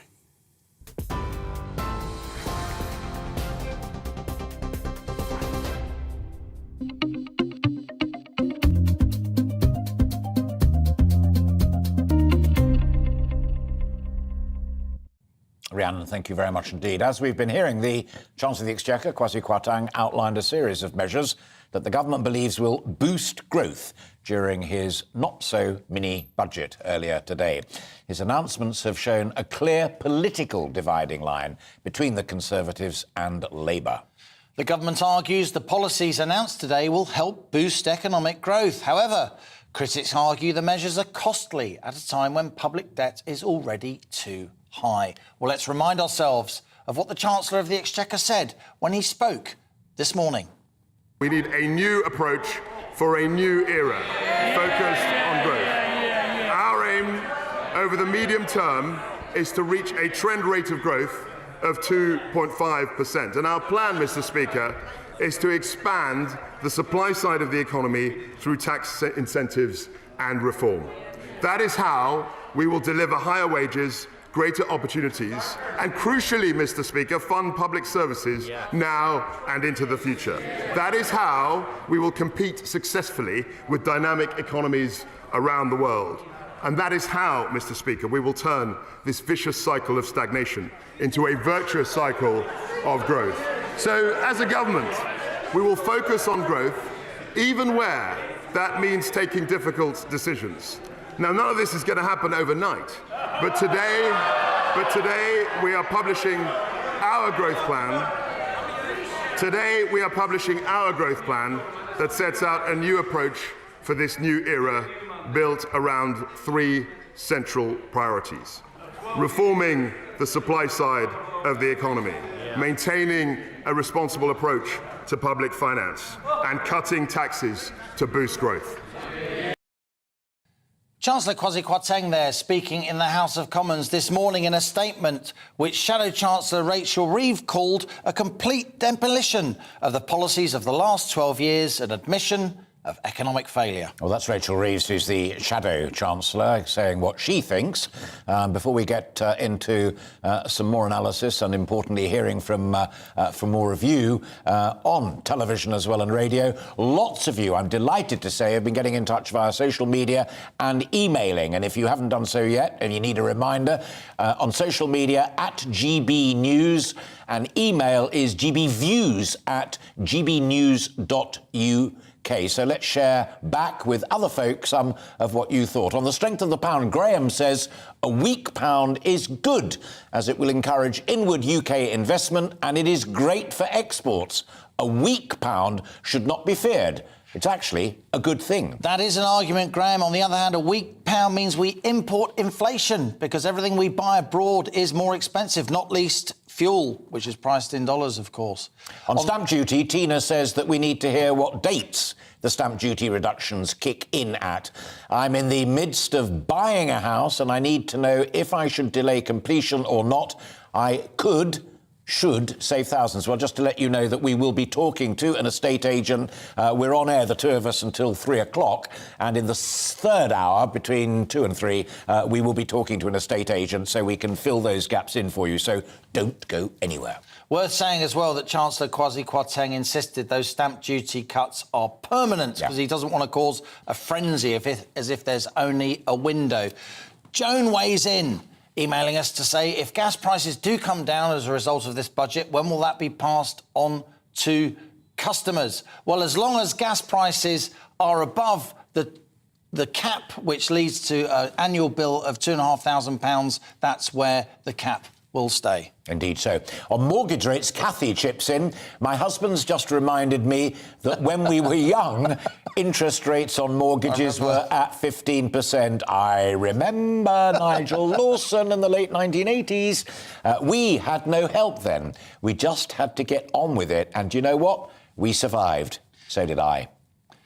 Thanks for all your emails. Keep them coming in today. gbviews@gbnews.uk and tweet us at GBNews. It really is important because we do talk to experts and we do get commentary from all sorts of folk. It's entirely designed to help you understand, grasp, get your heads around what was said from both the Chancellor and his shadow so that you can make your own minds up. We are not here to tell you what to think. Exactly. We're just here to try and shine the old torch on bits and bobs. And sticking with exactly that theme, we're both delighted now to be joined by the economist Andrew Lillico. And there he is, a regular and frequent contributor. I just want to pick up something when Liam ran a clip from Kwasi Kwarteng before we heard those emails from folk. And the Chancellor himself said it is a new approach, but it's not going to happen overnight. Everyone we've spoken to so far, Andrew, is saying it'll help pay my energy bills. It'll help pay my food bill. Not going to transform the economy overnight. Well, I don't know that it's that new an approach, really. I mean, what we're talking about here is that we're facing the threat of a recession, and so the government's spending something extra, particularly via the energy price package, and it's cutting some taxes. I mean, most circumstances, you consider that to be a highly orthodox response to these macroeconomic conditions. The thing I think that might change things a bit is the longer term aspect of these things. So there's some changes to planning rules, and they're going to also introduce, they say, a series of announcements across many sectors and departments and policy areas that are intended to raise the underlying growth rate of the economy to 2.5%. If they succeed in doing that, that will have a very considerable effect. And I think insofar as there is actually a difference in encapsulating what they're doing today, what I think they're saying is that they should be entitled to assume that their growth policies work when you come to assessing their fiscal policies. So they shouldn't feel trapped into fiscal policies that have to be vindicated if the economy only grows at 1% a year. So there are many people who are saying, well, look, what if you don't get the growth? Well, I mean, they are intending to get their more rapid growth. So what I think they're saying is that there's a kind of defeatism that's been built into the way that people think about policy for some time, and they want to escape from that. And if they manage to do that, that will indeed be a new approach. Andrew, I just chip in terribly briefly for folk listening to our conversation. Fiscal means taxation. So you've got growth policies, which is kind of the big picture. Fiscal is specifically what you, I and everybody else pay in national insurance and tax. Liam Halligan.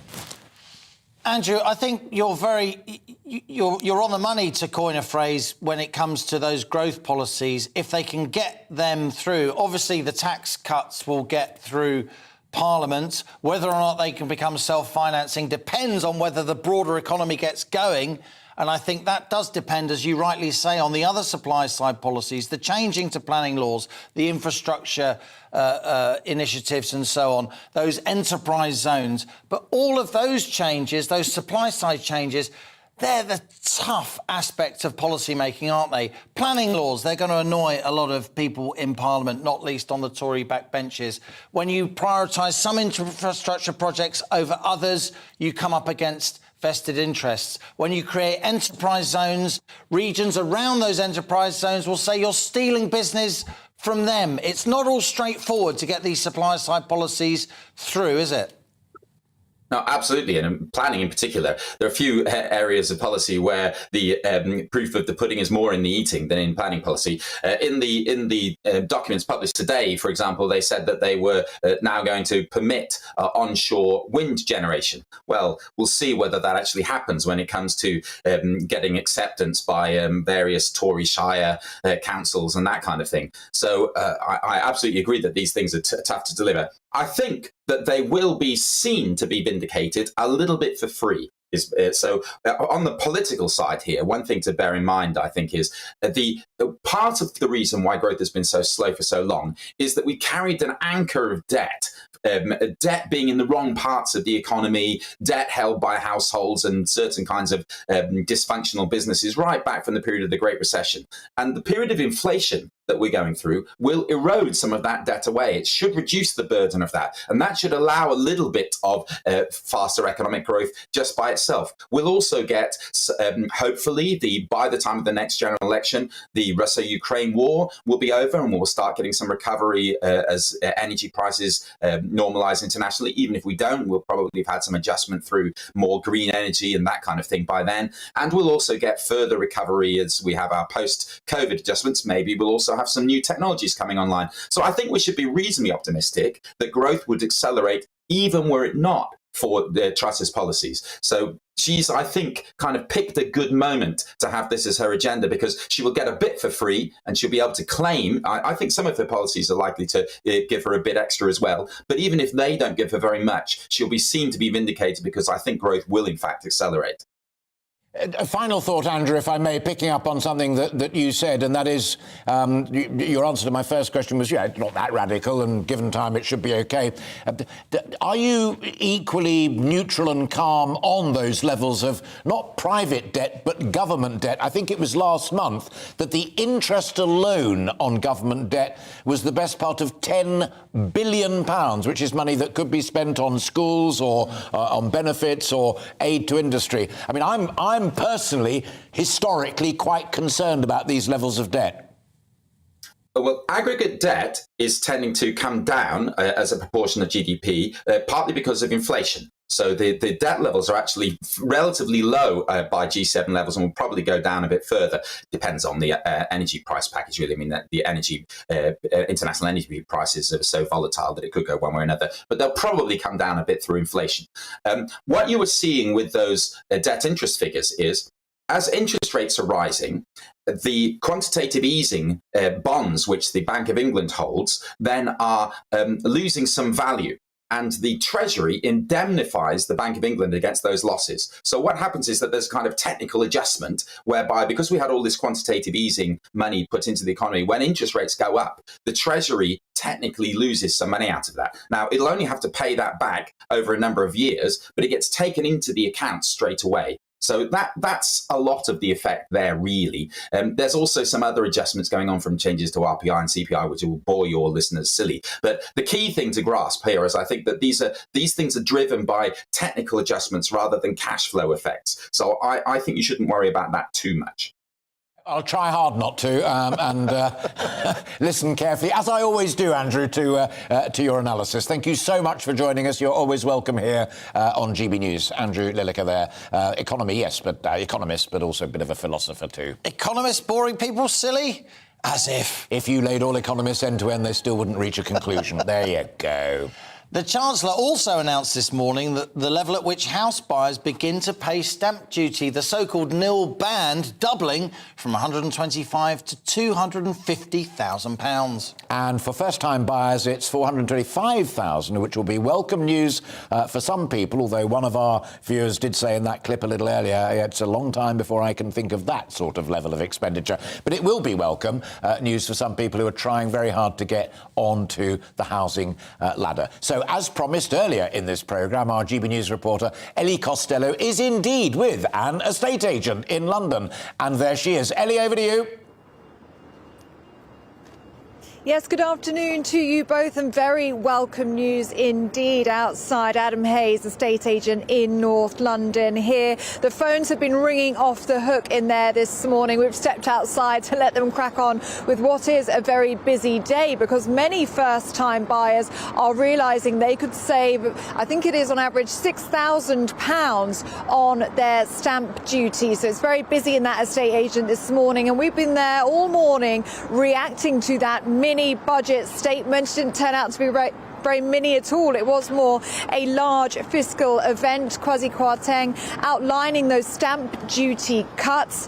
Of course, no stamp duty now being paid up to £250,000. And for first-time buyers, this morning you were paying stamp duty for anything over £300,000. That has now jumped up to you don't pay anything until over £425,000. So it's a big step and a big change for first-time buyers that have been announced today. Kwasi Kwarteng saying this morning that it means that in real terms 200,000 people will have to pay effectively no stamp duty at all. Well, I got some reaction from Yasser El Kafas, who is the managing director of Adam Hayes Estate Agent, and this is what he told me. Interest rates went up by 0.5% yesterday. That does mean that people are going to be paying more on their mortgages despite saving on their stamp duty. I mean, the extra 0.5% in terms of the mortgage is quite insignificant in terms of the savings that they will be making long term. You know, they're saving themselves £6,250. They probably won't be spending that sort of money over the course of the next few years with regards to the mortgage. Buyers' biggest problems right now is how do I stump up the money to be able to afford a property? And by saving themselves just over £6,000 or £6,250, it certainly allows someone to do so. So let's talk about the mini budget as a whole. Are you happy with it, or do you think more could have been done? Look, in an ideal world, there would be an abolishment of stamp duty in total, or some sort of relaxation with regards to landlords and the 3% that they have to pay in terms of the surcharge.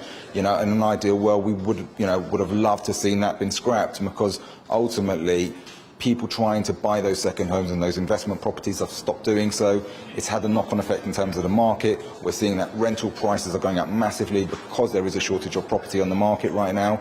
And at the end of the day, we'd love to encourage those buyers to get back onto the market, stimulate that rental activity, and hopefully slow things down in that respect. But ultimately, welcome news here this morning. Massively. I mean, our phones have been ringing since this morning. We're happy and delighted that there has been some change, and hopefully it stimulates activity further, and we're all happy for it.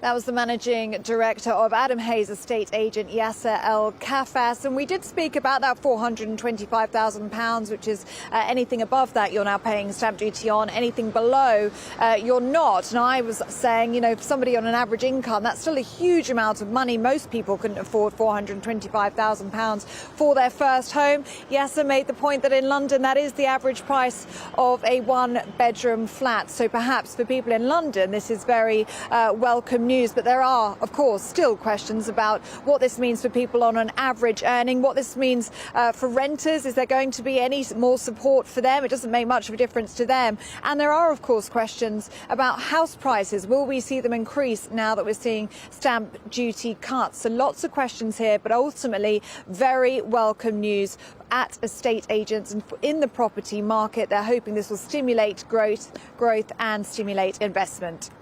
Costello there talking to an estate agent in London. It's interesting, Alistair, because the average price of a house in the UK is around £369,000. That's countrywide. So if you are buying the average property, then you will benefit from this increase in the nil band stamp duty rate to the extent of several £1,000s. It's not just a London thing. Absolutely in her guest on the money, though, but if you're in London or one of the other big metropolitan areas, different story. Yeah. Now, after the break, we're going to be getting some more reaction to today's not-so-mini budget, as everybody's calling it, but no pun intended here. That opinion will be from the small business sector, utterly vital to the growth that everybody is talking about. We'll see you after this break.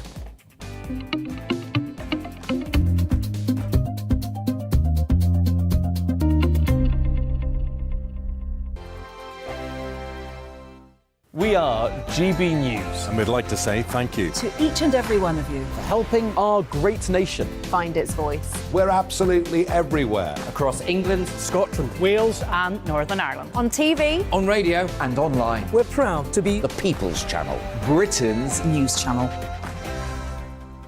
On the Mark Steyn Show, we cover the stories a lot of people are scared even to mention. The stuff that really matters with some of the world's biggest thinkers. Now is his opportunity to kind of take the steering wheel of history. Break away from the flop at 8 o'clock on GB News with the Mark Steyn Show.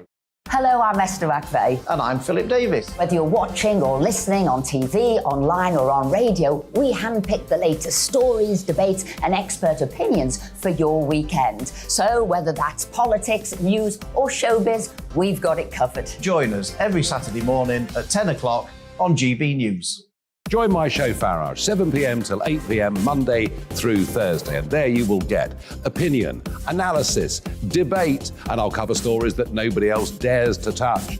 You've been cancelled. Join the club. Oh my goodness me! And then for the last 15 minutes, talking pints. We're over a drink. We have a civilised conversation with someone. We very often disagree, but we do it in a grown-up way. Come and join me on Farage. Hi there, it's Stephen and Anne. At breakfast from 6 a.m, you'll always be caught up with everything you need to know, the latest headlines, opinions and debates. We'll bring you the good news and the bad, but most of all, we're here for you. Remember, send in your views and let us know what you would like us to talk about. That's because we're your news channel. And every morning at 6 a.m, it's breakfast on GB News.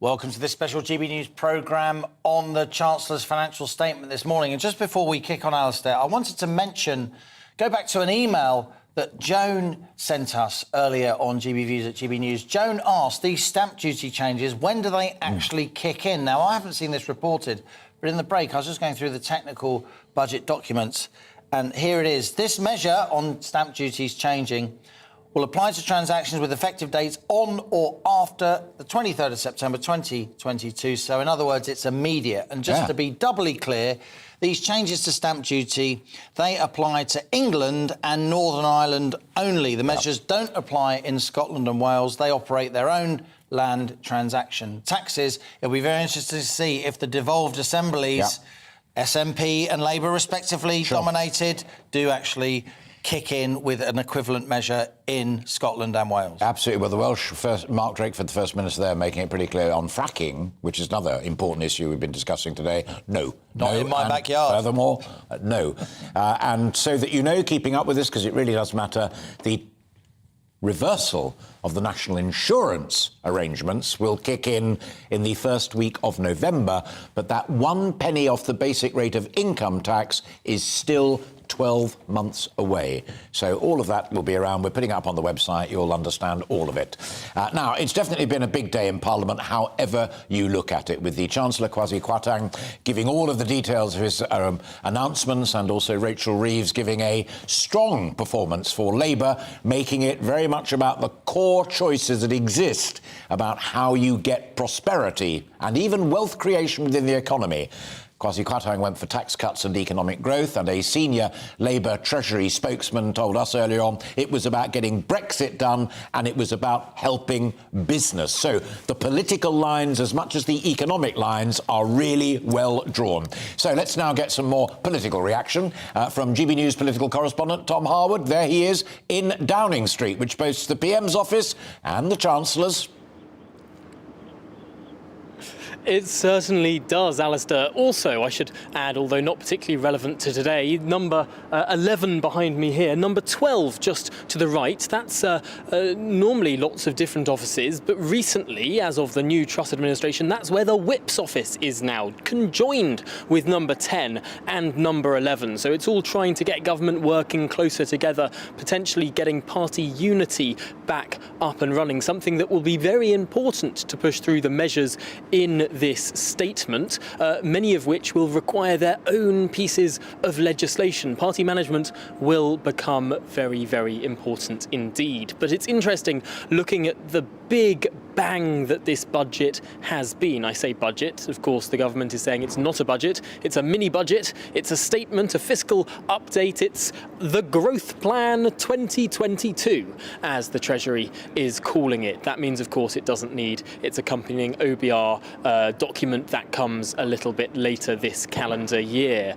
But crucially, this is about the strategy of this government, going fast and going big. I've been speaking with a senior source within number 10 just in the last half an hour or so, who has been, frankly, practically giddy with how much they have got in to this statement, and has been telling me that this is not where it stops. We're going to see statement after statement, policy after policy in rapid succession. That's after, of course, the party conference recess, when Parliament returns after the Conservative Party conference, which concludes on the 5th of October. After that, between then and Christmas, we're going to see a veritable barrage of policy on everything from planning reform to childcare. On almost every single element of policy, we'll see delivery, delivery, delivery. That's what this government want people to see, is their mantra.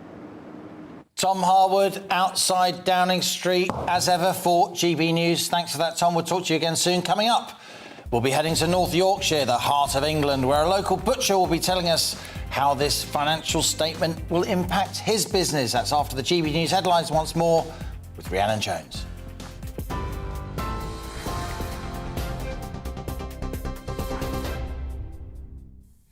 Thank you, Liam. It's exactly 1:31, your top stories from the GB newsroom. The Chancellor has unveiled the largest series of tax cuts in 50 years as part of the government's mini-budget. Kwasi Kwarteng told the Commons he plans to cut household energy bills by an expected £1,400 this year as part of a £60 billion energy package. He also announced he's abolishing the 45% top rate of income tax for the highest earners, as well as bringing forward the planned basic rate reduction from 20p to 19p from April next year. The major spending package also includes cuts to stamp duty, all part of the new Chancellor's growth plan. Today, we have cut stamp duty, we have allowed businesses to keep more of their own money to invest, to innovate and to grow. We have cut income tax and national insurance for millions of workers. We are securing our place in a fiercely competitive global economy with lower rates of corporation tax and lower rates of personal tax. We promised to prioritise growth, Mr. Speaker. We promised a new approach for a new era. We promised to release the enormous potential of this country. Our growth plan has delivered all those promises and more. Well, Shadow Chancellor Rachel Reeves says the mini-budget's nothing new. Can I thank the Chancellor on his comprehensive demolition of the record of the last 12 years. Their record, their failure, their vicious circle of stagnation. The Chancellor has confirmed that the costs of the energy price cap will be funded by borrowing, leaving the eye-watering windfall profits of the energy giants untaxed.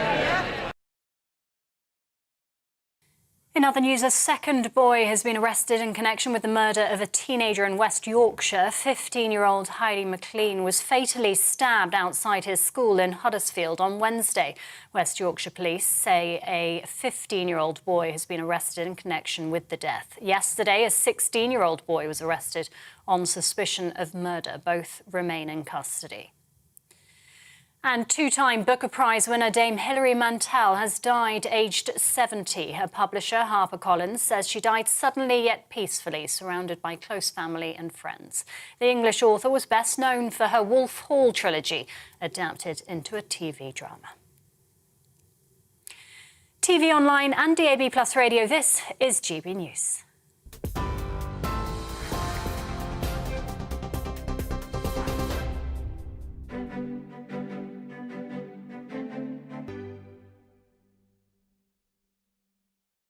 Here's a quick snapshot of today's markets. The pound will buy you $1.106 and €1.134. euros. The price of gold currently stands at £1,491.56 per ounce.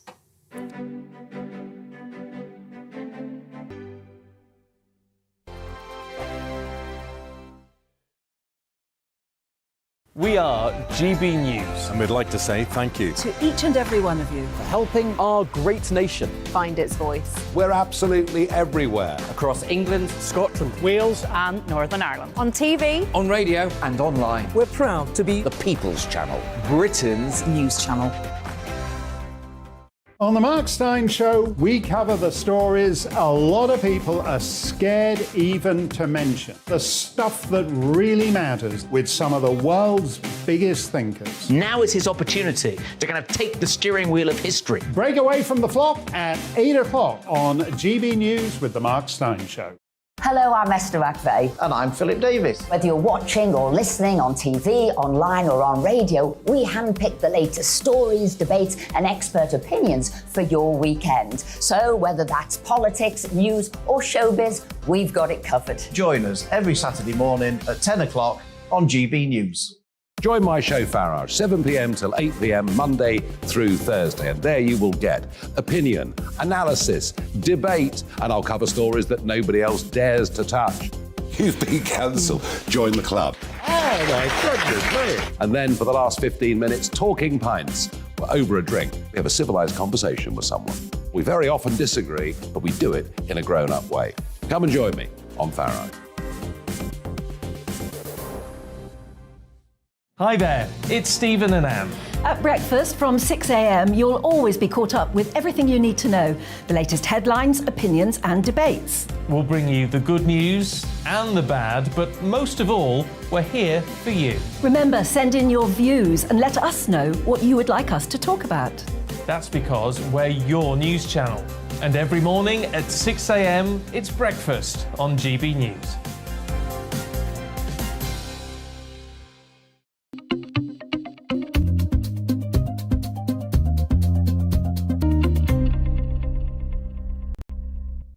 And welcome back to GB News on TV, online and DAB+ digital radio. This is special programming covering Chancellor Kwasi Kwarteng's financial statement this morning. And businesses have generally welcomed the Chancellor's so-called mini-budget, with business leaders saying that in a time of low confidence and economic uncertainty, the Chancellor's emphasis on going for growth is welcome to firms of all sizes. They believe that taken together with the energy bills relief scheme, the package as a whole will make it easier for businesses navigating a seriously challenging economic environment in the coming months. Well, go on, no. I was going to say we're delighted, but there you are. You're even more delighted than I. Joining us now on the show is Joan Bevilacqua, who owns Serenity Loves, a salon in Peterborough. Jo, how does the budget impact you? And please forgive me if I've garbled your name. Yeah, it's Jo Bevilacqua, but you were almost there, so well done. I told him. Yeah, I think some of the things that were said today will definitely help us as small businesses. I've got 3 different businesses, a flooring company, a hair and beauty salon, and a business mentoring company. So we know all too well that we, as small business owners, there are kind of 5.6 million of us in the UK. We need that help and we need that certainty. There's a lot of talk about growth, and absolutely as an economy we need to do that. But I think more so now than ever, us as small business owners, we need to make sure that we are stabilising and we have certainty moving forward. To me, that's much more important as a small business owner, with employees that work for us, with the amount of outgoings that we have, with the cost of living crisis that our clients are showing us and that they're suffering from. We need now more than ever certainty and stability. Joe, we've had the honour of talking to one another before. You very kindly joined me on Alistair Stewart and Friends one weekend, and you were a worried lady then, and we wanted you back because you talk so clearly and so plainly, and it's an absolute joy. So what I want you to do, if you'd be so kind, is to take us, but more importantly the folk who are watching us and listening to us, through particularly what the national insurance dimension means to you as a boss and a taxpayer, to your business that also pays national insurance on your workers, and to your workers. Just take us through that as you listened to it unfold this morning. What was Joe's judgment? I mean, any kind of tax cuts at the moment and being able to keep that money in our business and of the pockets of our employees is obviously really important. A penny to the pound is okay, but actually if I went to my staff and said you're having a penny to a pound pay rise, they'd probably tell me not to bother, it's not worth the admin. So how much is it actually going to help them? I'm not so sure. At this time, at the moment, we need to keep as much money into the banks and the accounts of small business owners as possible, because that's the only way that we can get through that. We still have a mountain of debt that we are still paying off, especially in our industry being shut for 10 months plus.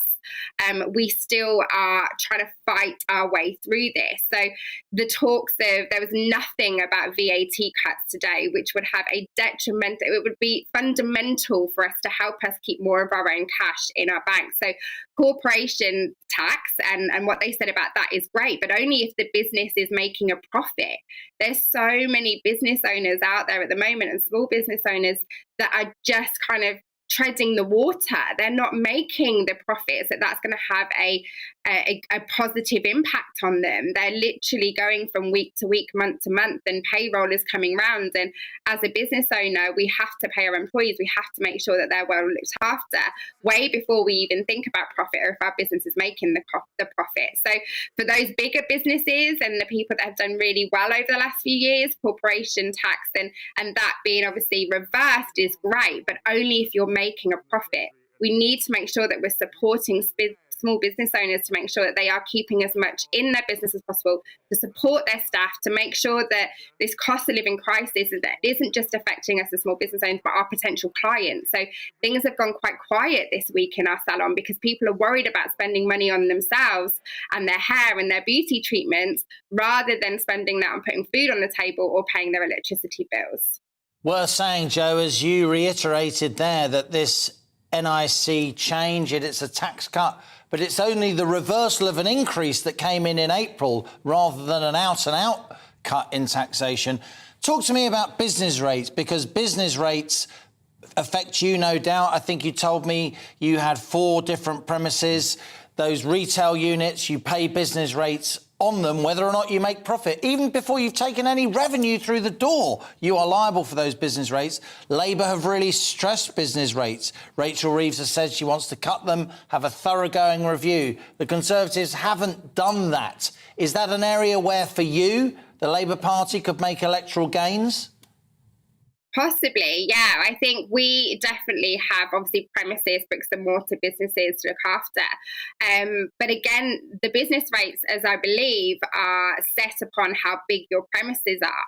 And what kind of premises they are. So for us as a small business, because we have a smaller unit, we don't pay as much business rates maybe as what the bigger businesses do. So again, it's looking at those micro businesses, those small business owners that don't have to pay business rates or have very minimal business rates. So yeah, I think there's pros and cons, isn't there? For your bigger businesses that pay your bigger business rates, that's going to have a massive impact on them if they don't have to pay that. But a lot of the small business owners that I'm talking to that are worried about whether they're still going to be trading in 3 months or 6 months, they don't have business rates. What they need to do is they need to have more focused help from the government, because business isn't going to have an impact on them whether they get rid of it or not.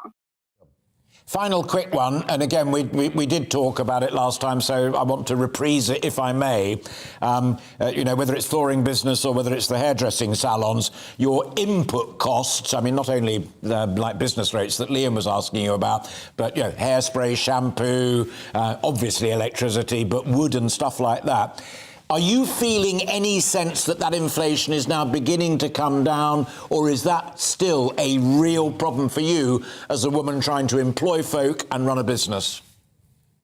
Yeah, it's a real worry, because at the end of the day, we need to use certain products to trade. And if they price us out of the market, where else are we going to do that? Do we look at cheaper products that may not have the same effects, that may not give the service that we want to give? Or do we then have to hike our prices again to cover the costs of those, which then again price out of the market also? So yeah, as a business owner, we have to think about so many different things, and the cost of products is a big one. In the flooring business, especially like you said, the price of wood has gone up a lot. So people might want to have changes in their house and kind of invest in flooring to make their rooms look nicer, but whether they can actually afford to do it is another thing, because at the end of the day, we want to give the best prices to our customers, but we can only charge what we need to make sure that the business works. And if we're going to be priced out of the market, who knows? That is what GB News is all about. That's what good journalism is all about. Hearing from people across the UK. Jo Bevilacqua there, I hope I got your name right, telling us about her response to this financial statement from Chancellor Kwasi Kwarteng. Jo, a small business owner there in just pop in a little plug for one of the businesses there at the end as well. I do admire that. Absolutely. Seize the moment. Carpe diem. Now, as we've been discussing earlier today, Kwasi Kwarteng did indeed announce a raft of tax cuts and other economic measures. He said to help boost the UK finances and encourage growth so that it expands by an average of 2.5%. But does the Chancellor's package measure up? Well, joining us now is Dr. Oliver Prill. He's CEO of Tide, a UK financial technology company representing around 400,000 small businesses. Oliver, good to get another entrepreneur on the programme. What did you make of this statement?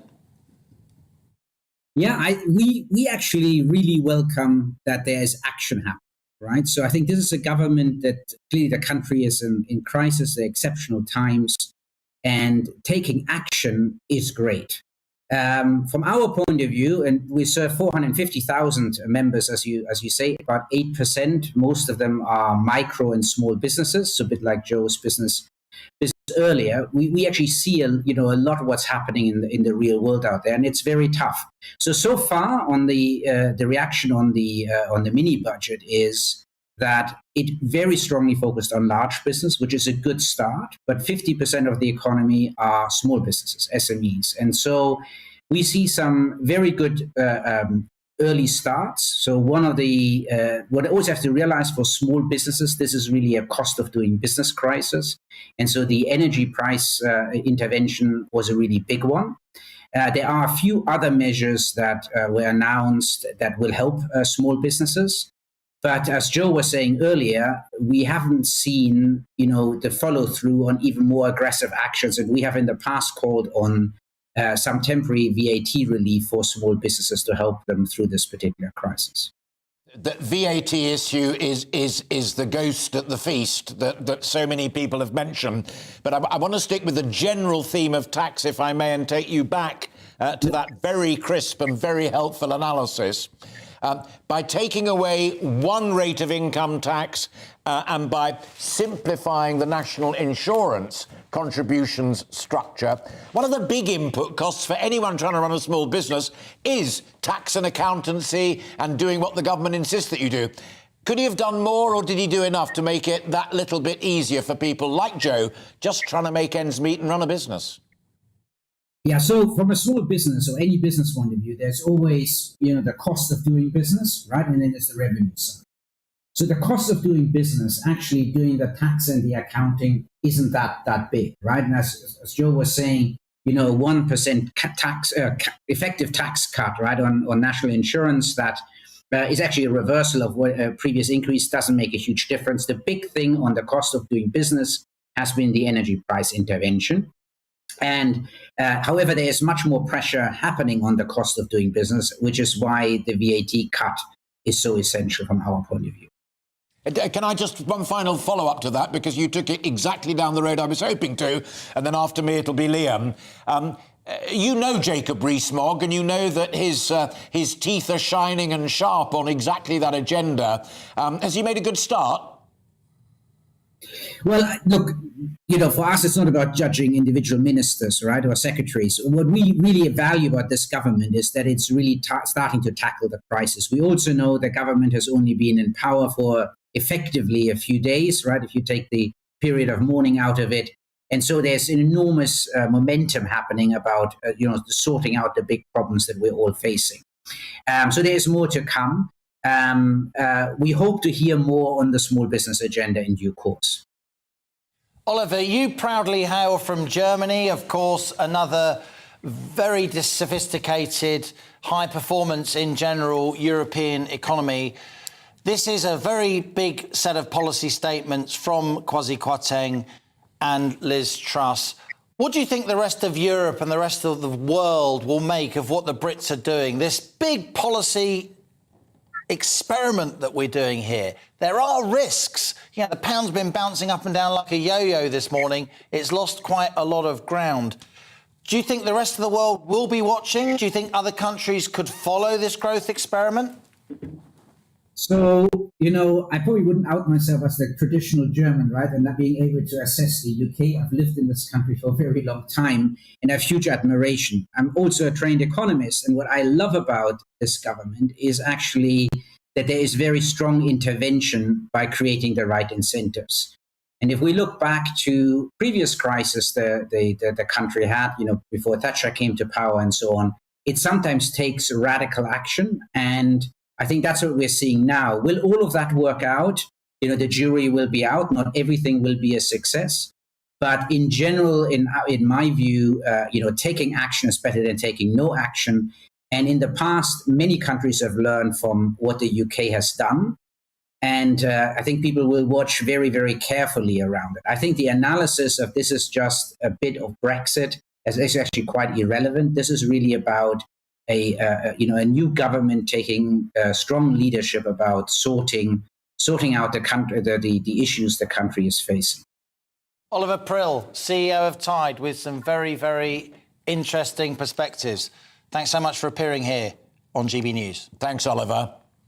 Here on GB News, reporter Anna Riley went to Starkey's. Now, Starkey's, remember I said right at the beginning, butcher, baker, candlestick maker, alas, still hunting out there in the newsroom behind us for a candlestick maker. But Starkey's is indeed a family butcher. And gosh, we're giving big shout-outs to North Yorkshire today, aren't we? They're up in North Yorkshire as well. And Anna's there trying to gather what they were hoping might come from the Chancellor's mini-budget and what they make of what they did here. So today she's returned to get the butcher's reaction to today's announcement. What do they make of it, Anna? Good afternoon, Alistair and Liam.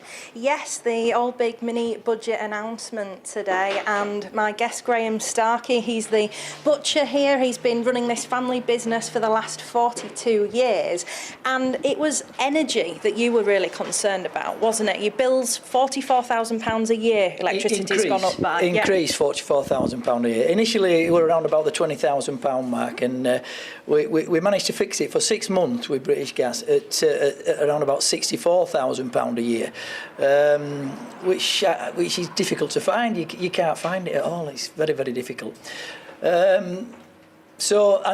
The cap now is on for 6 months, reviewed after 3 months, as I was saying.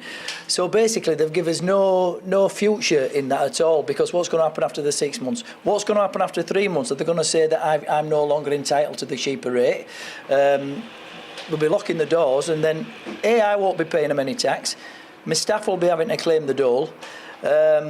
So the whole country will be in a worse state, because shops and restaurants and pubs will be shutting left, right and centre. It needs sorting out and fixing for at least 3 years. And what do you think to today's announcement then? And what else have you been struggling with? It's not just your energy. You've seen a real increase in food and meat, haven't you? The increase, Anna, is across the full spectrum of our business. The meat has gone up. We only sell English meat. All the meat has gone up. Chicken's gone up. Chicken's gone up by 40% over the period of 2 years. As I said before, lard has gone up that we bake all our own pies. The lard has gone up. That's gone up from about £12.50 a box to £38 a box. Flour's gone up by about 40% in real terms. And then, of course, all the packaging has gone up. Everything has just gone sky high. Rusk has gone up that you put in the sausage. Sausage skins have gone up because we use all natural skins. Everything's going up each week, not in 6 months. Each week it's going up all the time. Bacon's gone up. You know, we use English dry cured bacon. That's gone up over the last 12 months by about 80p a kilo, and it's just gone up another 20 pence this week. So £1 a kilo over that, and we haven't actually increased the price because I am concerned about all the young families that come in here, all the older families that come in here, that are going to be struggling. And you've been open 42 years. Yeah. Is this the worst financial situation you've been in? Absolutely, absolutely. I mean, we have been in some bad, as I said before about BSE, foot and mouth, the miners' strike. We had Gascoigne Superfit down here that closed, which were difficult. For 12 months, we gave meat away free to the miners, the striking miners. So we got through that. We then had COVID. We got through that. But if it's an expense that I can control, that's fine. If I'm not charging enough and not making any money, that's my problem. I can't do anything at all about the increase in the fuel. I can't do anything about the increase in the electric or the gas. I can't do anything about the increase in lard. Apart from, I can't put my prices up 270% like my electric bill's gone up. I just can't do it. In fact, we haven't put them up at all. Thank you so much for sharing your insight there, Graham, and what you've been going through and what you think to this mini-budget. So thank you. Yeah, Graham here saying that, you know, there is that 6 month fix for his energy, but he's looking for 2 years at least. Anna, utterly brilliant. Thank you, but also through you to the brilliant Graham, and send him our best wishes and thanks, and wish him well. Thank you very much. And indeed. a reminder there from Graham that this business support package will only last for 6 months with a 3-month review. I'm hearing that after 6 months, the Treasury civil servants will be deciding which businesses get any additional support if wholesale energy prices are still Treasury high. civil servants versus Jacob Rees-Mogg. That will be really controversial if the business support only lasts for 6 months. I find that both from him and also from Joe, this frontline view that we're bringing you, our GB News viewers and listeners, it's just Britain's news so channel. enlightening. It's what real folk out there, whether they're selling you a short back and sides or selling you half a dozen sausages, they are the real, authentic voice of this great country of ours, GB News TV and radio. We've lots more coming up. Reaction from other business owners on the Chancellor's fiscal event today. But before that, let's bring you right up to date with the weather. Hello, Alex Deacon here with your latest weather update. For most today, and indeed the weekend, will be dry and bright. Just a few showers here and there today. The main exception to the rule today will be across the southeast of England, where it will actually be pretty wet with some heavy bursts of rain in places caused by this weather front. It's been ambling across the country for a couple of days, and now it's just kind of grinding to a halt across the far southeast. So here in particular, a cloudy day with heavy bursts of rain on and off that could cause some problems as that rain really starts to build up. Sprinkling of showers across Scotland and Northern Ireland, and we have a sunnier zone in between. Much of Northern England, North Wales having a fine day. The odd shower in the southwest, but again here, most places dry and bright. In the sunshine, temperatures just about getting up to 20 Celsius, but a coolish feel for most, particularly with the rain persisting across the southeast. Likely to linger into the evening and overnight period as well. Quite a bit of uncertainty about when, if at all, that will clear. The rain may just keep going across parts of Kent and Sussex in particular into the weekend. Otherwise, again, most places dry overnight. There's enough of a breeze to stop too much fog forming, but it will be quite a chilly night, down into single figures for most, certainly from the Midlands northwards. So a chilly start to the weekend, but for many a dry and a bright start. The odd shower grazing the west coast of Wales, 1 or 2 coming in across northeast England. Some rain still across the far southeast, and it's quite cloudy here and across parts of East Anglia too. The odd shower developing across the Midlands come the afternoon, but as I said, most places dry and bright with some sunshine. But again, the wind's coming down from the north, so a cooler feel for sure. Still a few showers around on Saturday evening if you're heading out, but I think most places will be dry. The showers tending to fade away, although we'll keep some coming into these North Sea coasts as we head into Sunday morning. Sunday looking dry and bright for the vast majority. Will be a little bit chilly, but turning colder still as we go into Monday. Goodbye.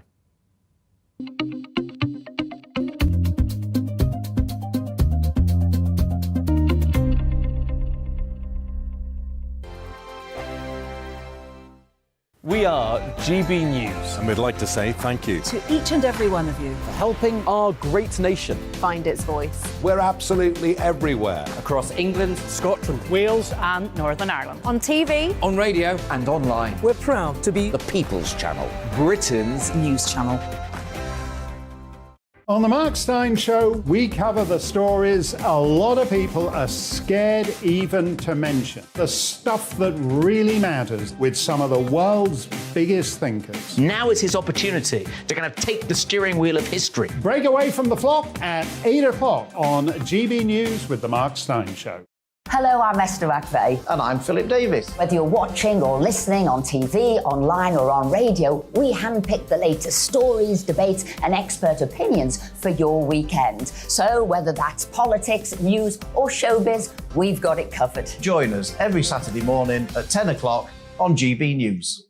Join my show Farage, 7 p.m. till 8 p.m. Monday through Thursday, and there you will get opinion, analysis, debate, and I'll cover stories that nobody else dares to touch. You've been cancelled. Join the club. Oh my goodness me! And then for the last 15 minutes, talking pints. We're over a drink. We have a civilised conversation with someone. We very often disagree, but we do it in a grown-up way. Come and join me on Farage. Hi there, it's Stephen and Anne.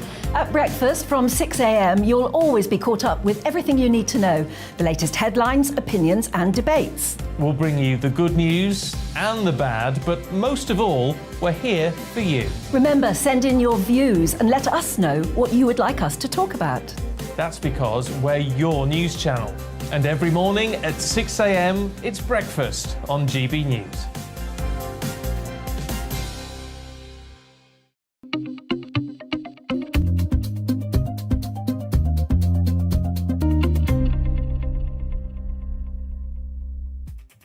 At exactly 1 minute past 2. Hello and welcome back to GB News TV and Radio with me, Alistair Stewart. And me, Liam Halligan, with our mini-budget special programme until 3 o'clock this afternoon. Earlier, the new Chancellor addressed the House of Commons with a long list of new measures, all in a bid to boost the economy and go for growth. Well, he might have been Chancellor only for a few weeks, but he's already promising big tax cuts, announcing slashing income tax by a penny, but in a year's time, and cutting stamp duty right now, from today, amongst a whole lot more.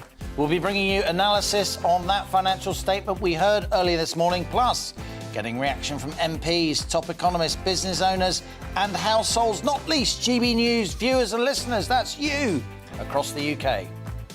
So do stay with us for all of that, but before that, let's bring you right up to date with all of the latest news.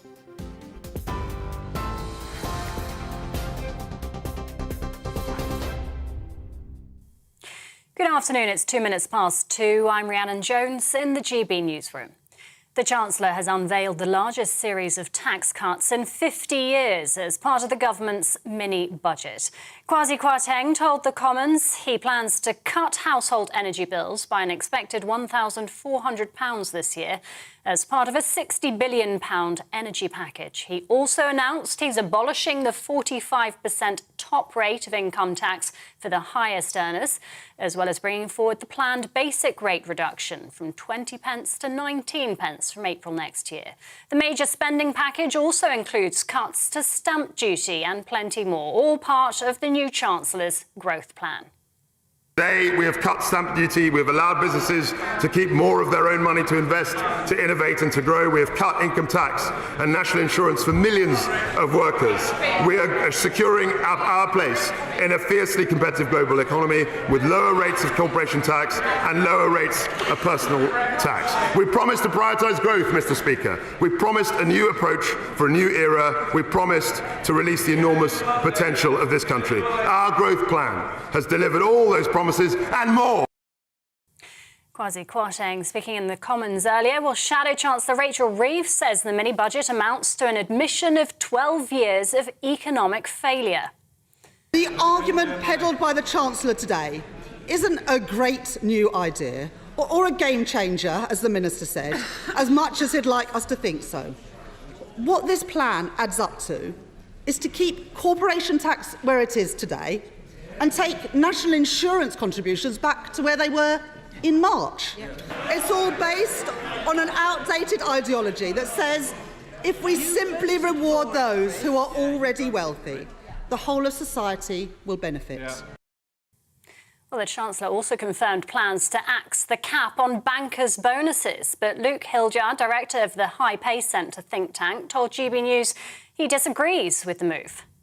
We already have more high-earning bankers than the rest of Europe combined, and yet at the same time, median household incomes in the UK are lower than just about anywhere else in Western Europe. So we have to be realistic about what having a slightly bigger banking sector is going to do for ordinary people. There's going to be pretty minimal economic benefits, but at the same time, we do risk going back to the bonus culture that saw bankers chasing big payouts, doing things that helped to cause the financial crisis. Well, away from the mini-budget, Russian-backed officials in 4 occupied regions of Ukraine are holding self-styled referendums on joining Russia. The so-called votes are taking place over the next 5 days in the Luhansk, Donetsk, Kherson and Zaporizhzhia provinces. They represent around 15% of Ukrainian territory. The referendums have been denounced as illegitimate by Ukraine and the West. Russia argues it's an opportunity for people in the regions to express their view. A second boy has been arrested in connection with the murder of a teenager in West Yorkshire. 15-year-old Heidi McLean was fatally stabbed outside his school in Huddersfield on Wednesday. West Yorkshire Police says a 15-year-old boy has been arrested in connection with the death. Yesterday, a 16-year-old boy was arrested on suspicion of murder. Both remain in custody. Over 1,100 people were detected in the English Channel last Thursday, taking the number of crossings this year to almost 32,000. The Ministry of Defence says it's the third time in 5 weeks the daily total has topped 1,000. The number of arrivals has led to Border Force officials putting up tents at Dover. GB News has also learnt the main processing facility at an MOD base in Kent is full. A Cornish castle linked to King Arthur could be at risk due to rising sea levels. English Heritage is warning Tintagel Castle is one of the several sites in danger of coastal erosion. It describes the rate of land lost over the last few years as alarming. The charity says parts of the cliff have been lost, affecting the viewing area and coastal path. It hopes to raise £40,000 to help repair the damage caused by last winter's storms. And two-time Booker Prize winner Dame Hilary Mantel has died aged 70. Her publisher, HarperCollins, says she died suddenly yet peacefully, surrounded by close family and friends. The British author was best known for her Wolf Hall trilogy. Scotland's First Minister Nicola Sturgeon paid tribute to her, saying it's impossible to overstate the significance of her literary legacy. This is GB News. We'll bring you more as it happens. Now, though, it's back to Alistair and Liam.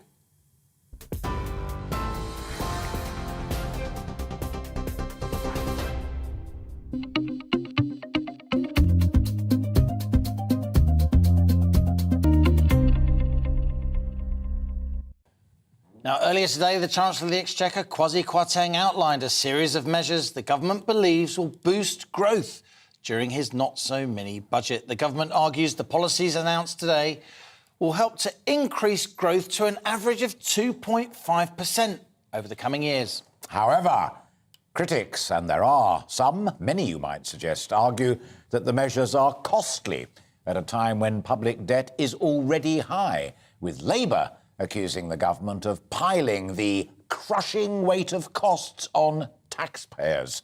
Let's hear a little of what the Chancellor first had to say. Plan, Mr. Speaker, is to expand the supply side of the economy through tax incentives and reform. That is how we will deliver higher wages, greater opportunities, and crucially, Mr. Speaker, fund public services now and into the future. That is how we will compete successfully with dynamic economies around the world. And that is how, Mr. Speaker, we will turn this vicious cycle of stagnation into a virtuous cycle of growth. So you heard Rachel Reeves there in our news bulletin, and that was the Chancellor of the Exchequer, Kwasi Kwarteng. Now, what really matters to someone like Kwasi Kwarteng are two things. One is what people on his own side in the House of Commons do and say when he's delivered that statement. They wave their order papers. Yeah, they do say. The second thing he's got his ear to the ground on is what they then whisper to people afterwards in the corridors of power, the bars and the cafes. So let's kick off a little analysis of that side of the argument with GB News political reporter Catherine Foster, who is there live for us at Downing Street and has her elegant ear equally stuck to the ground. What are they saying, Catherine? Well, certainly the Conservative Party is very, very divided today. So Kwasi Kwarteng has promised a new approach for a new era, and it really does feel like that, doesn't it? I mean, the Conservatives have been in power for 12 years, and yet today it feels like a lot of what has gone before over those years has been swept away. Now, true, Liz Truss, Kwasi Kwarteng have been in the government for that time, as Rachel Reeves, the Shadow Chancellor, pointed out. But a lot of what has gone before has been thrown away. Now, some to the right of the party are absolutely cock-a-hoop with the announcements that have been made today. And I know we're calling it a mini-budget, a fiscal event, whatever you want, but it is absolutely massive. So some people to the right think this is absolutely the way to go. Slash taxes, slash regulation that will boost growth, they hope. But of course, there's many are not so sure. Straight away, Mel Stride, chair of the Treasury Select Committee, was on his feet criticising the government for not publishing independent forecasts about the effect this will have. They have been provided with one by the OBR. They haven't published it. We're told it will come by the end of the year. I was speaking to a Tory grandee, and he was saying this is not conservative. When I asked him why, he said because they were borrowing massive sums of money. It was not fiscally responsible. So sure, the going for growth, the low taxes, those are fundamentally conservative things that you would expect. But this amount of borrowing, you know, we've just had £45 billion of tax cuts, according to the IFS. That's the biggest tax-cutting budget for 50 years, at a time that the public finances are already not in a good place. So Truss and Kwarteng absolutely united. This is the right way forward, but certainly it is a risk and not universally popular by any means. It's interesting, Catherine. Labour will make hay from the fact that the Tories are scrapping that additional rate of tax the 45% rate for those lucky enough to earn more than £150,000. And a lot of One Nation Tories, more on the kind of left of the Tory party. I'm seeing comments on Twitter and elsewhere. They are feeling uncomfortable about a tax cut for the so-called super rich in the midst of a cost of living crisis. Yes, absolutely. I think politically this is a very difficult message to sell. Now, Kwasi Kwarteng was very keen to say about tax cuts for businesses, that people work for businesses, that ultimately, impacts on household budgets. Also, the 45p tax rate didn't raise that much money. George Osborne would have liked to have scrapped it, but couldn't get it past the Lib Dems when he was in coalition. And Rishi Sunak also, but knew what message it would send. And we've had some figures in from the Resolution Foundation. They've said that the tax cuts, 45% of the gains will go to the richest 5%. That's an average of £8,650, whereas the 12% poorest half will only stand to gain £230. So as you say, Liam, at a time that many people are seriously worried about how to put food on the table and how to heat their homes, these very large tax cuts for the people at the top of the income distribution, I think are politically difficult and may be unpopular. The gamble is, of course, they think if they can grow the economy, Bill Clinton used to say it's the economy stupid, didn't he? Ultimately, if the economy grows, if people feel better off, that it will be worth the unpopularity in the short term. Catherine Forster for GB News outside Downing Street for now. Thank you.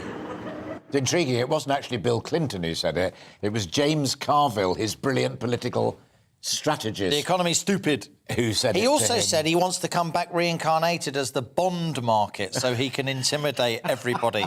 The idea that in the end it's the financial traders, it's international financial opinion that can push governments around when governments need to borrow money. We rely, as former Bank of England Governor Mark Carney said, on the so-called kindness of strangers to fund our borrowing, to fund a lot of our spending. And interesting, Alistair, we've been talking a lot about the pound over the last few hours. I've been talking about the pound here on GB News since the moment Kwasi Kwarteng sat down. It lost a lot. It lost about 1.4%. But in the last couple of hours, basically since you and I have been broadcasting, of course. It's starting to recover. It's still well down on the day, but it has made up some ground. It's called the penny dropping, or even if there may be 45 billion, trillion pennies dropping left, right and centre as they understand what's really going on. In my view and in Liam's view, because we were talking about it during the break, the most important view is yours. Genuinely, and that's not just us being sucking up to or anything like that, because we've really learned lessons from you in your emails and in your role as guests. We've heard about the political scoops and the comings and goings in Downing Street and Westminster. What we've really been trying to find out and reflect is how the measures impact on everyday people trying to run their everyday lives, and that includes pensioners as well. So we're delighted to be joined now by GB News South West reporter Jeff Moody, who is with the great Royal British Legion there in the magnificent town of Lymington. I am indeed. I've been here for most of the day, speaking to people about how they're reacting to the news. And it seems to be there's a generational divide here, Alistair. Younger people extremely happy with the cut in stamp duty, saying that it will really enable them to move forward, to buy a house. People telling me how difficult it's been to try and buy a property at the moment. You know, you ring up and try and book an appointment, and there might be 20, 30, 40 people in the queue ahead of you. You've got to put an offer in on the day. It's got to be at the asking price or more, and you very often lose out. So anything to help that situation is helping the young. The pensioners aren't quite so impressed. It's not long before it's going to be winter, so obviously people are going to put their heating on. How are they going to pay for it? Again, young mums and dads with young children have got to keep warm. They're not going to be able to afford it. It's so wrong. I mean, bless her, she is trying, but now I can't see a lot of difference in it. There's nothing for pensioners. We've saved all our lives for a decent pension, and what do you get at the end of the day? told you can't get pension credit because you've got so much savings, you can't get anything else in benefits. And because I'm on my own, I do get the 25% off my council tax. Big deal. They've done what they can at this stage. We've got a budget again next year, so let's see what we can do in the next 6 months to a year. And I think you've got to be positive about it. Without this, I think it would have been very scary, very, very scary indeed. So Kwasi Kwarteng impressing the young, but certainly not impressing the old. Back to you. Extraordinary stuff there. Thanks to the Royal British Legion for hosting you, Jeff, and for those really lovely, perceptive women who shared their thoughts with you. Thank you very, very much. What was your indeed. favourite quote there? My favourite, just absolutely brilliant, from the First Lady that Jeff spoke to. Her analysis of this financial statement and everything. And of our new Prime Minister. That she has done since she took office.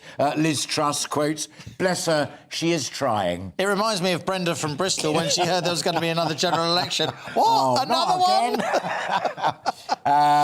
You're watching GB News TV and radio, and thank you very much indeed for so doing. Coming up after the break, we'll be getting more small business reaction to the mini budget. Before that, though, let's have a quick break.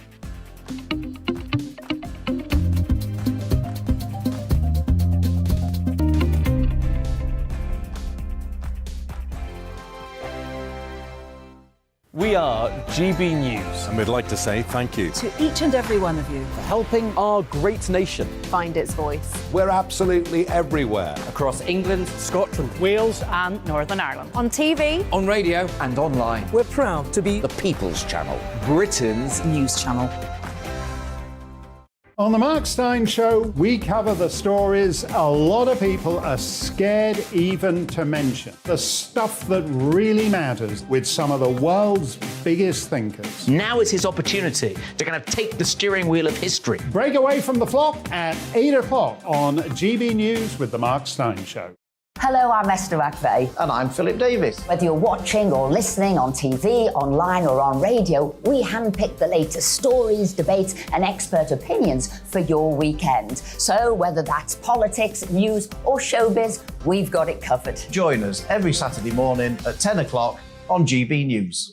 Join my show Farage, 7 p.m. till 8 p.m. Monday through Thursday, and there you will get opinion, analysis, debate, and I'll cover stories that nobody else dares to touch. You've been cancelled. Join the club. Oh my goodness me! And then for the last 15 minutes, talking pints. We're over a drink. We have a civilised conversation with someone. We very often disagree, but we do it in a grown-up way. Come and join me on Farage. Hi there, it's Stephen and Anne.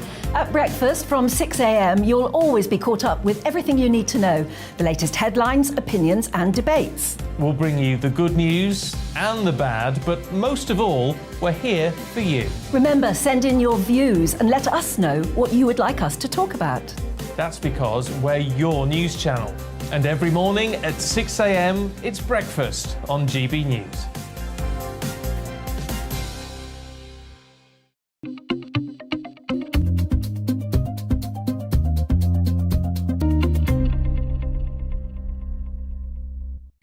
Welcome back. It's 2:20 here on GB News. The great Alistair Stewart and I, we are giving you our analysis and reportage of Chancellor Kwasi Kwarteng's mini-budget statement, which was unusually early this morning at 9:30 in the House of Commons. We're joined now for some more expert analysis by Catherine McBride, an economist, a friend of GB News and fellow at the Centre for Brexit Policy. Catherine McBride, you and I have talked a great deal about economics over recent months here on GB News. Is this a historic statement? Well, a lot of it is reversing the sins of the past. So they have taken off the national insurance increase. They have reversed technically the increase in corporation tax.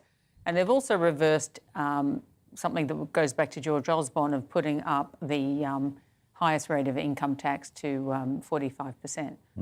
And all of those things are good because I was anti all of those things happening at the time. So I'm very pleased about that. However, I think that there are other things they could have done which they haven't done. I am also pleased. It didn't get a lot of publicity, but they are going to try and do something about the IR35 problem. Yeah, those freelance contractors tax rules that are very complicated. It causes a lot of people a lot of sleepless nights. Exactly. Can I pick you up on one thing as well, and then come back to more stuff that could have been there and should have been? Because there's a lot of people telling us about they were worried that VAT, that was clearly leaked over the last couple of days, but didn't happen. I know. And that's a big deal. But what we've heard from our viewers and our listeners and our email correspondence today, I would characterise as being, it's quite welcome. They're quite pleased that a little bit is happening here and there. But they've all said, as if with one voice, it'll just go towards helping us get through the cost of living crisis. It doesn't speak to suddenly leaping through into a brand new and gorgeous future. Should that worry Kwasi and Truss and Liz, or is that how it is supposed to go as an economist? I would hope that they have another go at this more formally. I'm really hoping they do change VAT. I wrote something about that 2 days ago because I think that helps all of the people, especially the middle class, who are generally on PAYE and don't have any way of avoiding their income tax, and then they get hit again when they spend it, then they die and they get hit again. And I think that we have to stop that sequential tax take from the middle classes, because they drive our economy.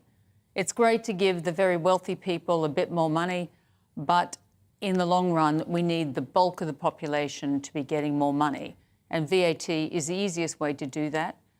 There's also a lot of problems with VAT, the rebate system, which is complicated. Well, we spoke to a brilliant woman, Jo, who was a hairdresser and had various other businesses, flooring and mentoring and stuff like that. And to her, running a business and employing folk, not a huge number, not in the thousands, but, half a dozen people, VAT was what she wanted most of all. Yes, no, all small businesses that I talk to believe that, and even barristers I've talked to who tell me that that's a huge business for them in VAT fraud. And it's actually in the pink book. If you look at the Treasury's money, their accounts each year, they actually allocate money for trying to get back VAT, but they have a great euphemism for it, which has gone out of my head. But anyhow, so it's there. It's something that they have to fight, takes up a lot of their time. The small business is all about cash flow, isn't it? Which means dealing with VAT, dealing with corporation tax. A lot of small businesses will be relieved that that's frozen, but it is just being frozen, to Alistair's point. It's not an actual reduction. You say that they should probably have another go at this if they really want to go for growth, Catherine.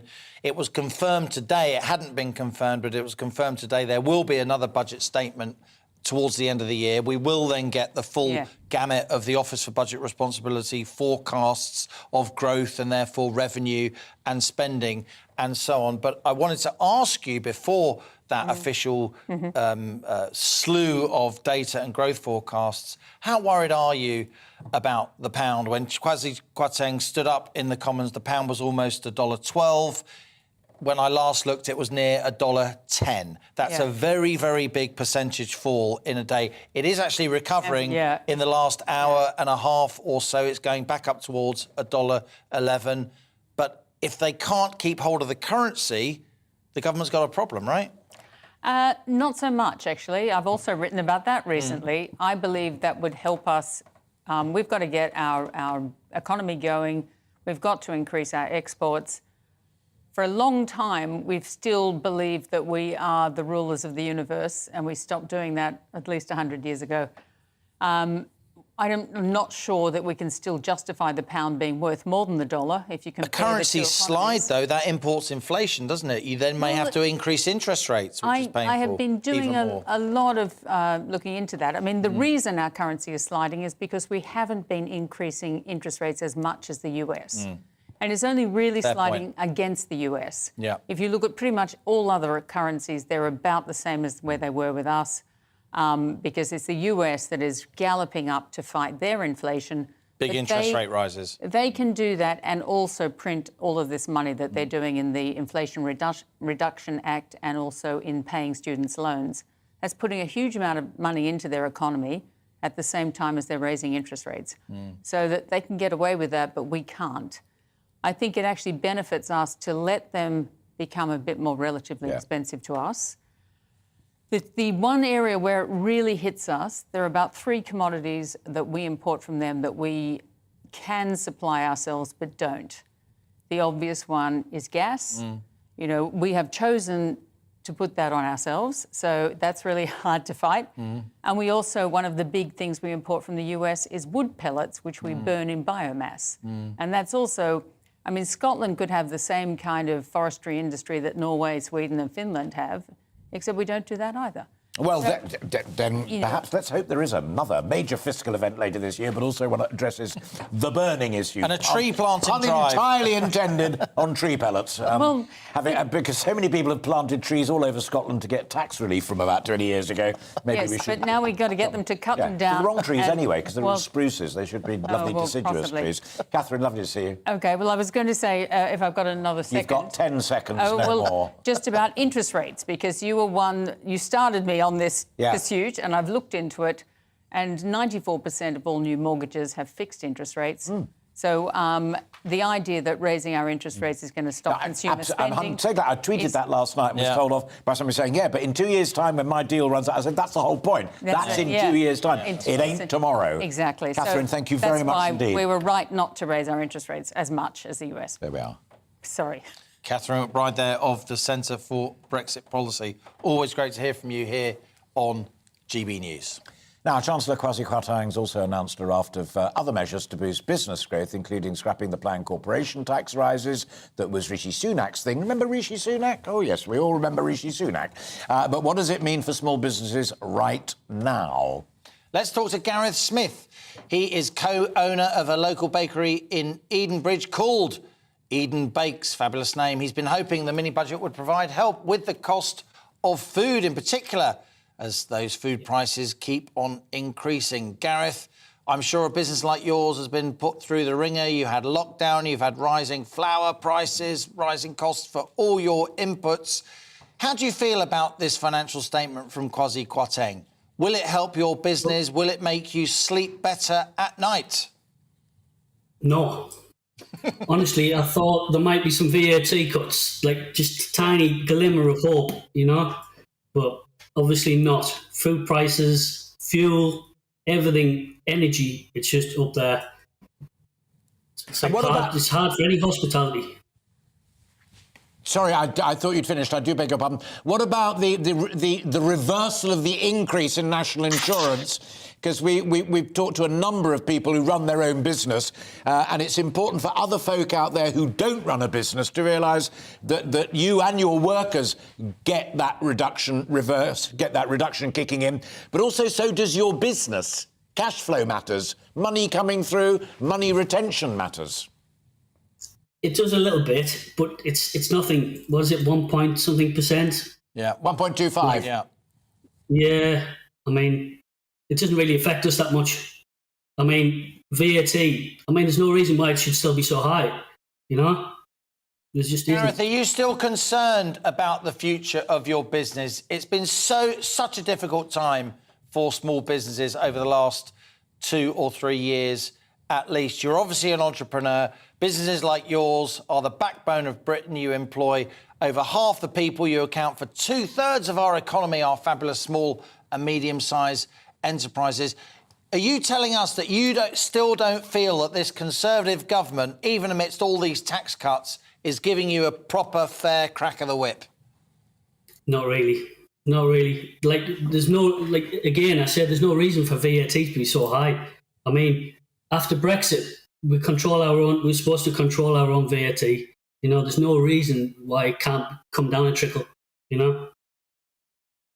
We wish you well, Gareth. Keep in touch. Either good news or bad news is that our last guest just said there's going to be another fiscal event, probably before the end of the year. So keep your fingers crossed that you and our other friends get what they want that time. But for the time being, great to see you and thank you very much indeed for joining us. That's Gareth Smith there, who is the co-owner of a bakery in Edenbridge called Eden Bakes. We genuinely wish him and his staff all the luck and success in the world. Coming up, we're going to be talking about the impact this financial statement will have on prospective aspiring home buyers. That's after the GB News headlines with Rhiannon Jones.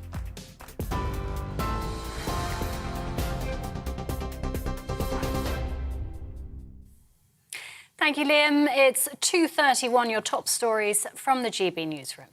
The Chancellor has unveiled the largest series of tax cuts in 50 years as part of the government's mini-budget. Kwasi Kwarteng told the Commons he plans to cut household energy bills by an expected £1,400 this year as part of a £60 billion energy package. He also announced he's abolishing the 45% top rate of income tax for the highest earners, as well as bringing forward the planned basic rate reduction from 20 to 19 pence from April next year. The major spending package also includes cuts to stamp duty, all part of the new Chancellor's growth plan. Today, we have cut stamp duty. We've allowed businesses to keep more of their own money to invest, to innovate and to grow. We have cut income tax and national insurance for millions of workers. We are securing our place in a fiercely competitive global economy with lower rates of corporation tax and lower rates of personal tax. We promised to prioritise growth, Mr. Speaker. We promised a new approach for a new era. We promised to release the enormous potential of this country. Our growth plan has delivered all those promises and more. Well, Shadow Chancellor Rachel Reeves says the mini-budget is nothing new. Can I thank the Chancellor on his comprehensive demolition of the record of the last 12 years. Their record, their failure, their vicious circle of stagnation. The Chancellor has confirmed that the costs of the energy price cap will be funded by borrowing, leaving the eye-watering windfall profits of the energy giants untaxed. In other news, two-time Booker Prize winner Dame Hilary Mantel has died aged 70. Her publisher, HarperCollins, says she died suddenly yet peacefully, surrounded by close family and friends. The English author was best known for her Wolf Hall trilogy, adapted into a TV drama. TV online and DAB Plus radio, this is GB News. Don't go anywhere, Liam and Alistair will be back in just a moment.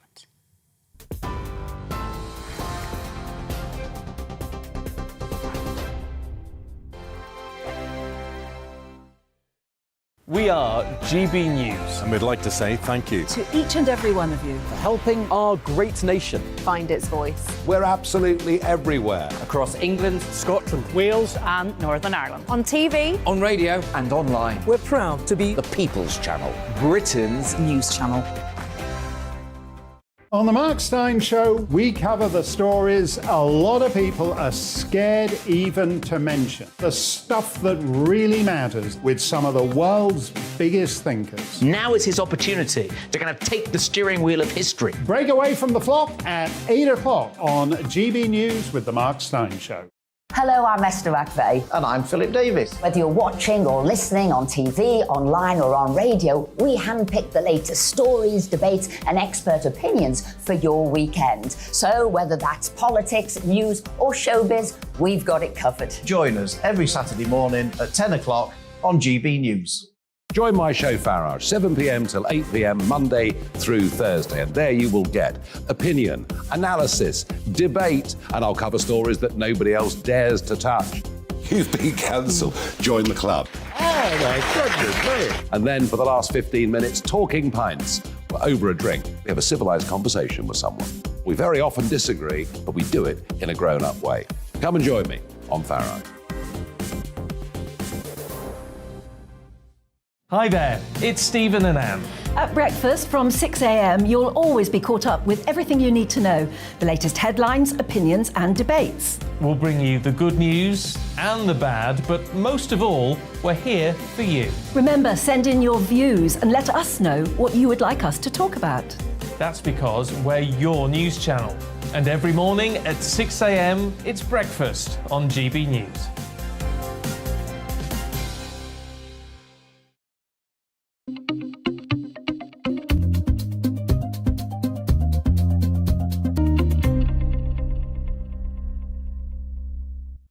Welcome back. It's 2:35 here on GB News. You are with Alistair Stewart and me, Liam Halligan. This is our special programme analysing the implications of Kwasi Kwarteng's financial statements delivered to the House of Commons this morning.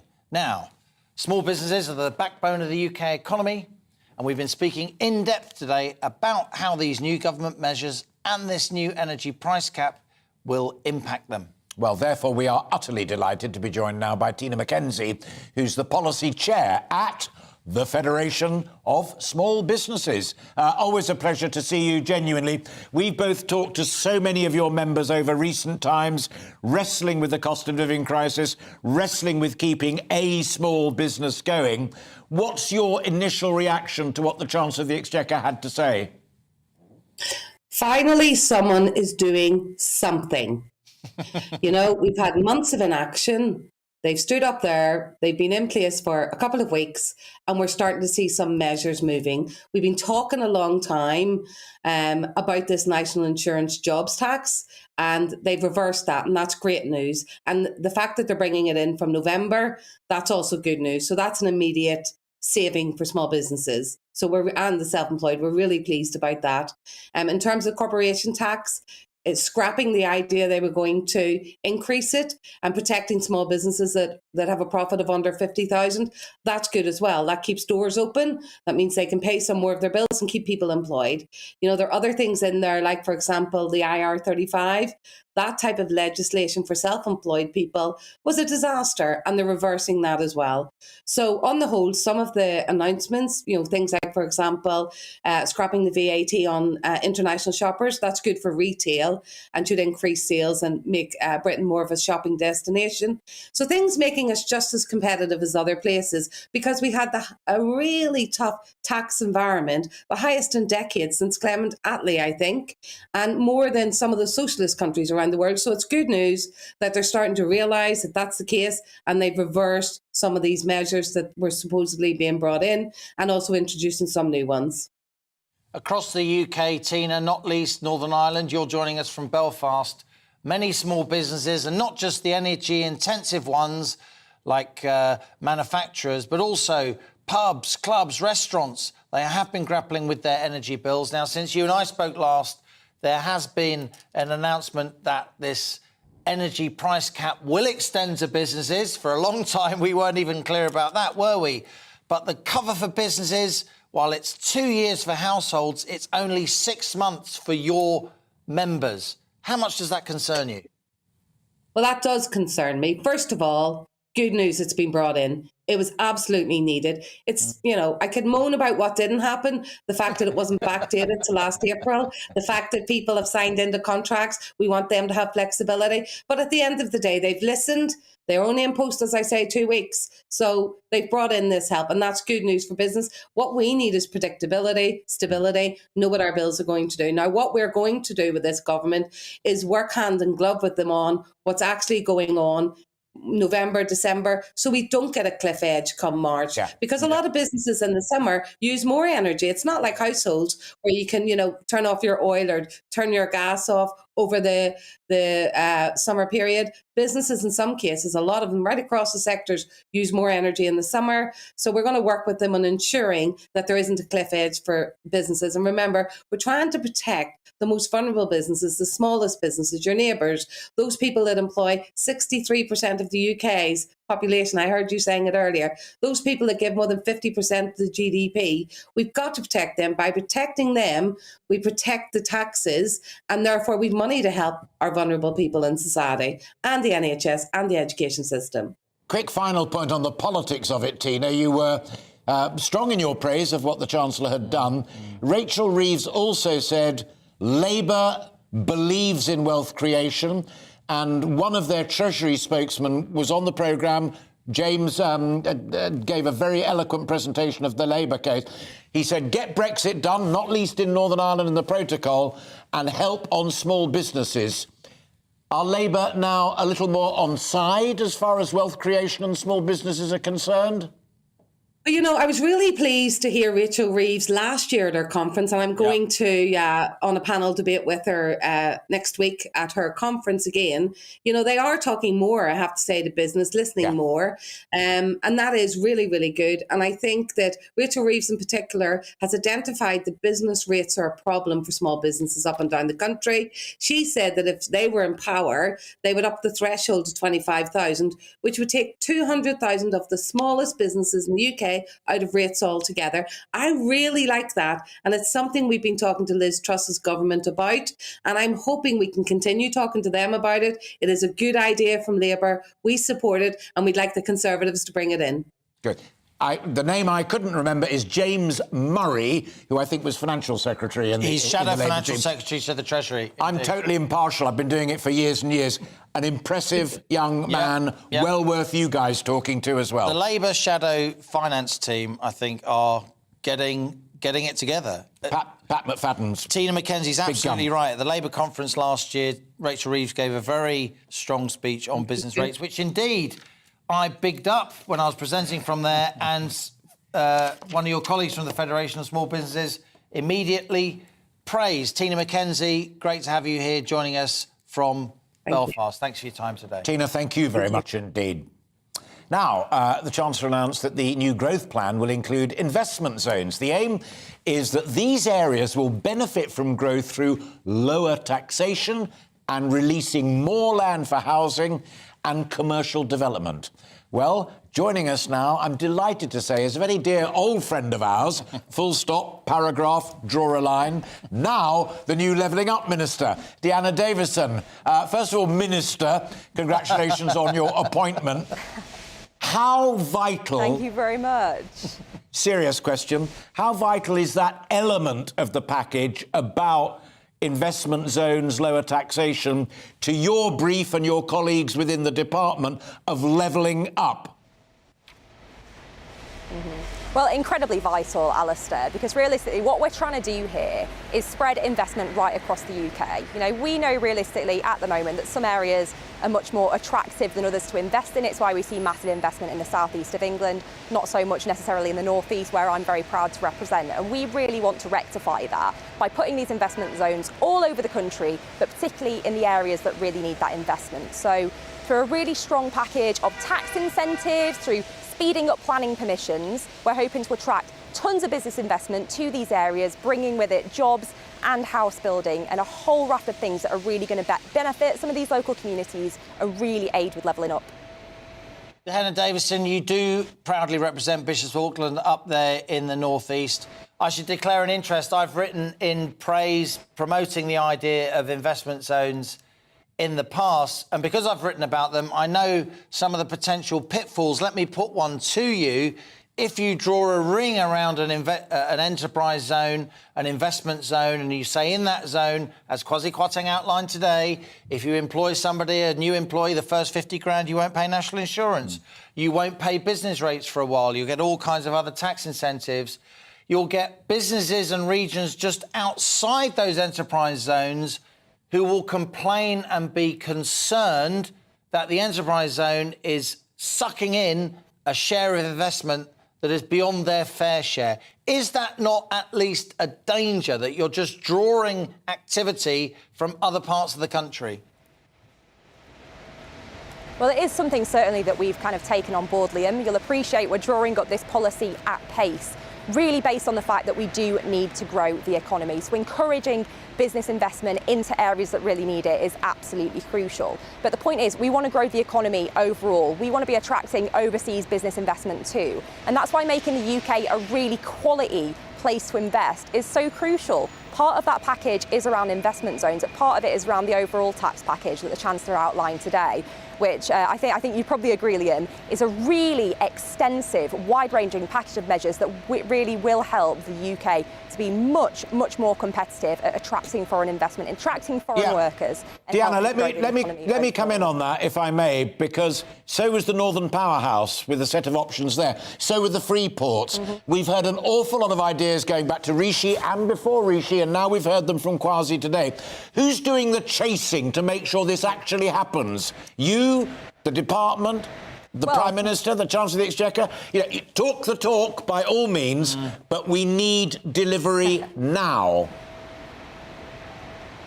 Well, I completely agree with you, Alistair, and that's why Liz Truss has spoken about the need for delivery, delivery and delivery. The reason that we're working at pace to draw up these investment zones, get them rolled out as quickly as possible, is because we recognise that the economy needs action now. Local communities need this action now. So in terms of delivery, in terms of who's going to be driving that delivery, that'll be myself, that'll be the entire DLUC ministerial team, but it's also coming from Treasury, it's also coming from DFT, it's also coming from Number 10, and that's exactly why you heard the Chancellor talk about a really wide-ranging package of measures, not just on tax, not just on investment zones, but on infrastructure as well. It's a whole team effort which really does show that levelling up and growing the UK economy is absolutely at the heart of government. Dehenna, the last time I saw you in person, as it were, we were sitting together here at GB News the day that Boris Johnson resigned as Prime Minister, though not, of course, though he stayed in office for a while as the leadership contest was contested. You told me on that day on air that you were supporting Liz Truss. You were very early to her cause. To what extent do you think she's carrying the parliamentary party with her with these measures? Bless her, she's trying. With Kwasi Kwarteng's finance statement. The quote of the day from us was from an elderly lady in Lymington. In Lymington. Bless her, she's trying. But it's a serious point. She didn't get a ringing endorsement from MPs in this leadership contest, though, of course, she won it fair and square. There are splits across the party. Can your party rally round these tax cuts? I certainly think the party can and is rallying round. Look, I've spoken to tons of colleagues today, kind of in the tea room, in a separate meeting we had about investment zones, but of course where we were talking about the overall package of measures, there is a serious buzz, there is a serious excitement that we're doing something really radical in the fiscal event today. We're really doing conservative economic policy, and there is excitement not just amongst MPs but amongst councillors, amongst our party activists. Certainly I'm seeing the party rallying behind her. It's what we need to do because we need to crack on, grow the economy and deliver all the benefits that brings to all of our constituents right across the country.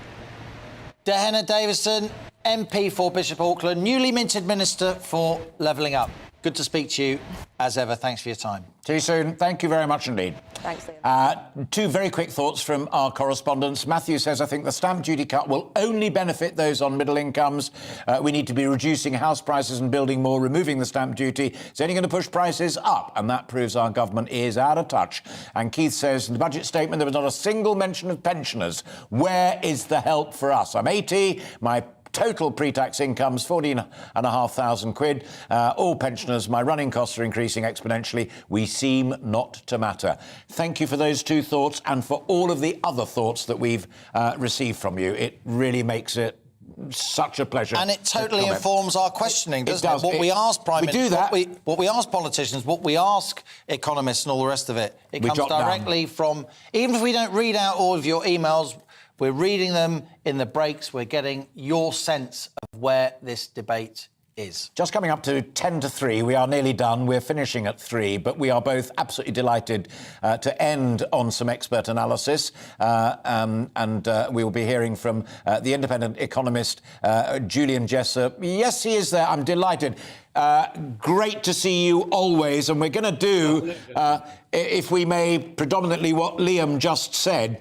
And the first thing we started hearing from our viewers, people who run hairdressing salons, butchers, bakers and what have you, is they all said that they welcome the help through things like national insurance, but it would simply help them get through the cost of living crisis. Your comment, Julian? Well, I think absolutely right. I think the two big things I liked about this mini budget. One is the sort of relentless focus on economic growth through the combination of tax cuts, but also some quite meaningful supply side reforms that, you know, are maybe less sexy. They don't get the headlines, but they are at least as important. The second thing I liked was the willingness to do unpopular things that are nonetheless right. So things like scrapping the cap on bankers' bonuses or reducing the higher rate of income tax. Those are potentially politically unpopular, but you know they do support the supply side of the economy. So I think they're right for that reason. There are things in it I didn't like. I'm not a huge fan of tinkering with stamp duty, particularly for first-time buyers. That sounds like a bit of a gimmick. And I would have liked to see the special enterprise zones idea rolled out to the entire economy, rather than just particular areas. But those are points of detail. I think overall it was a really good start from the new administration. I know the markets initially are sceptical about this, but hopefully they'll be won over by the fruits that we'll see, hopefully in terms of stronger growth, higher investment, higher productivity and so on. Julian, something that Alistair and I haven't spoken about over the last few hours, though it's very much in the back of our minds, is the extent to which Kwasi Kwarteng, Liz Truss and their senior ministers are trying to change the culture of the Treasury. Now, you are ex-Treasury. You worked at a very senior level as an economist in the Treasury. Like me, you know many people at the Treasury for many years and you respect them.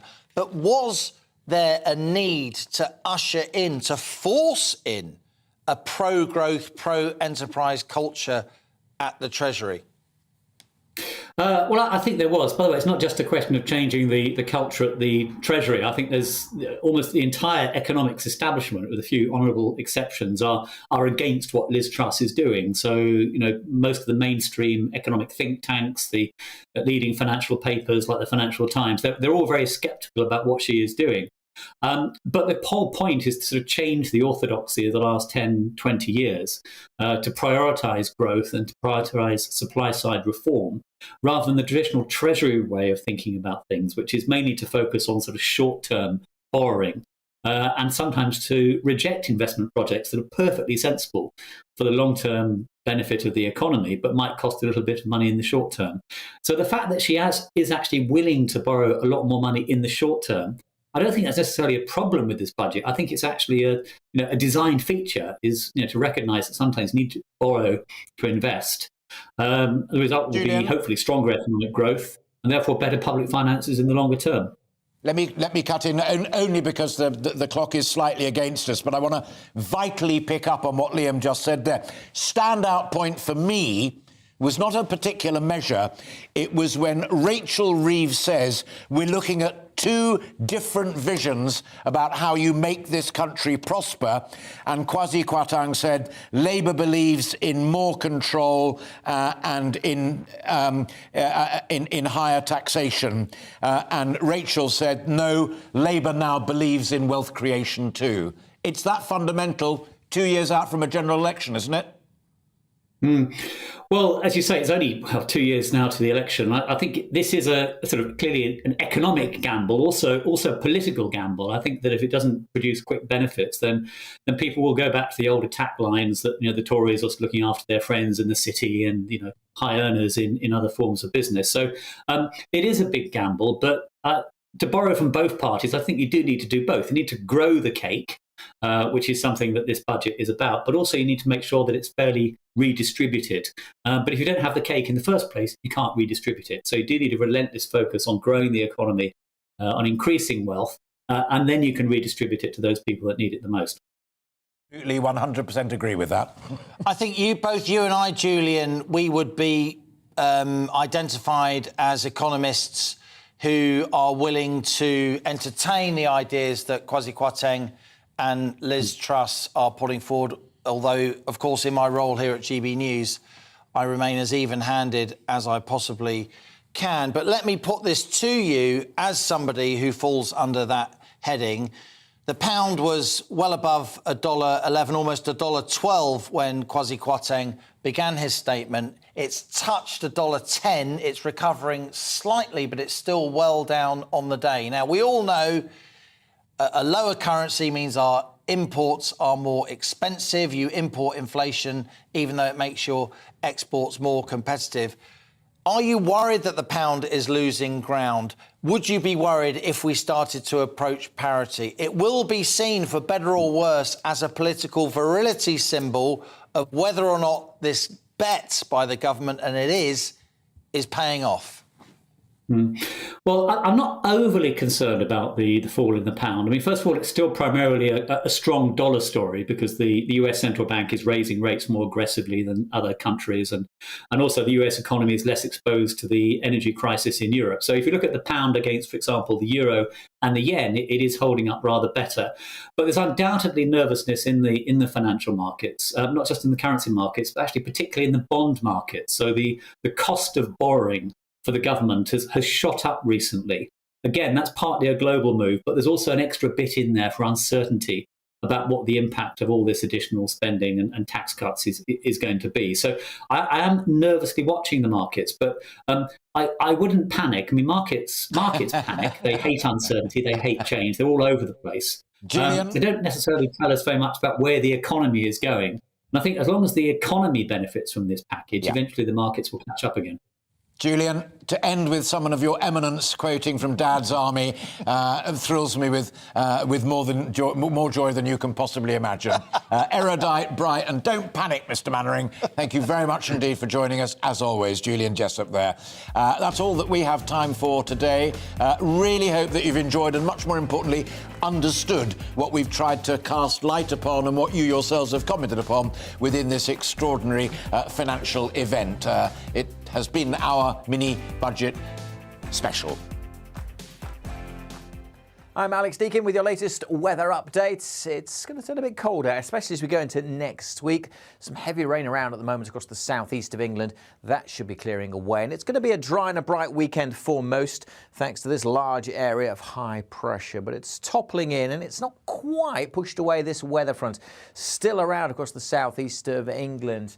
Could last for much of the night, the rain across the extreme southeast, and could cause some problems. So the Met Office do have a yellow warning in place.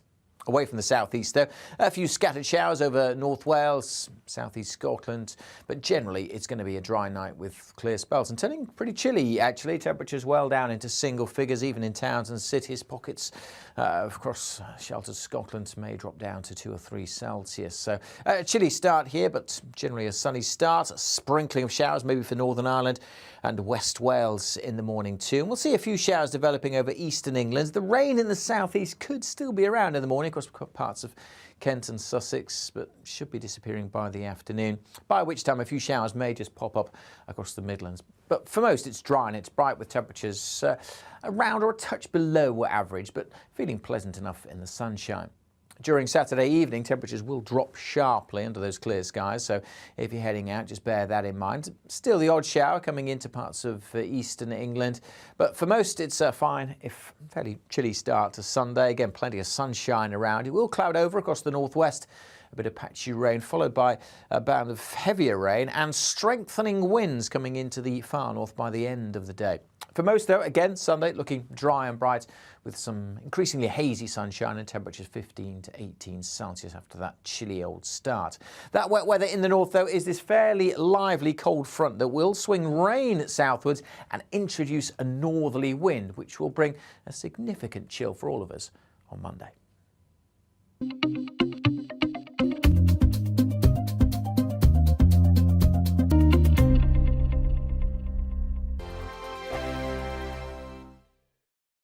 We are GB News. And we'd like to say thank you To each and every one of you. For helping our great nation Find its voice. We're absolutely everywhere. across England, Scotland, Wales and Northern Ireland. On TV, on radio, and online. We're proud to be The People's Channel, Britain's news channel. On the Mark Steyn Show, we cover the stories a lot of people are scared even to mention. The stuff that really matters with some of the world's biggest thinkers. Now is his opportunity to kind of take the steering wheel of history. Break away from the flock at 8 o'clock on GB News with the Mark Steyn Show.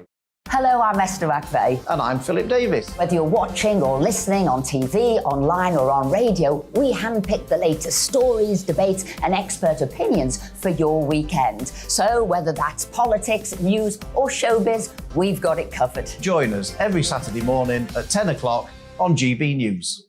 Join my show Farage, 7 p.m. till 8 p.m. Monday through Thursday, and there you will get opinion, analysis, debate, and I'll cover stories that nobody else dares to touch. You've been cancelled. Join the club. Oh my goodness me! And then for the last 15 minutes, talking pints. Over a drink, we have a civilised conversation with someone. We very often disagree, but we do it in a grown-up way. Come and join me on Farage. Hi there, it's Stephen and Anne. At breakfast from 6 a.m, you'll always be caught up with everything you need to know, the latest headlines, opinions and debates. We'll bring you the good news and the bad, but most of all, we're here for you. Remember, send in your views and let us know what you would like us to talk about. That's because we're your news channel. And every morning at 6 a.m, it's breakfast on GB News.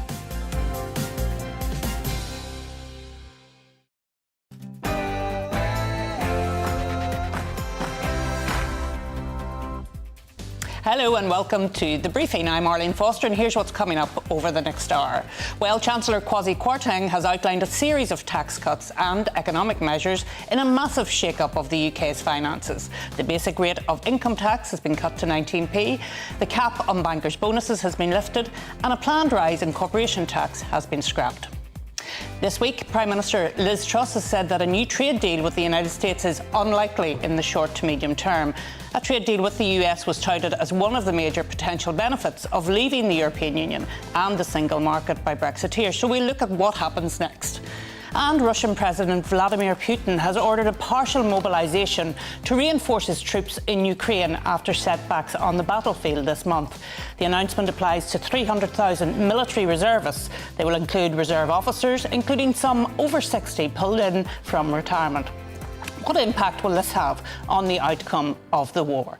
And remember, you can give me your political briefing, sending in your views and opinions by emailing gbviews@gbnews.uk or tweet me at gbnews. But first, here's the news with Rhiannon.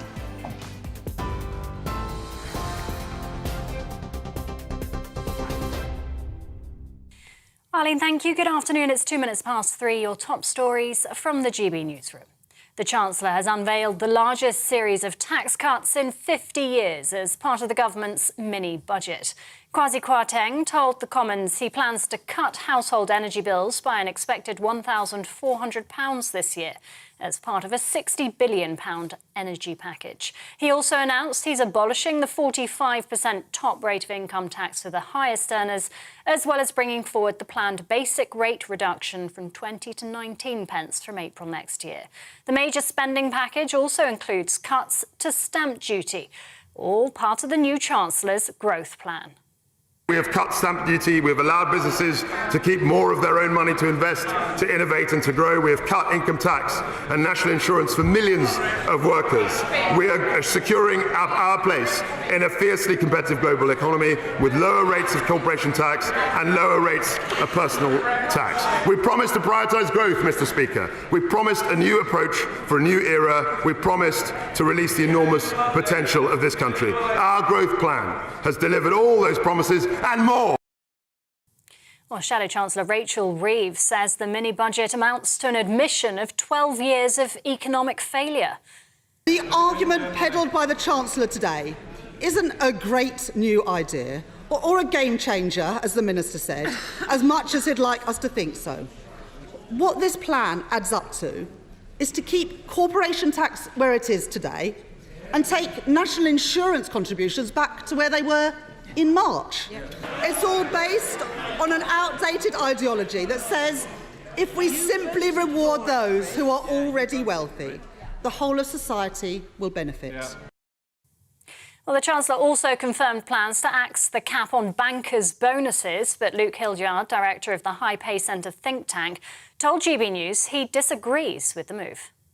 We already have more high-earning bankers than the rest of Europe combined, and yet at the same time, median household incomes in the UK are lower than just about anywhere else in Western Europe. So we have to be realistic about what having a slightly bigger banking sector is going to do for ordinary people. There's going to be pretty minimal economic benefits, but at the same time, we do risk going back to the bonus culture that saw bankers chasing big payouts, doing things that helped to cause the financial crisis. In other news, Russian-backed officials in 4 occupied regions of Ukraine are holding self-styled referendums on joining Russia. The so-called votes are taking place over the next 5 days in the Luhansk, Donetsk, Kherson and Zaporizhia provinces. They represent around 15% of Ukrainian territory. The referendums have been denounced as illegitimate by Ukraine and the West. Russia argues it's an opportunity for people in the regions to express their view. A second boy has been arrested in connection with the murder of a teenager in West Yorkshire. 15-year-old Heidi McLean was fatally stabbed outside his school in Huddersfield on Wednesday. West Yorkshire Police says a 15-year-old boy has been arrested in connection with the death. Yesterday, a 16-year-old boy was arrested on suspicion of murder. Both remain in custody. Around 1,500 people will receive a new skin cancer treatment that reduces the spread of the disease. The National Institute for Health and Care has approved Keytruda for use on the NHS. It's suitable for people with stage 2 melanoma whose cancer has been surgically removed. Clinical trial results show the drug has the potential to save lives. Over 1,100 people were detected in the English Channel last Thursday, taking the number of crossings this year to almost 32,000. The Ministry of Defence says it's the third time in 5 weeks the daily total has topped 1,000. The number of arrivals has led to Border Force officials putting up tents at Dover. GB News has also learnt the main processing facility at an MOD base in Kent is full. Two-time Booker Prize winner Dame Hilary Mantel has died aged 70. Her publisher, HarperCollins, says she died suddenly yet peacefully, surrounded by close family and friends. The British author was best known for her Wolf Hall trilogy. Scotland's First Minister Nicola Sturgeon paid tribute to her, saying it's impossible to overstate the significance of her literary legacy. This is GB News. We'll bring you more as it happens. Now, though, it's back to the briefing with Arlene Foster.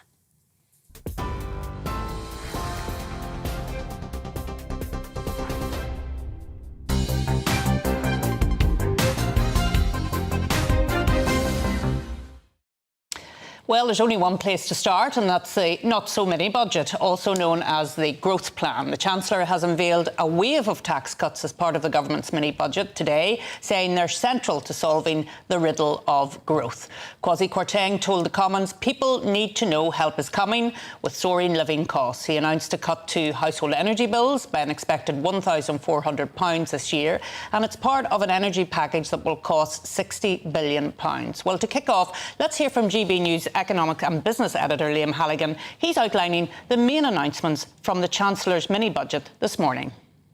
There were some big measures in this not-so-mini budget and also some soaring rhetoric from Chancellor Kwasi Kwarteng. There are too many barriers to enterprise, said the Chancellor. We are turning a vicious cycle of stagnation into a virtuous cycle of growth. How's he doing that? Well, first up, the Chancellor wanted in his statement at 9:30 this morning to outline and confirm that household energy support package. We've been hearing about it, and the details are definitely the average price of a unit of energy, gas and electricity, will be capped to the extent that the average household will pay no more than £2,500. On top of that, there's a £400 grant for all households and then a £650 assistance package for households in receipt of benefit, bringing those average annual energy bills down, and that lasts for 2 years.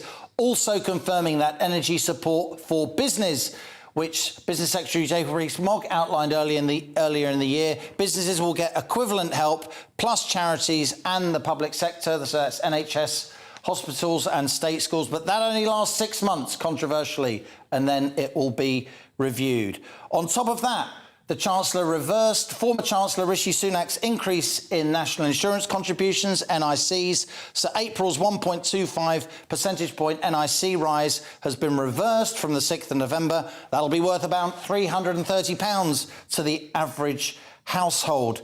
Corporation tax, the bugbear of many small businesses, that will be frozen at 19%. Again, pushing back on Rishi Sunak's measures.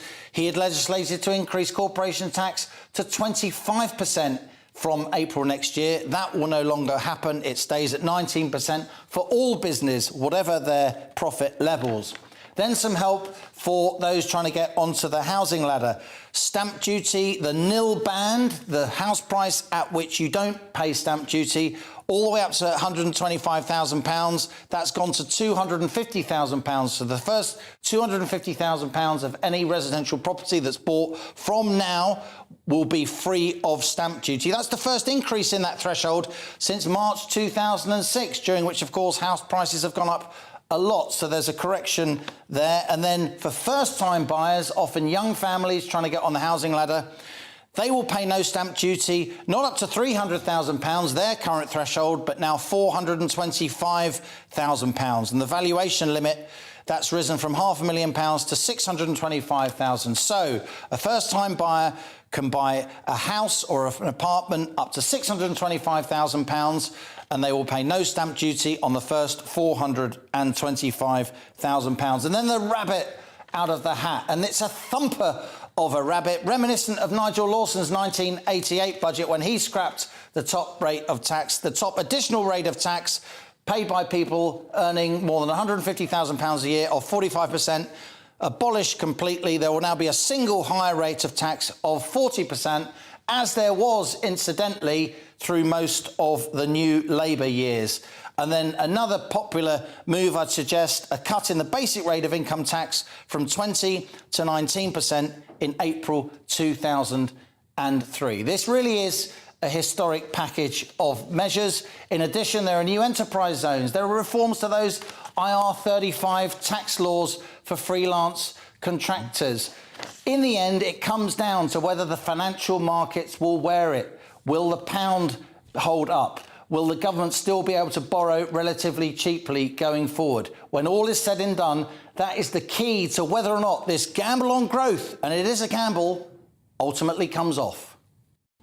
I'm very pleased to say Liam Halligan joins me in the studio after what's been a very long day. Liam, television, I was over there and now I'm here. Well, Liam, we heard the Chancellor say that this was a new approach for a new era. It's certainly different. Just, beyond all those details, I've been presenting with Mark Longhurst, Alistair Stewart today. We've been really in the weeds of this statement, but just kicking back slightly and thinking about it here with you, Arlene, I think what this was all about for Liz Truss and Kwasi Kwarteng, the new Prime Minister and Chancellor, was putting clear blue water between themselves and the Labour Party, that Thatcher-era phrase of distinguishing themselves. For many, many years, really since Blair, I mentioned the new Labour years then, since Blair and Brown, the Tories and the Labour Party, they've been dovetailed in some ways, and voters haven't felt, in some senses, they've had a clear choice. There is now a very clear choice. Not only is Kwasi Kwarteng implementing some pretty hefty tax cuts, the biggest tax cuts, we're told, since just after the Second World War, he's also implementing tax cuts which even some of his own party won't like, to the extent that you've got One Nation Tories, you're very much on the sort of left of the Conservative Party, and they are saying they don't like the idea of a tax cut for people earning more than 150 grand, frankly, in the middle of a cost of living crisis. They don't like the fact that Truss and Sunak are scrapping the bankers' bonuses. They don't like the optics of that. But Truss and Kwarteng, they feel that they need to plant this big blue stake in the ground and saying, we are going to rally round this. We are unashamedly going to go for growth. The big question, will the markets wear it? Will they feel they're being fiscally irresponsible? And of course, a lot of the financial commentators, not here in GB News, but outside there in the mainstream, are saying it's not going to work. This is bad news. And indeed, as we've talked about earlier on, the pound fell again today. But what they're trying to do, of course, is to change the narrative. Isn't that correct? They're trying to change the whole story. Throughout the recent hours today, we've had lots of different commentators on who have been criticising this package. We've had some on who are trying to support it. We just had Julian Jessup, a former Treasury economist, who does back what Liz Truss is trying to do. But you're right, Arlene, a lot of the economic policy-making establishment, a lot of people across Whitehall and the big institutions like the Institute for Fiscal Studies, and some of the financial press, they will say that this is irresponsible. They will say, look, we're borrowing lots more, we're having to pay for the COVID measures, we're having to pay for this energy price cap, and to cut taxes now is playing fast and loose with the public finances. And as you say, the pound has fallen quite sharply today, it must be said. It's been recovering in the last hour or so, but we went from over $1.12 to, just over $1.10, a 2-cent drop. That's huge in one day for a major currency like the UK. On the other hand, what Truss and Kwarteng are trying to do is almost jolt the British economy back into life. Pretty much since the global financial crisis in 2008. Yeah. We've been bumping along at sort of, at best 1.5% growth. Whereas in the decade before that, and indeed for decades before that, we'd be averaging like 2.5%, even 3% growth. And of course, growth is the source of financial prosperity, economic prosperity. There's a lot more to life than economic growth, but it is, if the cake is bigger, there's more of the cake to share out. And the argument they're trying to put forward, and it is very much a 1980s kind of argument, it's a sort of Ron Reagan, Margaret Thatcher kind of an argument. If we get more growth, that growth will generate the revenues which keeps your public services safe. Yeah. That is an inversion that's turning the telescope round from the politics of at least the last 20 years. Liam, thanks so much. You're free to go now, as they say, in all the best court cases. And that was our GB News economics and business editor, Liam Halligan. Well, let's cross live now to Downing Street to get the political reaction with GB News political reporter Catherine Foster. Catherine, good afternoon. Well, certainly there has been a lot of political reaction to the budget. Maybe you bring us up to date on that. Yes, absolutely. Well, Labour, as was to be expected, has attacked this very vehemently, saying that they're replacing levelling up with trickle down. Obviously, we can now distinguish more clearly than we have for decades between Labour and Conservative. But it's not just Labour that are unhappy about this by any means. Now, certainly some in the Conservative Party, to the right of the party, are very happy indeed. People like John Redwood, Jacob Rees-Mogg, people that feel that we should be slashing taxes to stimulate growth, that we should be slashing regulations, that this should be one of the benefits of Brexit, that we can get rid of EU regulation, we can become effectively, model Singapore-on-Thames that they used to talk about. But there are many others in the Conservative Party that are horrified by what they're seeing today. And of course, Rishi Sunak, Boris Johnson, nowhere to be seen, and many of their supporters up in arms. Of course, not that many of them supported Liz Truss for Prime Minister initially, so she is in government without the backing of a lot of her MPs, which makes her vulnerable.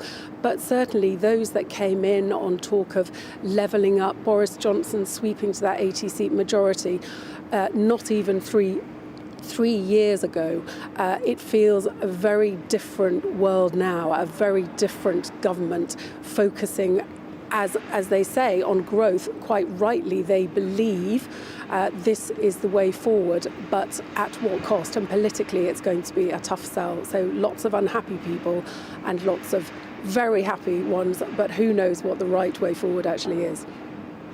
With politics, Catherine. Thank you so much. Catherine Foster, our GB News political reporter, live there from Downing Street. And we're now going to move on to GB News national reporter Paul Hawkins, who can give us the manufacturing reaction to the budget. Paul. Yeah, hi Arlene. We're at Mustard Foods in southwest London. This is an SME that employs about 50 people, makes foods for a lot of well-known restaurants in the high street. So there's a good chance that you've eaten a lot of what this place produces, like Thai green curry, for example, fish sauce here. We're in the warehouse where they keep the ingredients, and also coconut milk, two of the key ingredients. And it has to be said, the cost of ingredients, the rising cost, is one of the big problems that the business has faced, along with those rising energy costs and also recruitment problems. But let's find out how Kwasi Kwarteng's great economic experiment is going down with the staff at Mustard Foods. We're joined by Nicole, Daniello and Lee. First of all, Nikki, how do you feel about this reversal in national insurance and the forthcoming cut in income tax? Is it going to help you? I think any increase in our salary at the end of the month is a bonus for everybody.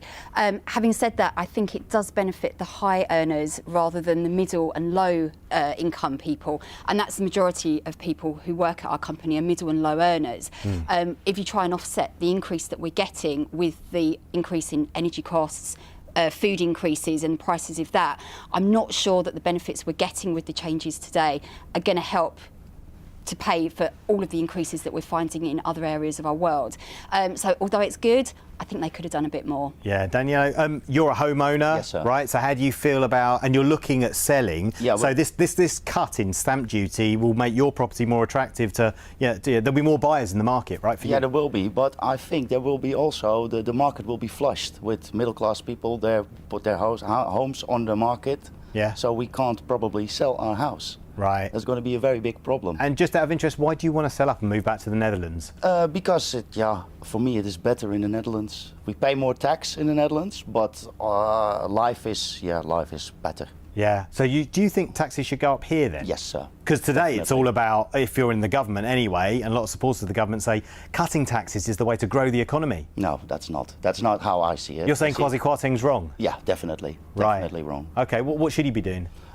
Put the tax more up on companies, on big companies, energy companies, bankers who don't have a cap on their profit.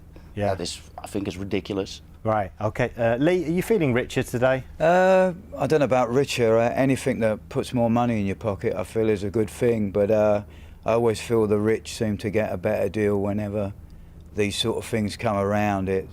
I think they've made more of it than it is in the long run. It probably won't be as beneficial as they're saying that it is. You know? Well, the theory is that if there's a bigger pie, a bigger cake, we grow the cake. If the cake is an economy, then there's more to hand round for everyone. Yeah, that may be the case, but I still feel doesn't feel right to you. No, I think the rich, if they've got the money, they should pay more. You know, they should.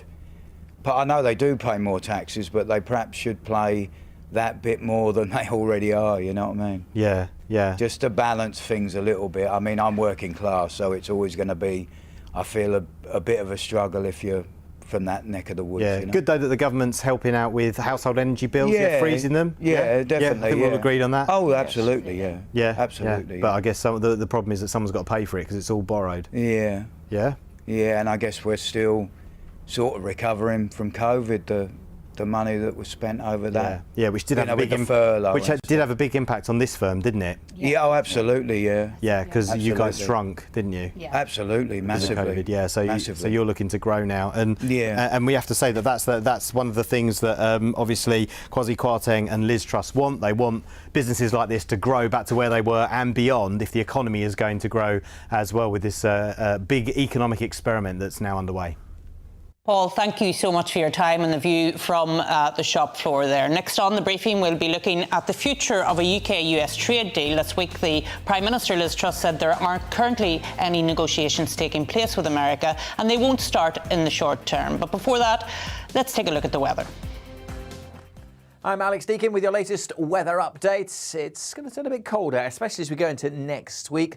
Some heavy rain around at the moment across the southeast of England. That should be clearing away. And it's going to be a dry and a bright weekend for most, thanks to this large area of high pressure. But it's toppling in and it's not quite pushed away this weather front. Still around across the southeast of England.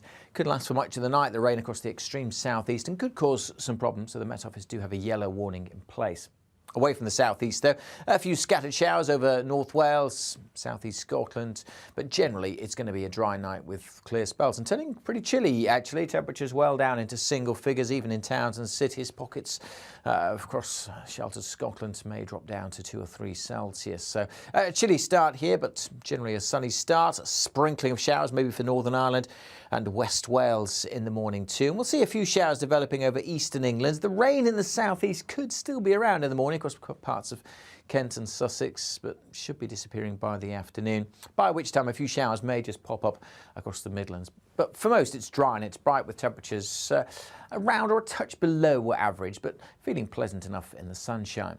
During Saturday evening, temperatures will drop sharply under those clear skies, so if you're heading out, just bear that in mind. Still the odd shower coming into parts of eastern England, but for most it's fine, if fairly chilly start to Sunday. Again, plenty of sunshine around. It will cloud over across the northwest, a bit of patchy rain, followed by a band of heavier rain and strengthening winds coming into the far north by the end of the day.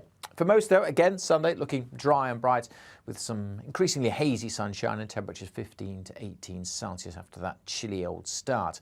That wet weather in the north, though, is this fairly lively cold front that will swing rain southwards and introduce a northerly wind, which will bring a significant chill for all of us on Monday.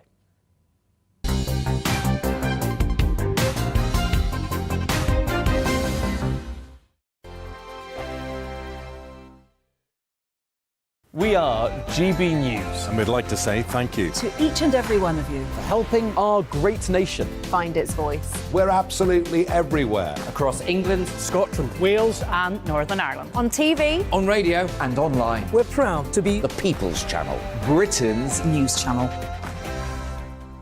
On the Mark Steyn Show, we cover the stories a lot of people are scared even to mention. The stuff that really matters with some of the world's biggest thinkers. Now is his opportunity to kind of take the steering wheel of history. Break away from the flop at 8 o'clock on GB News with the Mark Steyn Show.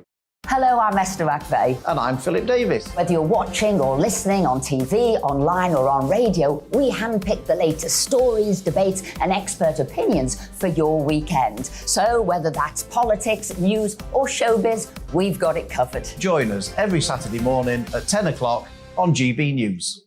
Join my show Farage, 7 p.m. till 8 p.m. Monday through Thursday, and there you will get opinion, analysis, debate, and I'll cover stories that nobody else dares to touch. You've been cancelled. Join the club. Oh my goodness me! And then for the last 15 minutes, talking pints. We're over a drink. We have a civilised conversation with someone. We very often disagree, but we do it in a grown-up way. Come and join me on Farage. Hi there, it's Stephen and Anne. At breakfast from 6 a.m, you'll always be caught up with everything you need to know, the latest headlines, opinions and debates. We'll bring you the good news and the bad, but most of all, we're here for you. Remember, send in your views and let us know what you would like us to talk about.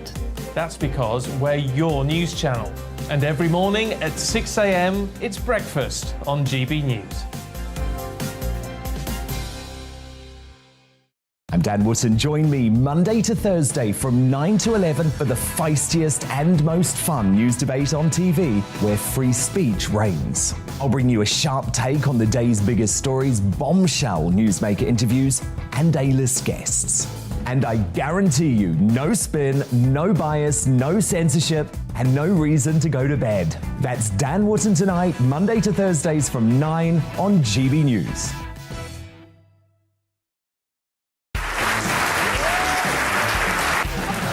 My name is Andrew Doyle. Join me every Sunday evening at 7 p.m. for Free Speech Nation. This is a show where we address current affairs and news stories of the week with the help of two wonderful comedian panellists. I brought in comics because I want to give it a lighter edge, and also they work for less. See you there.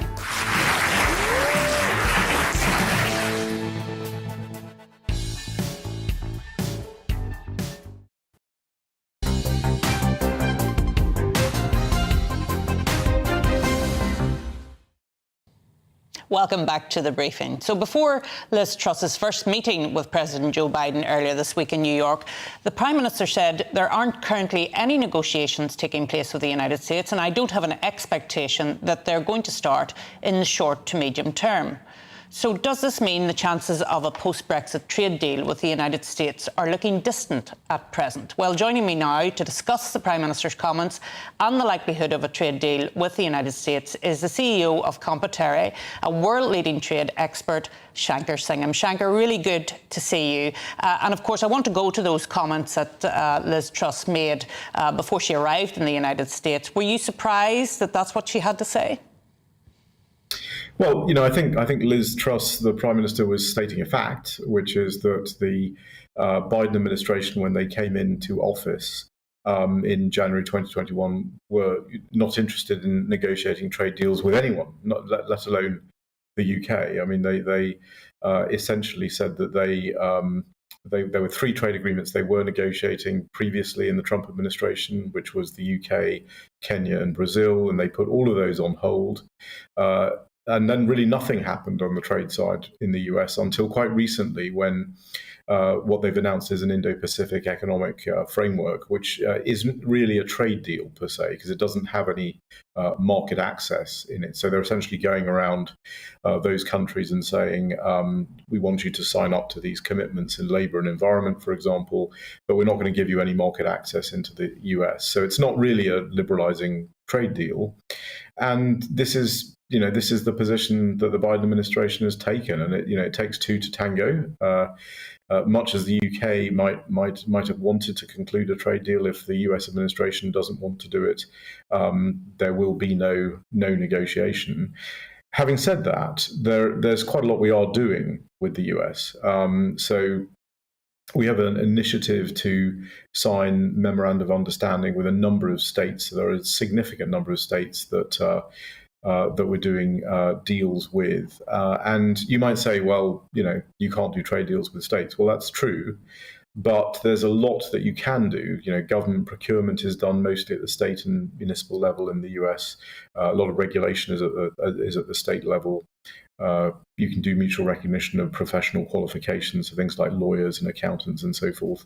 So there's quite a lot we are doing with the states. And of course, the trade relationship with the US is a very significant one. The biggest one that we have, we're the biggest investor in the US, they're the biggest investor in the UK, we have 1 million of each other's people in each other's countries. So the trade relationship is good. It could be better, it could be bigger. I think most of those who want to see a more liberalized trading system would like to see a UK-US trade deal at some point, but we'll see what happens after the midterm elections. Looks like the Republicans will take the House, and that will change the dynamics for trade in the US. And then, of course, what happens in the presidential election in 2024. But just because there's no negotiation, no deal now, does not mean there won't be in the future. And a lot of the negotiations and the technical level stuff in the trade deal was done, has been done already. So the cupboard is hot. It's interesting, Shanker, that you should mention that, because, of course, we understand that Donald Trump was ready to do a trade deal. Mrs. May, who was Prime Minister at the time, wasn't that keen because, of course, it was a comprehensive trade deal that dealt with agriculture, and that was going to be a difficult one to deal with. But a lot of the work has been carried out. So when Republicans come to the fore again, do you see them putting this at the front of the queue, if I turn around Obama's comments about at the back of the queue? Do you see that happening? Yeah, it was front of a queue that doesn't involve anybody else, because there's no trade deals that they're doing with anyone else. But in a sense, we're at the front of that queue right now. But I think in some ways what will happen when the Republicans, assuming that the Republicans do take the House, and assuming that you get a Congress that is more inclined and wants to do trade deals, there's a lot of significant US interests that are very interested in a trade deal with the UK. Why? Because it's a major G7 nation that is diverging potentially from European regulation. Most of US industry, whether it's pharmaceuticals or to some extent agriculture, tech companies, data companies, are complain about European regulation on a pretty regular basis. So the idea of a major G7 diverging from that is very attractive to those businesses, and so you can expect that they will want to see some sort of action. And the US Chamber has said, we want to see a more comprehensive agreement with the UK. I think US business would like to see it with Europe and the UK, but they have not been successful in getting the Europeans to move. So there'll be pressure on the Biden administration after the midterms to do something. And then the advantage of the UK is that there's no race to the bottom on labour and the environment. And our labour rules and environment rules are higher than those in the US. And the US negotiating objectives, so the objectives that the US has is required to negotiate under their deal between the US Trade Representative and the Congress. Those objectives say very clearly that any country the US negotiates with cannot lower its labour and environmental standards to get a trade deal. So, well, Shankar, we're going to have to leave it there because I've ran over into the news time. But thank you so much for joining me. That's world-leading trade expert Shankar Singham, who joined me there from the United States. And next on the briefing, we'll be talking about the Northern Ireland Protocol. US President Joe Biden has told Prime Minister Liz Truss that the protocol is top priority. We'll get stuck into that shortly. But first, here's Rhiannon with your news headlines a little later.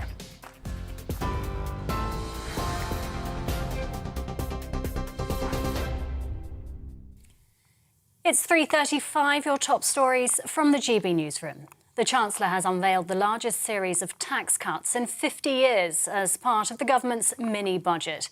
Kwasi Kwarteng told the Commons he plans to cut household energy bills by an expected £1,400 this year as part of a £60 billion energy package. He also announced he's abolishing the 45% top rate of income tax for the highest earners, as well as bringing forward the planned basic rate reduction from 20 to 19 pence from April next year. The major spending package also includes cuts to stamp duty, all part of the new Chancellor's growth plan. Today, we have cut stamp duty. We have allowed businesses to keep more of their own money to invest, to innovate and to grow. We have cut income tax and national insurance for millions of workers. We are securing our place in a fiercely competitive global economy with lower rates of corporation tax and lower rates of personal tax. We promised to prioritise growth, Mr. Speaker. We promised a new approach for a new era. We promised to release the enormous potential of this country. Our growth plan has delivered all those promises and more. Kwasi Kwarteng speaking earlier. Shadow Chancellor Rachel Reeves says the mini-budget is nothing new.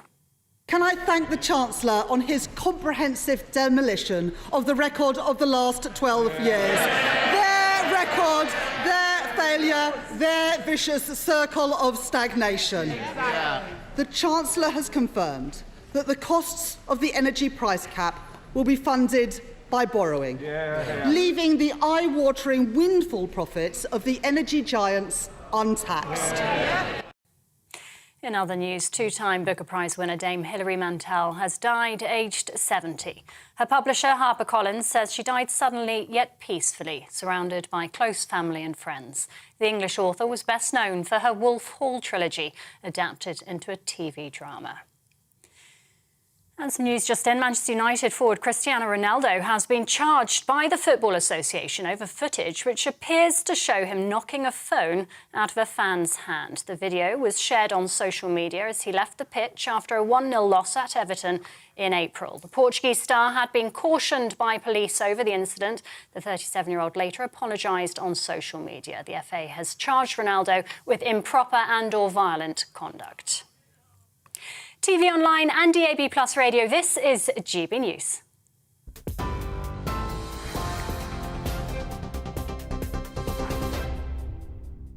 Direct Bullion sponsors the Finance Report on GB News for gold and silver investment.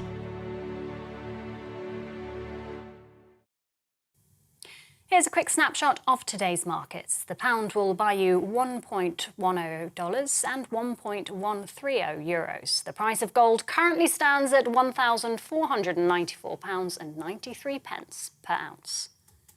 Direct Bullion sponsors the Finance Report on GB News for gold and silver investment.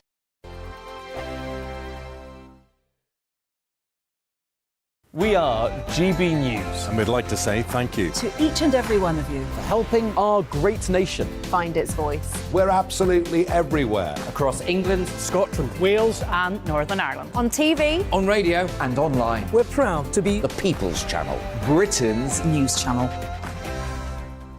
On the Mark Steyn Show, we cover the stories a lot of people are scared even to mention. The stuff that really matters with some of the world's biggest thinkers. Now is his opportunity to kind of take the steering wheel of history. Break away from the flock at 8 o'clock on GB News with the Mark Steyn Show.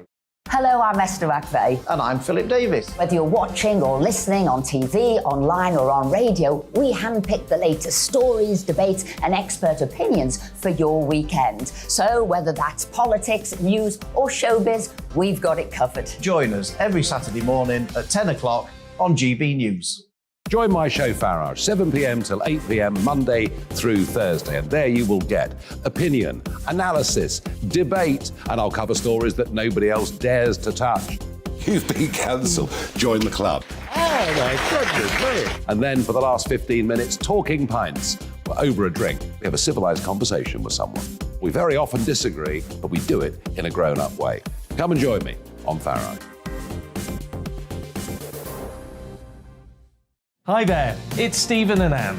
At breakfast from 6 a.m, you'll always be caught up with everything you need to know, the latest headlines, opinions and debates. We'll bring you the good news and the bad, but most of all, we're here for you. Remember, send in your views and let us know what you would like us to talk about. That's because we're your news channel. And every morning at 6 a.m, it's breakfast on GB News.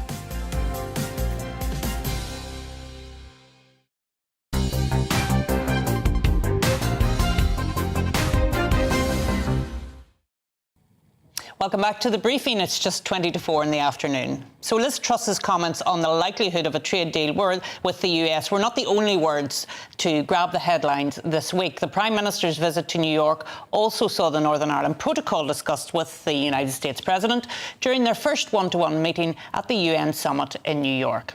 President Biden has consistently taken a dogmatic view on the issue and has said that the protocol is a priority. Well, I'm joined now by DUP MP Gavin Robinson to discuss how this interaction has been perceived back in Northern Ireland. Gavin, remind our listeners and our viewers why the Northern Ireland Protocol is so bad for Northern Ireland and how it's impacting on people's everyday lives.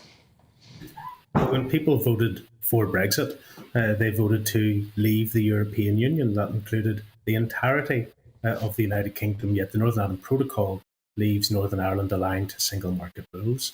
There are questions over the integrity of the UK's internal market and customs union. We now have a trade barrier effectively between Northern Ireland's main market, Great Britain, so that's a trade barrier within our own country and governed by a foreign entity, which none of our elected representatives are a part of. We don't have any say in the trade rules that affect Northern Ireland, and that reduces the availability of goods for consumers in Northern Ireland. That increases the cost of goods and the cost of services and the cost to energy in this time of cost of living crisis to consumers in Northern Ireland. And there's a democratic deficit at the heart of it. So it remains a fundamentally important issue that we find a resolution.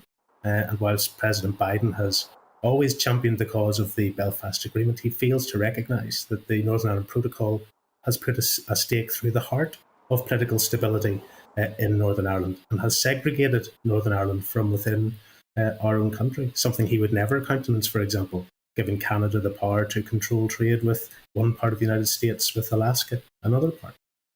Yeah, and that's the point, isn't it? Because both Nancy Pelosi, the Speaker of the House, and Joe Biden have been very vocal about retaining the protocol as is. Indeed, I think Biden has said that when he was meeting our Prime Minister, that it was of personal importance to him that it was kept. How is it that he doesn't understand the impact it's having on the Belfast Agreement and on politics in Northern Ireland? It seems to me that everything with United States politicians is incredibly superficial. So they play to the Irish base or the Irish lobby. We know this is an election year in the States, and both the House and a third of the Senate will be re-elected in November. And Joe Biden has for decades now burnished his Irish credentials. But that's to the consequence of the importance of the Belfast Agreement and the importance of peace and stability in Northern Ireland.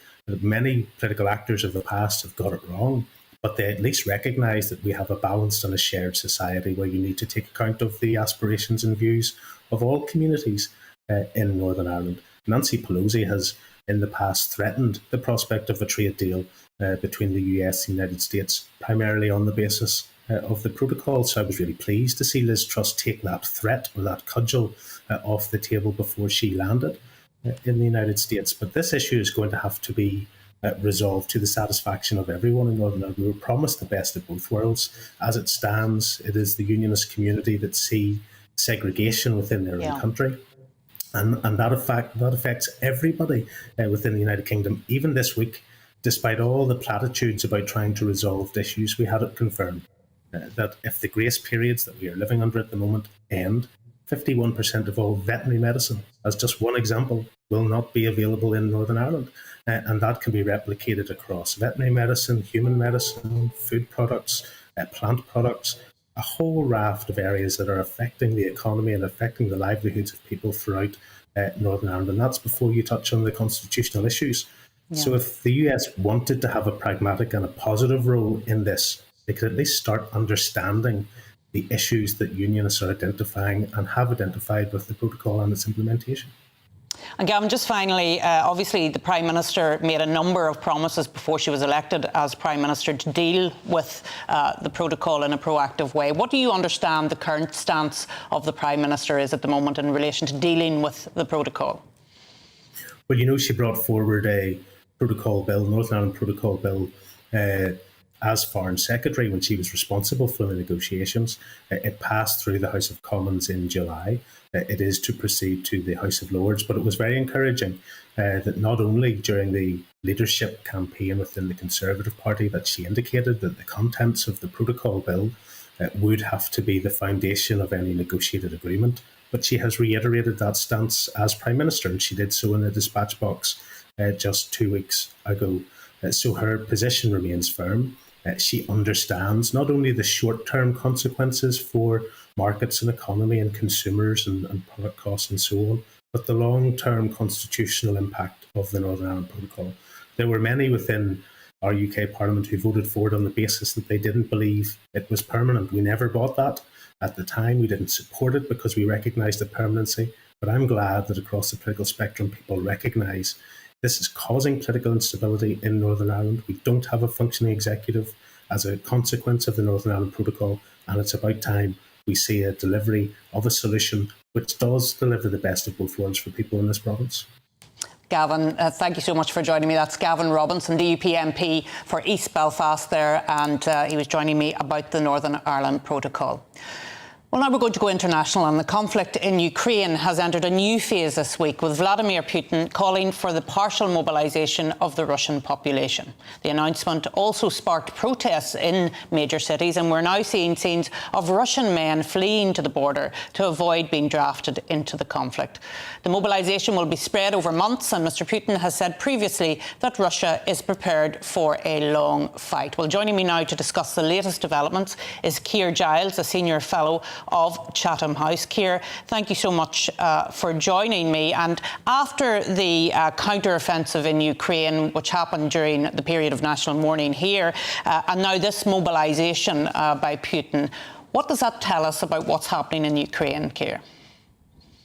Well, there's a lot going on in Ukraine, and it's not to President Putin's taste. That long, quite rambling speech that he gave earlier on in the week was basically an admission that the war is not going Russia's way. It was full of contradictions and nonsense, claiming success, but also indicating that Russia had to dig deep into its reserves of humans and of industry to actually stay in the fight at all.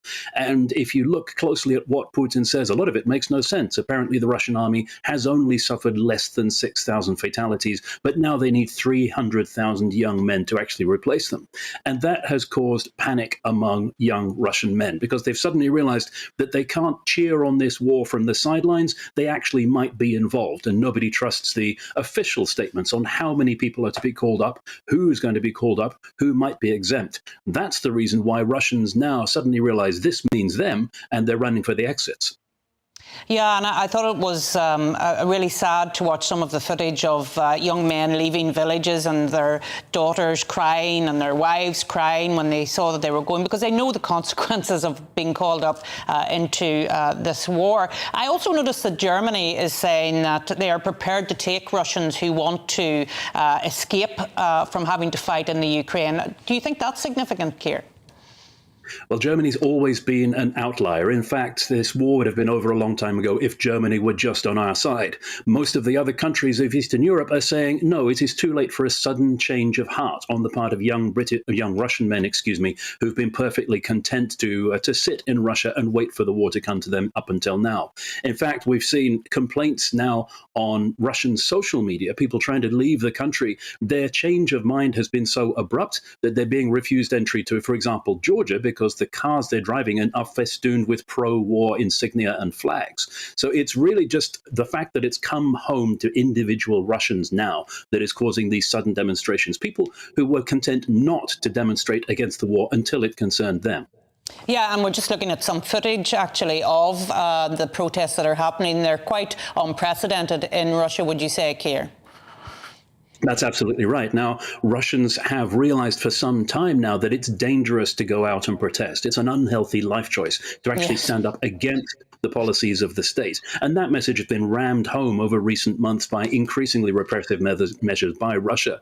It just does indicate that there's sufficient desperation or anger now among these people who realize that this means them, that they're willing to risk that imprisonment. And of course, a lot of people who are being hauled off by the police are being served with draft papers in the police station, which President Putin's press secretary has said is a perfectly legal procedure. My goodness, that's quite striking. Well, Keir, thank you for joining us and explaining what's going on in Russia at this moment in time. Keir's a senior fellow of Chatham House. Thank you for speaking to us today, Keir. And then moving further afield, a week ago, Masha Amini, a 22-year-old woman, died in Tehran following her arrest by Iran's morality police for wearing her hijab in an improper way. A wave of protests has spread across the country, and there have been widespread acts of defiance. These events are also taking place just as a new nuclear deal is being negotiated to prevent Iran obtaining nuclear weapons. Well, I'm absolutely delighted to say that joining me now to discuss the widespread protests and a key critic of the previous nuclear deal with Iran is former US National Security Advisor John Bolton. John, thank you so much for joining me on the show. Are you struck, as I am, John, by the fact that women are at the forefront of these protests in Iran? I mean, can you tell us about the hijab laws that were broken by this 22-year-old and why it's so significant at this time? Well, I think you're exactly right. I think it's very significant, and I think it's important that people understand these demonstrations are not taking place just in Tehran, but really across the country. And they build on earlier demonstrations unrelated to women's rights or women's issues, but with showing a lot of dissatisfaction out in the countryside among farmers, small business people with the regime. But what's happened here, I think, is unique, really, in the 40-year plus history of the Islamic Revolution. And this murder is the only way you can put it, of this young lady after having been arrested by the morality police, which is their name, for not wearing proper dress according to their ways of thinking. And what's happened is these demonstrations are as I think explicit and clear about criticism of the regime itself, not just this terrible incident, but the regime itself and its policies. And the fact that it is the early days and even still largely led by women is very significant. Some of the things they're doing, burning the headscarves, this has just not been seen before at this level. And significantly, something like 70% of the population of Iran is under 30 years old. So these are the young women who know there's a different kind of life. They can see it across the Gulf. They can see it on the internet. And that's what they're saying. I think this is potentially a real threat to the regime.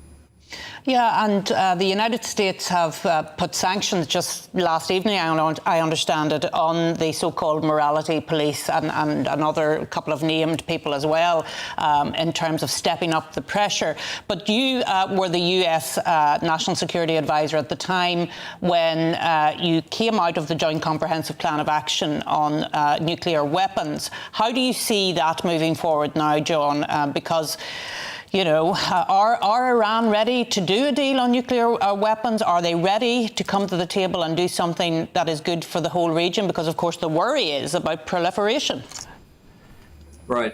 Well, it's Iran that's the major proliferation threat, and its pursuit of nuclear weapons is what's encouraging other countries in the region to look at doing nuclear weapons as well. I thought the deal in 2015 was bad because it allowed Iran to continue to enrich uranium. Purportedly for civil electrical purposes, but not really. There's no indication the regime has ever shifted from their desire to get nuclear weapons. You can see on your screen now President Raisi holding up a picture of Qasem Soleimani, a terrorist, the former head of the Quds Force, who has been responsible for deaths of Americans and Iraqis and others all over the region. This remains a revolutionary regime that intends to get regional dominance. And to go back into this deal, as the Biden administration is trying to negotiate, would throw the regime an economic lifeline, unfreezing billions and billions of dollars of assets to permit them to continue their terrorist activities in pursuit of nuclear weapons at a time when, as your television has been showing, the people of Iran are venting frustrations with exactly this regime. It's not the Iranian people who are the problem here, it's the regime. Yeah. And at the time, President Trump put the Islamic Revolutionary Guards Corps on a list as a foreign terrorist organisation. They are demanding that is rescinded. Do you see any grounds for rescinding that, John?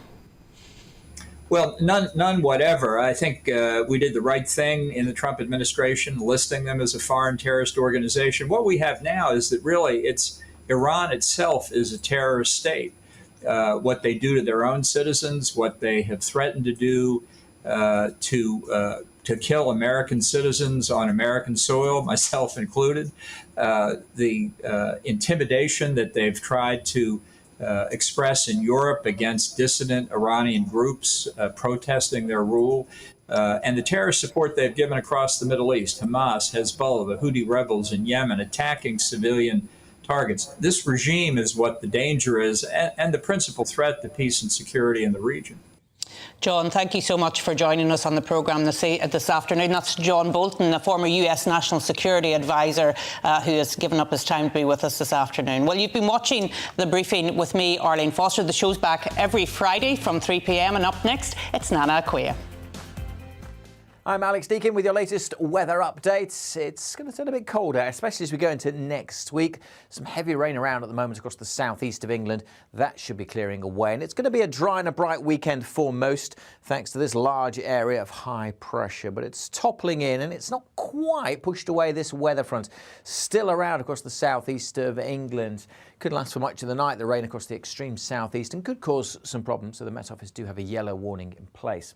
Away from the southeast, though, a few scattered showers over North Wales, southeast Scotland, but generally it's going to be a dry night with clear spells and turning pretty chilly, actually. Temperatures well down into single figures, even in towns and cities. Pockets across sheltered Scotland may drop down to 2 or 3 Celsius. So a chilly start here, but generally a sunny start. A sprinkling of showers maybe for Northern Ireland and West Wales in the morning too. And we'll see a few showers developing over eastern England. The rain in the southeast could still be around in the morning across parts of Kent and Sussex, but should be disappearing by the afternoon, by which time a few showers may just pop up across the Midlands. But for most, it's dry and it's bright with temperatures around or a touch below average, but feeling pleasant enough in the sunshine. During Saturday evening, temperatures will drop sharply under those clear skies, so if you're heading out, just bear that in mind. Still the odd shower coming into parts of eastern England, but for most it's a fine, if fairly chilly start to Sunday. Again, plenty of sunshine around. It will cloud over across the northwest, a bit of patchy rain, followed by a band of heavier rain and strengthening winds coming into the far north by the end of the day. For most, though, again, Sunday looking dry and bright with some increasingly hazy sunshine and temperatures 15 to 18 Celsius after that chilly old start. That wet weather in the north, though, is this fairly lively cold front that will swing rain southwards and introduce a northerly wind, which will bring a significant chill for all of us on Monday.